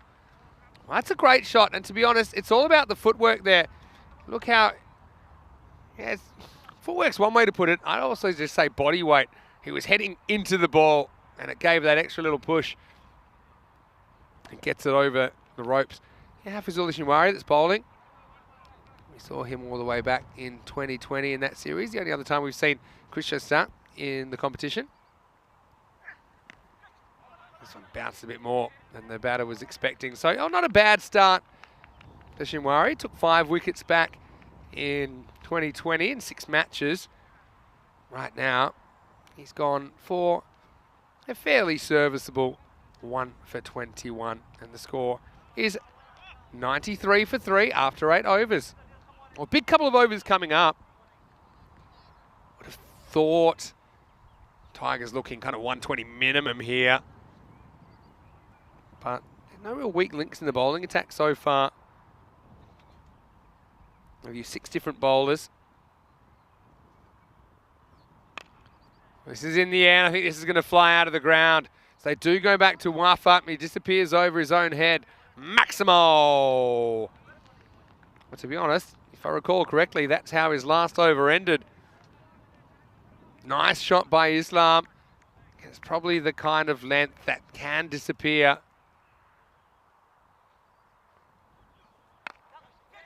Now this one almost reeled in by the fielder, but the result's going to be another boundary. Great effort. Again, another sign of the commitment. This is Fahad Zahak, who's fielding square of the wicket, and he went kind of football goalkeeper style to try and knock that one down, potentially take the catch of the century.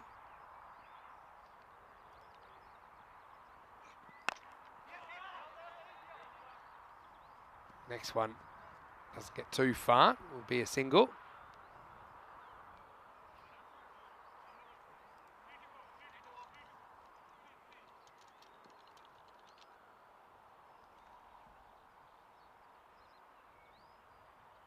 Wafa, love a first wicket of the series, bangs it in. I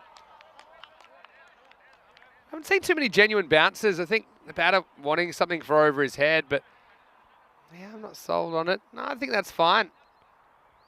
He's saying, hey, what about the height on that? But I think in his standing position, it's hitting him in the helmet. And now it's the stumps that get hit. So Wafa does get his wicket in the end as he softens him up with a short ball and then slings one in at the stumps. And that made a big thud as it cracked into the timber. Rakshit goes for a pretty useful 25. He does have that real slingy kind of straight-armed load up and then unleashes the beast. And in the 9th over, the score is 104 for 4. Firoz Abab comes to the crease at 6. 7 balls left in the innings.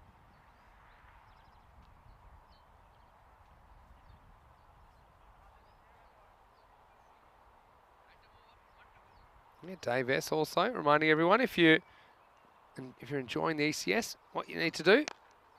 Nice shot by Abab, who will retain the strike as we get to the end of the 9th over. Spoke too soon. No, just the single. The score is 105 for 4. Yeah, Dave reminding everyone, tell your family, tell your friends about European cricket. We've got some crazy plans for you as well, if we can keep this momentum up. Can't say too much, but yeah, pretty excited about the prospect of what we might see even before the end of season 2023. It's a living, breathing organism. It just keeps on getting stronger. Wickets for Hafizullah Shinwari as well as Wafa, Zahir and Kauri. They've got options here, don't they? Would have thought you'd go for Zahir, and that's exactly what they're doing. He took 1 for 7 earlier on. Kauri, a little bit unlucky not to get another over, but I suppose when you bowl six bowlers, you've got options. 10th overtime. What can the Tigers get to? They won't get any more off that. Yeah, chase about, say, the 115 will be super interesting. Par here, 124. That's based on what we've seen over the first week of action. Haven't checked the Maximo rate in a while. Let me have a look. About 6 Maximos in innings is average. Out here, we're getting 9.3. That's pretty good. Edged, and fielder does well. Got to say, I like the ground fielding so far. It's not the greatest throw, but it doesn't matter. He does the main thing and stops the boundary.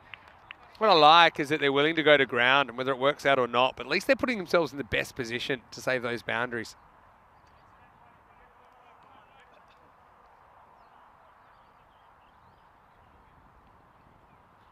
Zahir. I think he gets plenty of use out of that third man.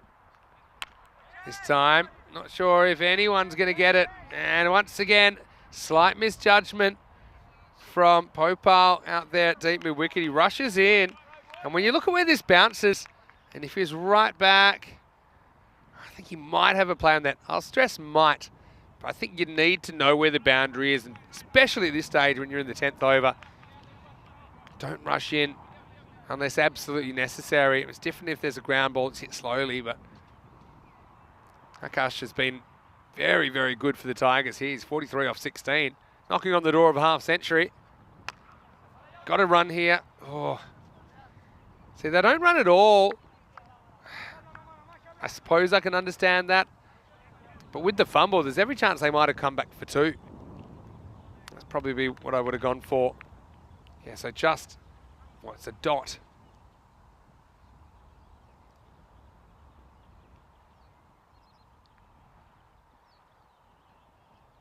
So, couple to come. Oh, well, if you are going to refuse a run, there's a lot of pressure on your next ball. Mislam, he was ready for it. Cracks that one, and now he moves to within just 1 of a half century, 49 off 18. Saves me so many opportunities. Last ball of the innings where batters could have got a 50. Most of them haven't for some reason, even when they batted well. 118 for Stockholm Tigers. Now pretty much at that parish 120. Just too short from Zahir. Last ball coming up. 118 plus this. He will get his 50. I'm not sure if they'll try for a 50 first. But, yeah, well batted to Akash Islam. 50 off just 19 balls. And he'll get a warm reception from his teammates. It wasn't really the most expected performers at the top that got the job done. But the Tigers have something to bowl at in this match 55. A match ahead of its time. And after a long time, we get to see Christian Stunt out there losing the toss. They had to field first. They certainly came out with a lot of intent. Unfortunately, the radar wasn't really on early, but what the bowling lacked, sometimes the fielding made up for with a lot of energy. Tigers, though, in their season, this is their final game of the campaign. That was a good one, wasn't it? From Hafizullah Shinwari, who was able to get calls at hitting across the ball in the stumps for the second time today. Hock came out and played some nice shots, missed a few as well, to be fair. And Farouk, he was looking dangerous once again. Hock ended up going for the Hock one time too many. Got a little edge through to the keeper Zahir with the wicket there. And then Farouk, he chased a wide one. And yeah, most cricketers will know what that feels like. And he was only able to get a thick edge. He was caught. He felt that that was a bit of a momentum buster in this innings as well. Maybe slight kind of teething problems as well, as we saw Rakshit go after a bright 25. Slight teething problems in the field with little positioning and little things like that, I suppose. ECN cricket's been a while for Christian Stunt because they haven't played on the network since 2020.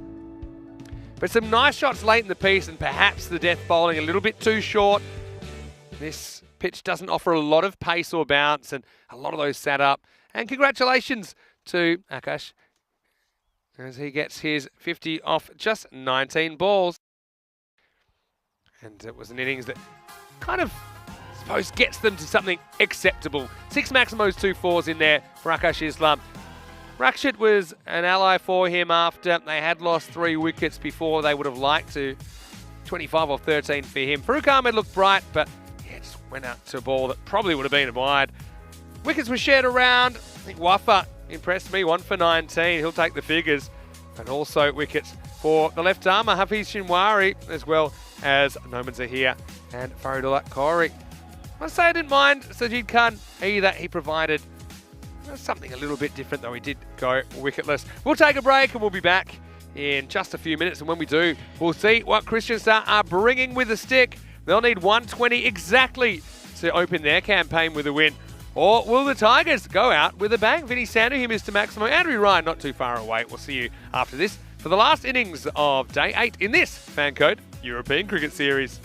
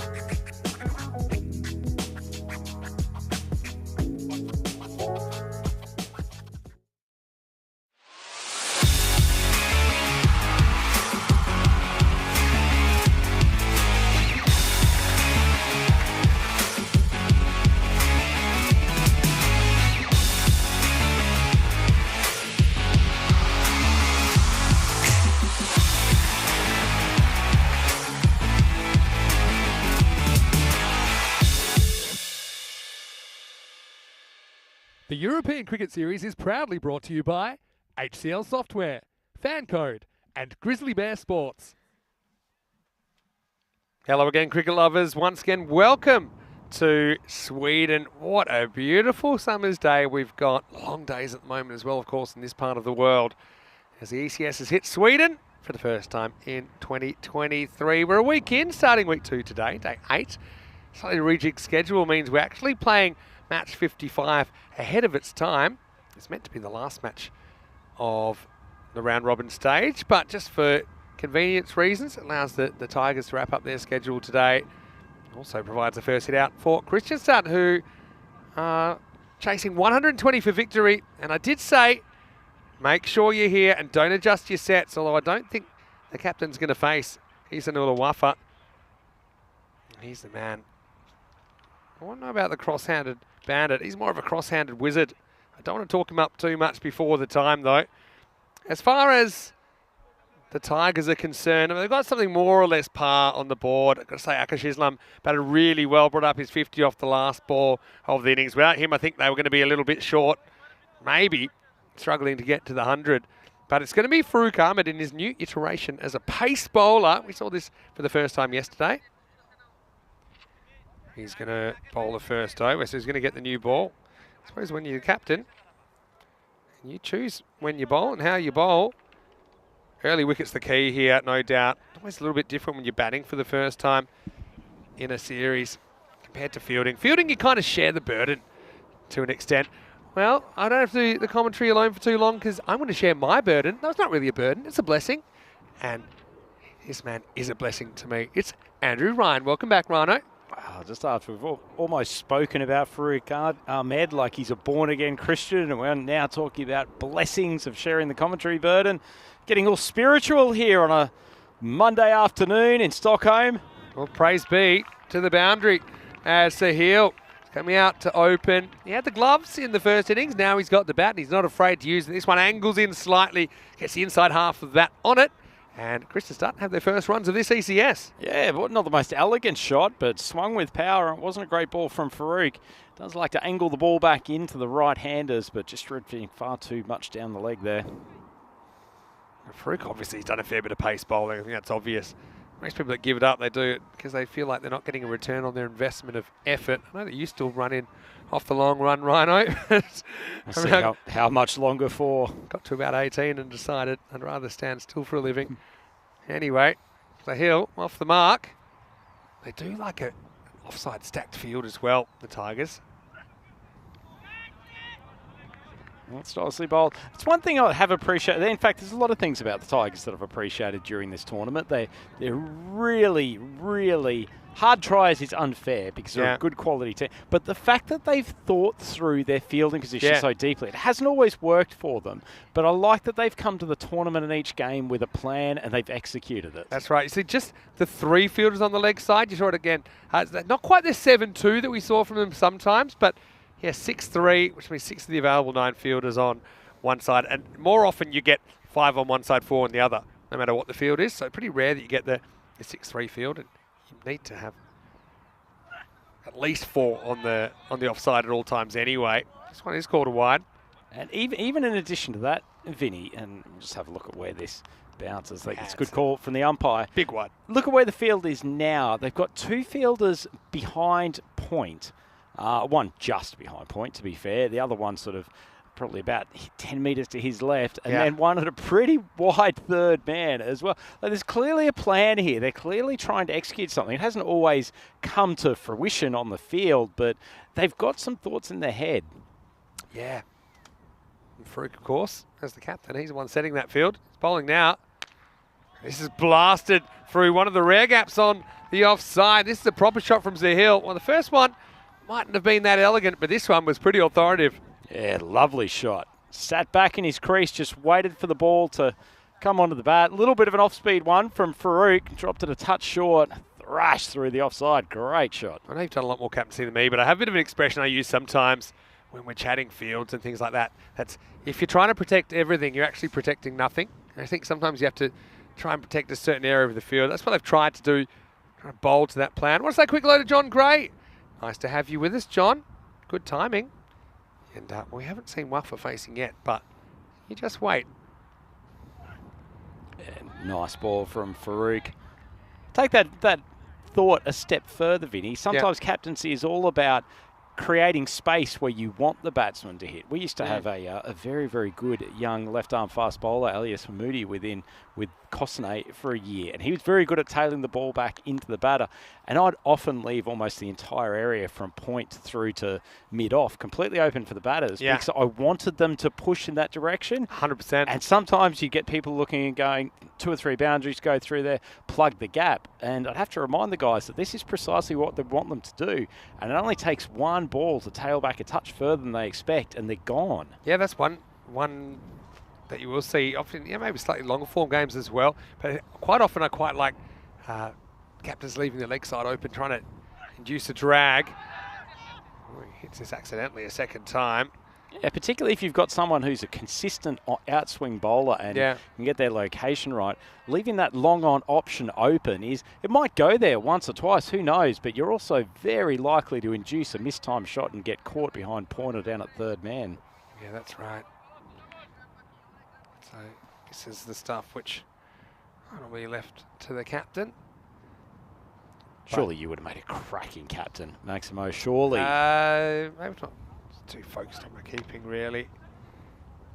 It would annoy me more. I could get everything tactically right if I was captaining, but I like to really concentrate on that job because that's, I suppose, my first love in cricket. Anyway, it's the end of the first over. Score is 10 without loss. Having said that, playing the occasional social game or something like that maybe isn't the level that I played once upon a time, I will kind of pipe up if there's something obviously wrong, which can happen. Well, there we go. 87 matches since the golden ball. We're creeping up on that ton.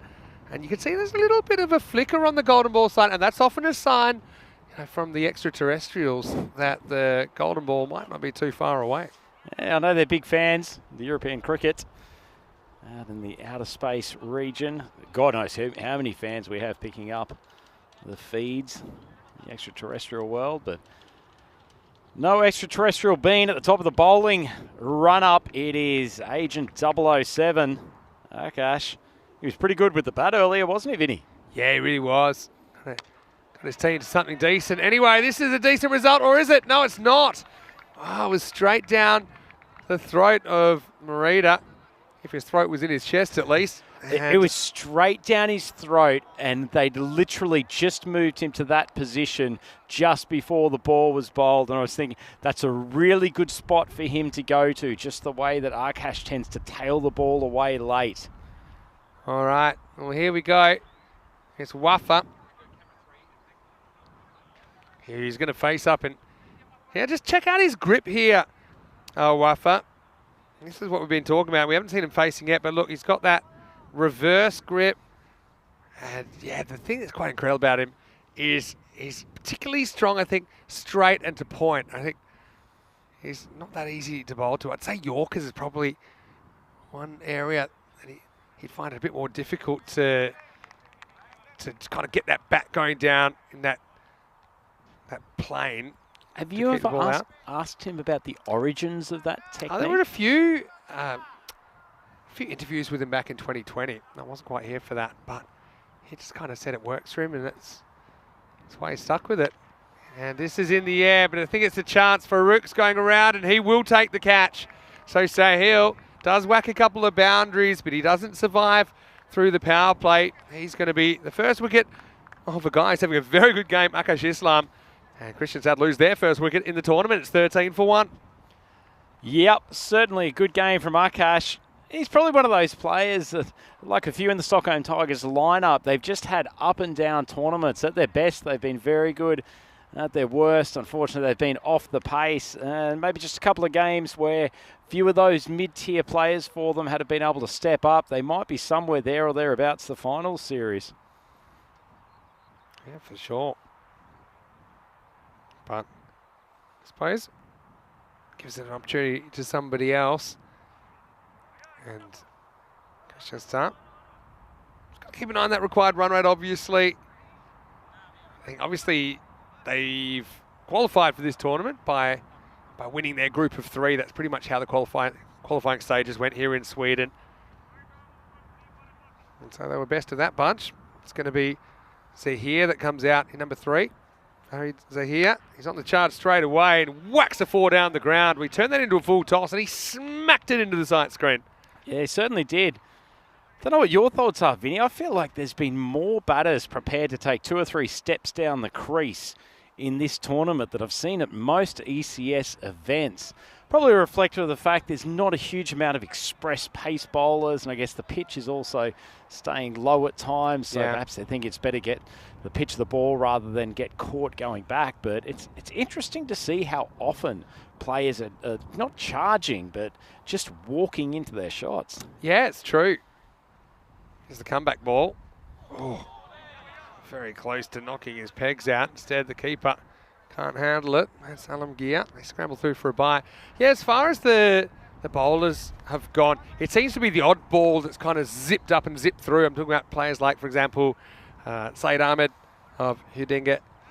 Taz Hussain from yeah. He's probably out and out, I guess, the most rapid. But even he's he's not going to knock your block off, but it's nice and sharp. I wonder what they're talking about there. Not quite sure, but yeah, just have a look at how he sets up here. He's got the sideways backward lift until the last moment, and then cracks it out of the ground. Well, there you go. That's the power, and that's about as big as anything we've seen. Maximo, and the cross-handed wizard is into his work. What a shot that is straight down the ground. Oh, Vinny, that's extraordinary stuff. I mean, he's hit that a good 20 metres over the boundary. It's the end of the over. Christian started not going too badly, 24 for 1 after 2. Well, look at the standings. They're obviously down the bottom. They've only had the 1 match register with that awarded win against Seaside. Stockholm Tigers, 2 wins out of 9 so far. They're much better than that, to be honest. They're fighting hard to get a victory in this last game. But I couldn't think of a single shot which is well served by having that grip, maybe other than having the reverse grip already. But he has such dexterity in his wrists. It's incredible. It's like watching a guy run a 10-second 100 metres backwards, to be honest, but I love it. And European cricket is about making players' dreams come true and obviously try and take the cricket to the next level. And because we've gone through something like 7,000 players now on ECN, you're going to see some quite unusual techniques. And like I say, he's not unique in that aspect. We have seen, I'm going to say 5 or 6 players with that grip. But I mean, that went miles. That was such a clean hit. It was probably around about an 80-metre hit straight down the ground. Anyway, so here he's facing now at the end of the over. It was 24 for 1. And, wow, what a stop from Farouk. It's a no-look kind of kick stop. And I'd like to see this again. It's not 4, so that's fine. But I want to know, how did it hit him and when did it hit him? Well, haven't men named Farouk had an interesting time in the field today? We saw big Farouk for Hammarby. It's actually one of the all-time great touches. It's like a hacky sack world champion with the no-look stop. But anyway, they do come back for 2. So here, looks like Middle Eastern rug sail. Everything must go. And doesn't care where it is. Jams that one out, gets 1. Not much value out of that shot, unfortunately. Just squeezed away for 1. Anyway, back to Waffa time. It's okay. Let me put my bowler's hat on. It's been a while. I'm going full in at the stumps. Can't miss your spot. You saw what he did with the last one that was a half volley. I just think it's really difficult for him, or it would be, to deal with those deliveries. But you give him some sort of length, and he's just so quick. It has like an unnatural bat speed about him, the way that he's going. And you see, he swings hard, doesn't he? Gets 2 off a French cut there. I'm going to pick up the water bottle that I've got in front of me. I don't even know how this works. Like everyone will be doing it. It'll be like Robert Redford in The Natural. Everyone will start making their own bats and copying what he's doing. I literally just trying this now. Yeah. The amount of flexibility you have to have in that left hand to be able to flick up.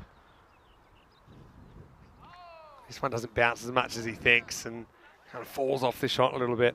It's fun though. I mean, this is really what ECN's all about. Are you still there? You need to get an actual bat which has the thickness of the grip, because it's we can't do it. I'm going to see if I could do it if I was playing left-handed. I guess that feels slightly easier with your bottom hand as the dominant hand. There are certain sports where that is the predominant grip. Full toss. Oh. This is coming our way. It's going, and it's gone. Maximo, that one almost took us out. Waffa, I think this is an attempted Yorker, but he slams it out of the ground. Knee-high full toss, disappears. What a shot. Well, as Shakira once saying, waffa waffa. This time for, well, not this time for Africa, this time for Kristianstad. And they're up to 35 for 1, and they are walking at a pretty decent rate at the moment. Maruda goes for 11, still 1 ball to go. Yeah, it's incredible to watch. I'm enjoying it. I can't. Do you think he's left-handed or right-handed naturally? Have you seen him throw? He bowls right-handed. Does swing hard. I think he distracts the keeper with the air that he created in that swing. It'll be the end of the power play, and they're right on the money at the moment. Kristianstad, they are 36 for 1. Yeah, look, the reason that you would normally say it's not the right grip is because you feel like the hands are kind of working against each other a little bit. But I suppose when you practice something so much, it becomes natural. All fairly decent overs without any being outstanding. So, yeah, all overs between 8 and 16. No magical overs, no real terrible overs for the Tigers. And so they end up with something which is, I suppose, a bit normal. But, yeah, let's check it out again. It's hard not to harp on it, but I've been looking forward to seeing this guy on ECN again ever since we saw him back at 2020. I didn't actually see him live on that occasion. That was during the period just after the lockdown, before I joined the tour full-time in 2021. Anyway, he's on strike now. Let's see how he deals with the slower bowling of Rizvi Hock. Time for over number 4. Love me some Rizvi bowling. Goes after it. And that's probably one thing you'd imagine if he has to generate his own pace. Will he get that timing right? I guess we'll see. Pretty important couple of overs for Kristianstad here. They're on the pace, 12 and over. I just don't want to have a couple of sluggish ones in the middle. It's nicely struck. The field has essentially walked straight over the boundary line, so no interest in taking the catch. And it goes for a maximum. Yeah, nice shot. And, yeah, you guessed it. He wasn't going to miss out against the spinner either. So he's loving his time out there. Everyone's trying to do it now. Everyone's picking up whatever bats we can. Oh, there might be something on this, you know. So my theory on it, and I don't have anything that will hold up to peer review, is that you can get this kind of unnatural snap through the bat speed. If you get that timing just right, it absolutely pings off. Yeah, we're all grabbing the bats here. And now he's gone. So this is the issue as well. If you're going to keep swinging hard, doesn't matter which way your hands are around.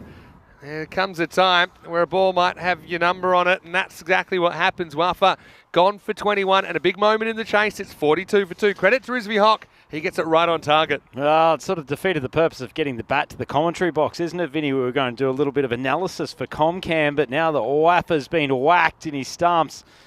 Unfortunately, it probably provides less context. But anyway, I'm sure we'll be able to talk about him later throughout the tournament. Rizvi Hock, he's a partnership breaker, isn't he? Yeah, there is.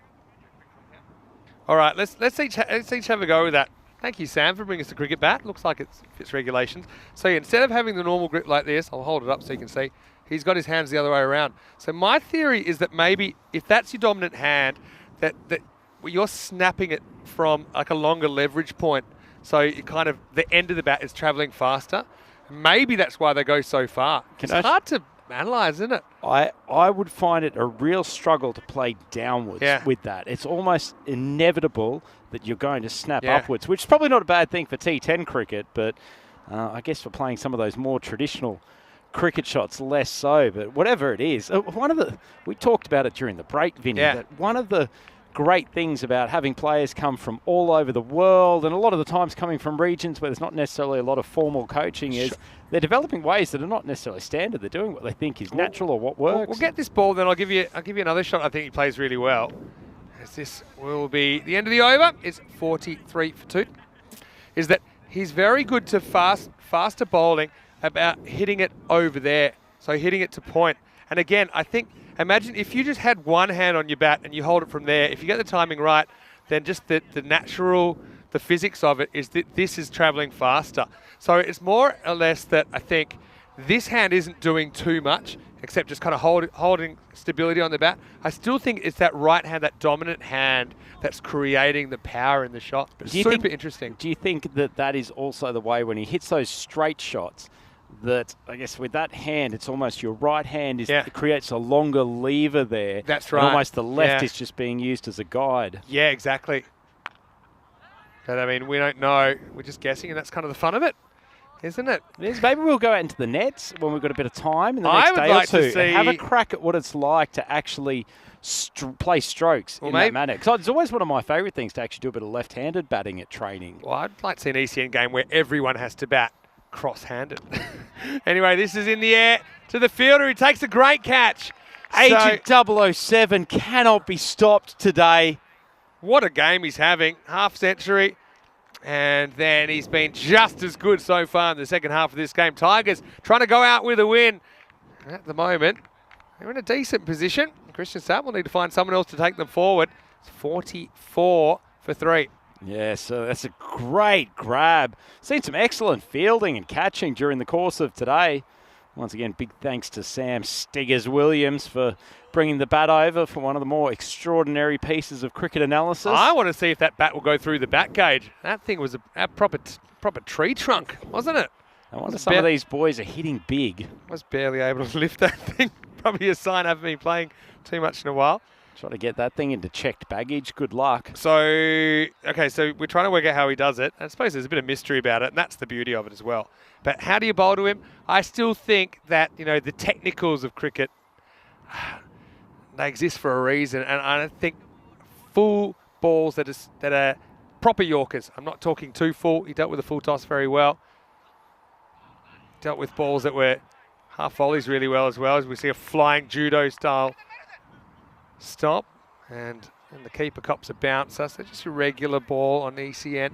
But yeah, I don't think they executed that very well. And eventually, okay, it wasn't a Yorker that got him, but it was a straight one that got him in the end. Yep, I agree. I'd probably be trying to tail in a Yorker for just outside off stump. I think he's definitely, as you say, outside of those balls that are a bit short of a length, outside off, definitely wants to hit straight. But I do want to see more of him, and we will over the next 3 days. We'll get to see plenty of him. Hopefully he stays fit, of course. I want to say hello to John Lafollette, who is in the chat right now. Hello, John. Hopefully you're well. Great to have you with us. Finny Sander here, Mr. Maximo, with Andrew Ryan for the European Cricket Network. Sahak yet to get off the mark. Now he will. Farouk should handle this. More of a regulation stop. And yeah, Dave S. asking, can I have a waffer with that? Yeah. Yeah, we'll throw in a comment. Most games will have some waffer, the way that the schedule is lined up now. We'll get to see Christian starting 3 of the 4 games tomorrow. This is a slight false shot, hanging long enough. And guess who? It's a cash, and he'll take this as well. Well, this man is on fire. Somebody put him out, get him in a rug or something. And Islam carrying the Tigers through. That's a 4th wicket now at the end of 5. It's 47 for 4. Ah, cash. It must be the money. Great fielding from Agent 007. That is sensational. So I tell you what, it may have taken him 10 games, but hasn't he brought his A game to this contest against Kristianstad? Confidence is everything in cricket. Doesn't matter whether it's to do with catching or bowling or batting. He's has zero fear of dropping one. He probably knows if he drops one, everyone will forgive him. No, it's got. He runs in and just makes it look so easy. He's a real goer, Akash. I'm really pleased to see that he's having a great game here. Really pleased for this Stockholm Tigers team. As I've said a few times on the coverage, they've actually been a really great part of this ECS Sweden tournament. They deserved more wins than they've got on the scoreboard, but they're a really good group, some talented cricketers. And like that, they just go. They have a crack. And Akash, as you said, when you're confident, there's no hesitation. You just attack the ball. Negative thoughts don't enter into your mind. You can just see he's been clean with his hands, clean with his hitting earlier today. It's great to see. Yeah, true. Sajid Hassan, he's got a couple of wickets in that over. Yeah, two for for three. Good work. Here's Rizvi coming back. Oh, suddenly he's going to bowl a bouncer. Well, not really a bouncer, but certainly one that takes off the surface. Maybe a bit insulted that the batter's got out there without a helmet against him. Yeah. I like this pitch in a way because, yeah, like I said, you can't say it's a bad batting pitch. It's just not completely flat. Oh. Jeez, he wound up for that shot, Vinny. Keeper had some interest, but I think it's like a fake charge because the foot never actually goes anywhere. I mean, we probably won't know with Yusuf in the way, but you can see here that footy. Sometimes you've got a fairly good idea you're going to miss the ball even before the ball goes past your bat and you start retreating for your ground. I think there was a bit of that in that shot from Sahak, who's having a bit of a tough time getting going here. Now, steps across, gets a full toss. Well fielded again. Yeah, the Tigers, they're much better than the team that are, what's their record? 2-7 heading into this game. I kind of mentioned that they're the yang to the yin of the Stockholm CC guys who seem to have the knack of winning the close ones. Tigers have lost quite a few close ones, and that's why they find themselves where they do. But, I mean, suppose this is their final. It's always good to finish with a win. Right now, they're in a decent position. Just turn here. Yeah, nice to see some genuine turn as well. Hock does push the odd one through, does slow a few down and toss a few up. But this is one that he does try and put a bit of side spin on it, and it goes. Yeah, he gets the odd one to nibble. It's hard to tell when it's coming out of his hands what's going to be delivered. Great change of pace too. Caught a wide though. This one is a bit straighter. And Popal swings all around it. So yeah, I suppose with Kristianstad being a Super Etten team, which is not quite the top division here, the question will be on their depth. I feel like the top order certainly look very capable at the moment in the middle. Admittedly, it's the first game of the tournament, so you can probably make some, not excuses, but you could make an explanation that a lot of the guys haven't had too much of cricket under this scrutiny. But right now, Hock has worked out these batters, slowing it down, getting that rip on, and not too much happening in this over on the scoreboard. He's been great this tournament, hasn't he, Vinny? Hock, he's been so consistent with the bat. Come to the fore with his leg spinners in the second half of the tournament. There's the quicker one. And now you see that Sahak sends his partner back. And so only 2 runs off that over. And Kristianstad have had, I was going to say a speed hump, but I think it's more a brick wall at the moment. It's 49 for 4 after 6. Yeah, really struggled the last couple of overs. Been tight bowling from the middle over bowlers of the Stockholm Tigers. Very good stuff from them. And the man of the moment, Akash Islam, being brought back to the bowling crease. Took an early wicket of Niazwali Sahir. And he's been given an opportunity again by the skipper. Sometimes you just go with the players who have got momentum, and this man certainly has it today. Yeah, get him out there. If you're the Tigers now, you probably feel if you can grab a couple of wickets, say you got 2 right now, you kind of got 50 for 6, and really, let's rip the heart out of the contest. What do they need anyway? They need 70 in 4. Well, it'll need to be good. And speaking of good, 007, Akash Islam, he's been brilliant. So the Tigers go to him here in over number 7 or over number 007. Ah, well, you guessed it. He just lines that one up and he blasts the stumps out of the ground. Oh, this guy's walking on thin air at the moment. He's levitating. He's next level, Andrew Ryan. Well, we talk about some spiritual goings-on at the start of this innings. This man is putting in a godlike performance for the Stockholm Tigers. Just everything he touched turns to gold. This incredible stuff. Well, 2 for 13 to go with his 50. He's still got 5 balls. He might take out the entire Kristianstad team the way he's going. That there's 5 balls left in this over. There's 5 wickets left in this innings. And yeah, Krishna Sutton haven't quite been able to perform with the bat. Look, this is a good experience for them anyway. I think for them to be competitive, they need to win 6 of their, I suppose, actually, you know, they take the one they've already got. They've got to win, say, 5 out of their 9 games as a minimum. Okay, so they have 9 opportunities, but not the start they were looking for. A team playing their final game against a team playing their first. Well, the question is, do you just block out Agent 007 here? I think you still got to attack.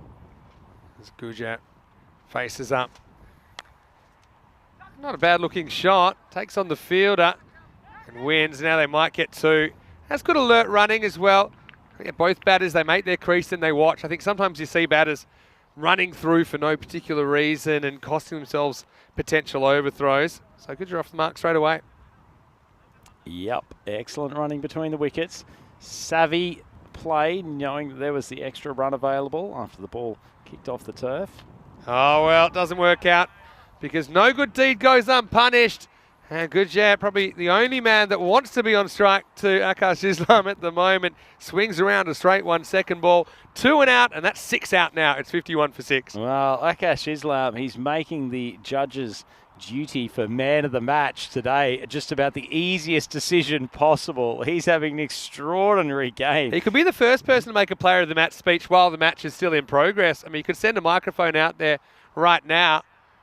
I don't think there's any way that he won't be winning it. So, 51 for 6 is kind of exactly what I said at the start of this over. I said, if you can grab 2 quick wickets, you've pretty much ripped the heart out of the game. And Islam, 3 for 15, has done just that, 51 for 6. New batter out there is Noman Zahir. He showed a bit with the ball. Let's see what he can do with the bat. Ooh.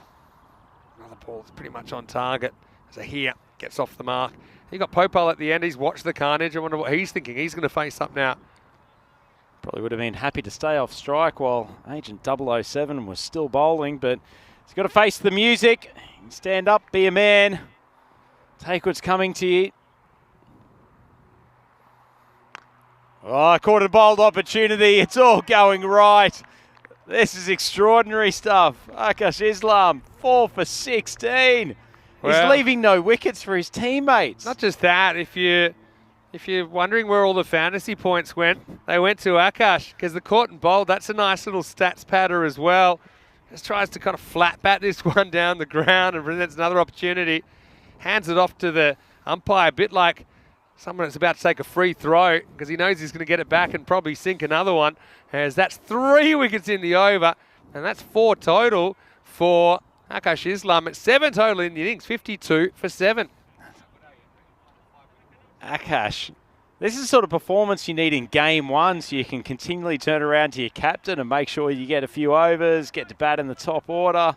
Yeah, well, he's got 1 ball, and the way it's going, who knows, maybe he'll end up on that list. 5 wicket hauls. Yassine Khan, youngest player ever to get a 5 wicket haul. He's on there. Is Akash? Oh, maybe! He dropped him!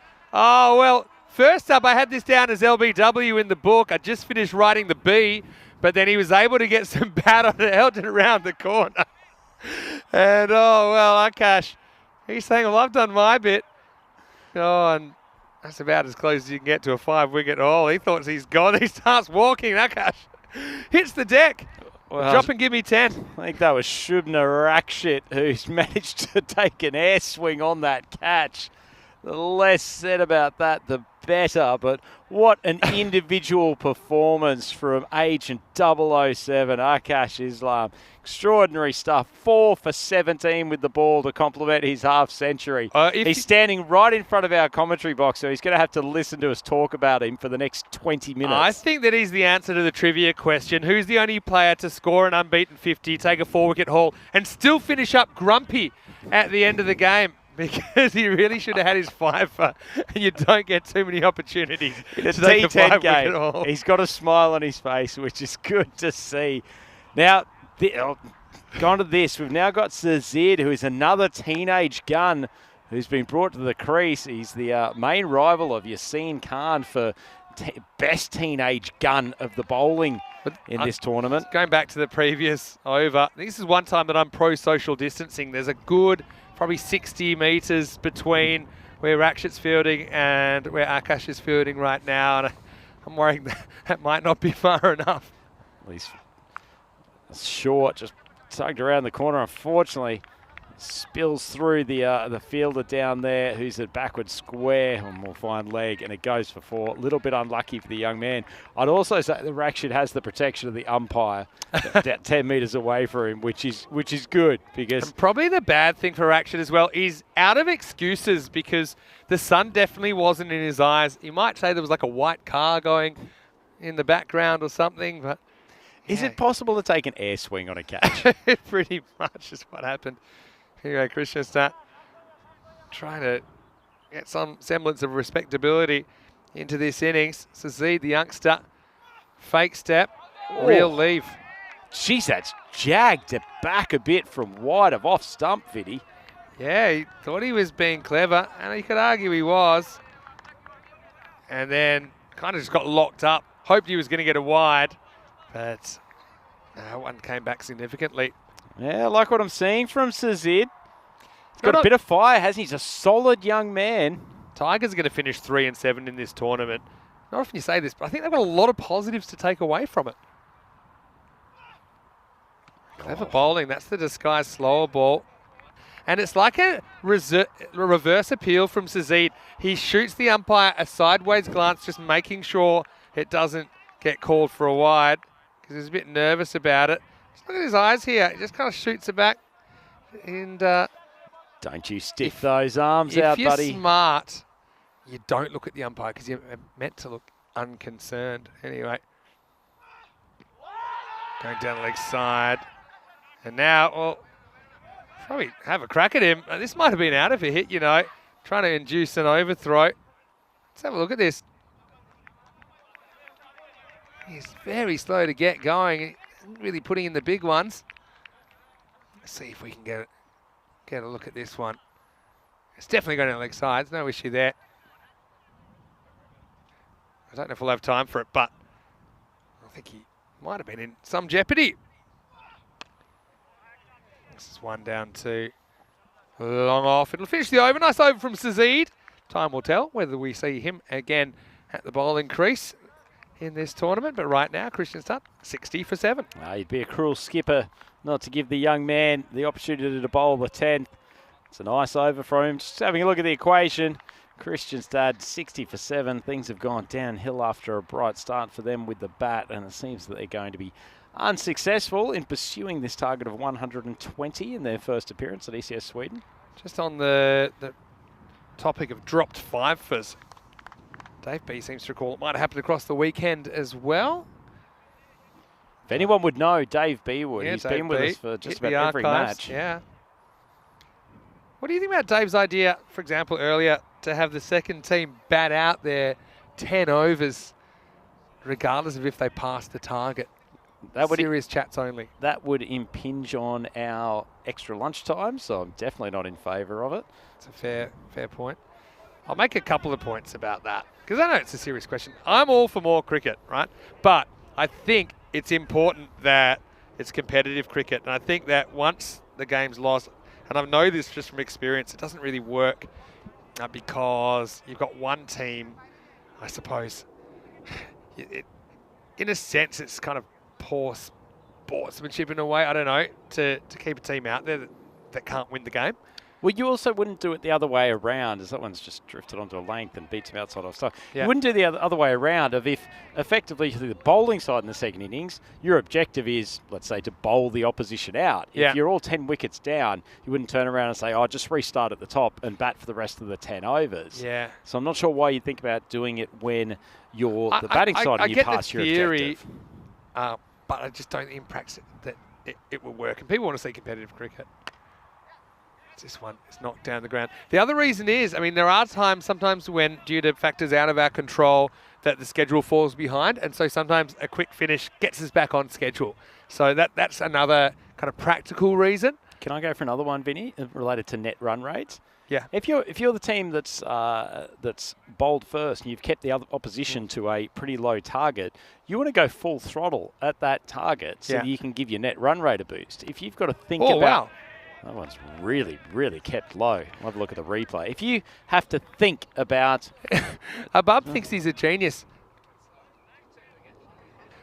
Let's have a look. It's already bounced once. Does it bounce a second time? No, not quite, but almost. That's an ankle biter. Abab.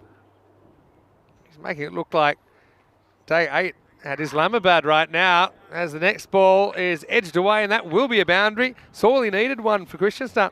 Yeah, I also can't actually remember the last boundary that Kristianstad scored. It's been a while between celebratory claps coming from their batting pavilion. They've tried hard in this game, and obviously they'll be better for the run, but they're going to be comprehensively beaten by the Tigers here.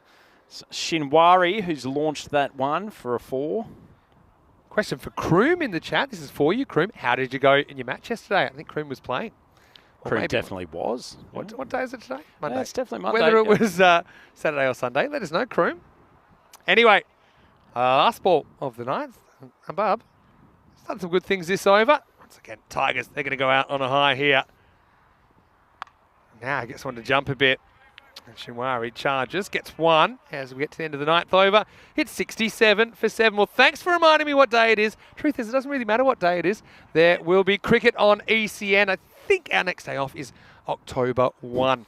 But the next time that you'll see us will be tomorrow. Now, everyone has the permission to throw the alarm clock away tomorrow, because we'll be starting 2 hours later, because we've already played match 41. So just the 4 matches tomorrow, starting 9 a.m. GMT, which is 11 o'clock in Central Europe, 2:30 p.m. in India. Kristianstad, they've had a bit of a sighter, but have a look at their games they've got tomorrow. They've got Stockholm CC, they've got Sikif, and then they've got Hudinga in the last game of the day. So, tell you what, won't the boys from Sikif be happy to have had a few days of rest? They look absolutely broken. they Saturday. It.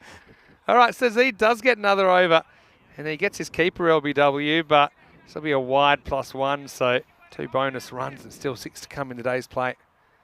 Yeah, just dragging it down, coming from around the wicket. Probably like to see the young man just focus on bowling over the wicket. Yeah. Sometimes a little bit of fundamentals at this stage. Maybe it's LBW leg behind wicket, or you could say it's LBB leg before boundary. I don't know. But Sazid, what he really wants is something in the wickets column before this tournament's finished, and he almost gets 1. Can't quite get the hands up in time. I'll tell you what, Agent 007 would have snaffled that catch. Everything went to his hands today. Yeah, pretty smartly he was thinking of not getting hurt and kind of ducked before he decided it wasn't hit that well and he might go for the catch. Yeah, so Kristianstad, I think they've had some positives in this game, but I think you see the importance of their top 3 clicking if they're going to be competitive against some of these other sides. Shinwari faces up, walks across, then tries to ramp, and that's a shot I wouldn't be attempting, especially when you're a key bowler, because he's not wearing the protective headgear, and this could have gone very wrong. Well, certainly could have. I thought he'd actually, in saying that, put himself in pretty decent position to play the shot. Just mistimed it. Problem is, you know, that hits the toe of the bat. If it hits the top edge of the bat, then it could be lights out for Shinwari. And I just think it's one thing not wear the helmet, but that's a risky shot to play if you're not wearing a helmet in particular, especially with this situation in the game. Now full toss. And Farouk cleans up down the ground, so just a single. Great opportunity here, as we've seen a couple of times throughout this tournament, Vinny, of being a teenager or a young junior player in these teams, and great work from the captains to get them involved in the game, get them a bit of exposure on the ECN. For sure. It's great to see a few new faces and lots of young players coming through in this area. And it's an exciting cricket landscape, that's for sure. So here, has a go. Wide.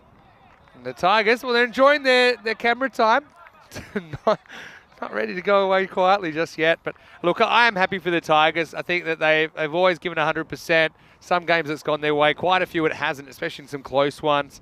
They have a few highlights at the back end of the tournament, so something to show, even though they won't quite feature in the semi-finals. suppose they've had some time to process that as well, which means they can just concentrate on coming here, trying to get a good result to finish. That one takes off from Sazid. Bounces pretty much straight over the stumps. Yeah, I like this too, Vinny. He's just beaten the batter with a slightly quicker one, and he's walked all the way up to him to collect the throw from the keeper.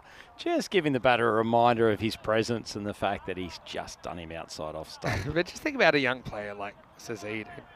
5 years ago, a player his age, they wouldn't have this kind of platform to show what they could do, and the kind of incentive to work on their skills, knowing that people all around the world will be watching. Mind you, he's probably got 20,000 followers on Instagram for all That's we true, know. with a face like that, probably. There's Shinwari has visions of getting the strike back.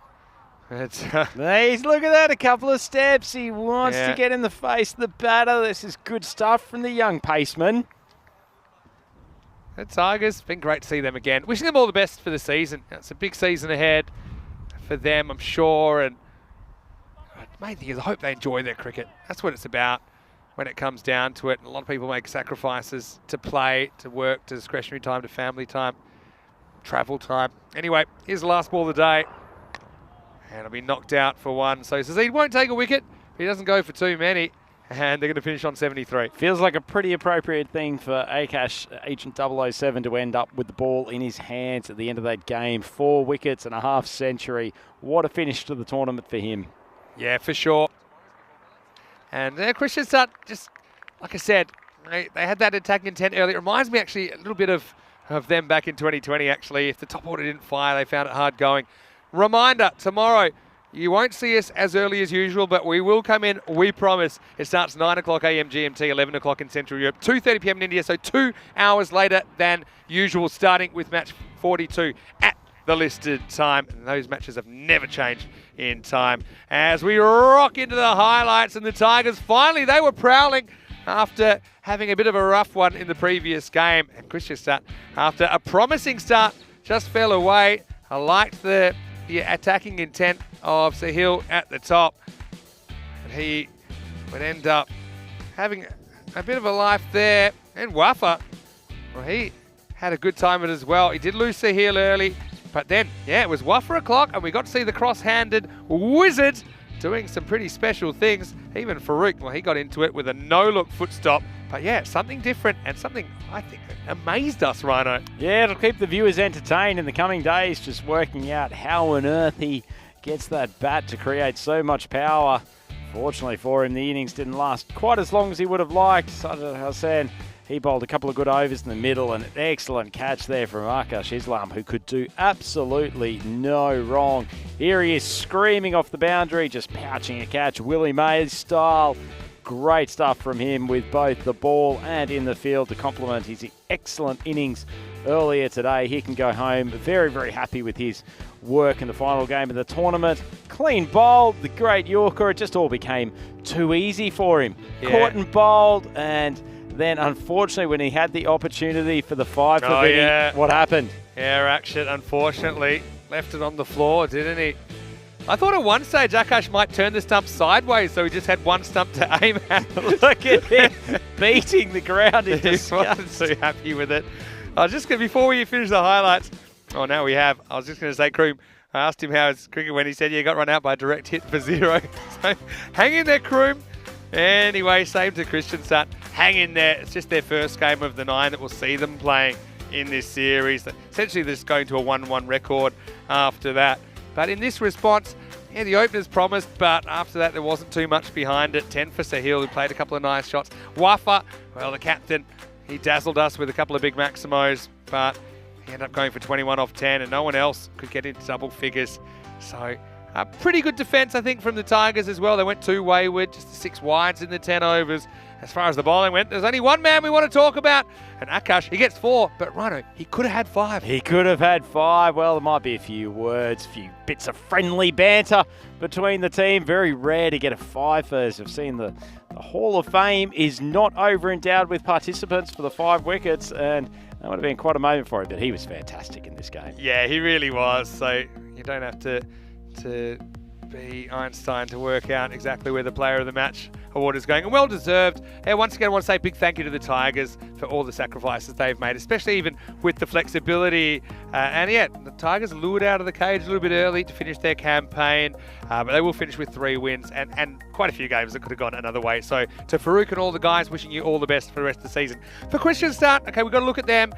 They're a side, I think, judging by that against the Tigers attack, which haven't always been that successful in keeping teams quiet. I think you can see the top 3 super important. And also the middle order, I think they have to step up and they need to find a way to win those kind of games where the top order fail if they're going to progress. But still, a lot of enthusiasm from them. You could just tell they couldn't wait to get out there. Yeah, certainly. It's great to see them, and it's great to have some new blood coming at this time because we're now in day 8 of this ECS Sweden tournament, so great to see some new players out on the field. I think one thing that has been consistent throughout almost all of the teams in this tournament, probably aside from Mashta, is they have gotten much better after their first game. They've all been a bit scratchy, trying to get used to the facilities, trying to get used to the pitch, trying to just get used to the helter-skelter style of T10 cricket. Christian Star will be a lot better in the future games. No doubt about that. And so we're going to go home. We're going to practice our cross-handed hitting for tomorrow. In fact, tonight's karaoke night, so we might have to practice on the microphone tonight.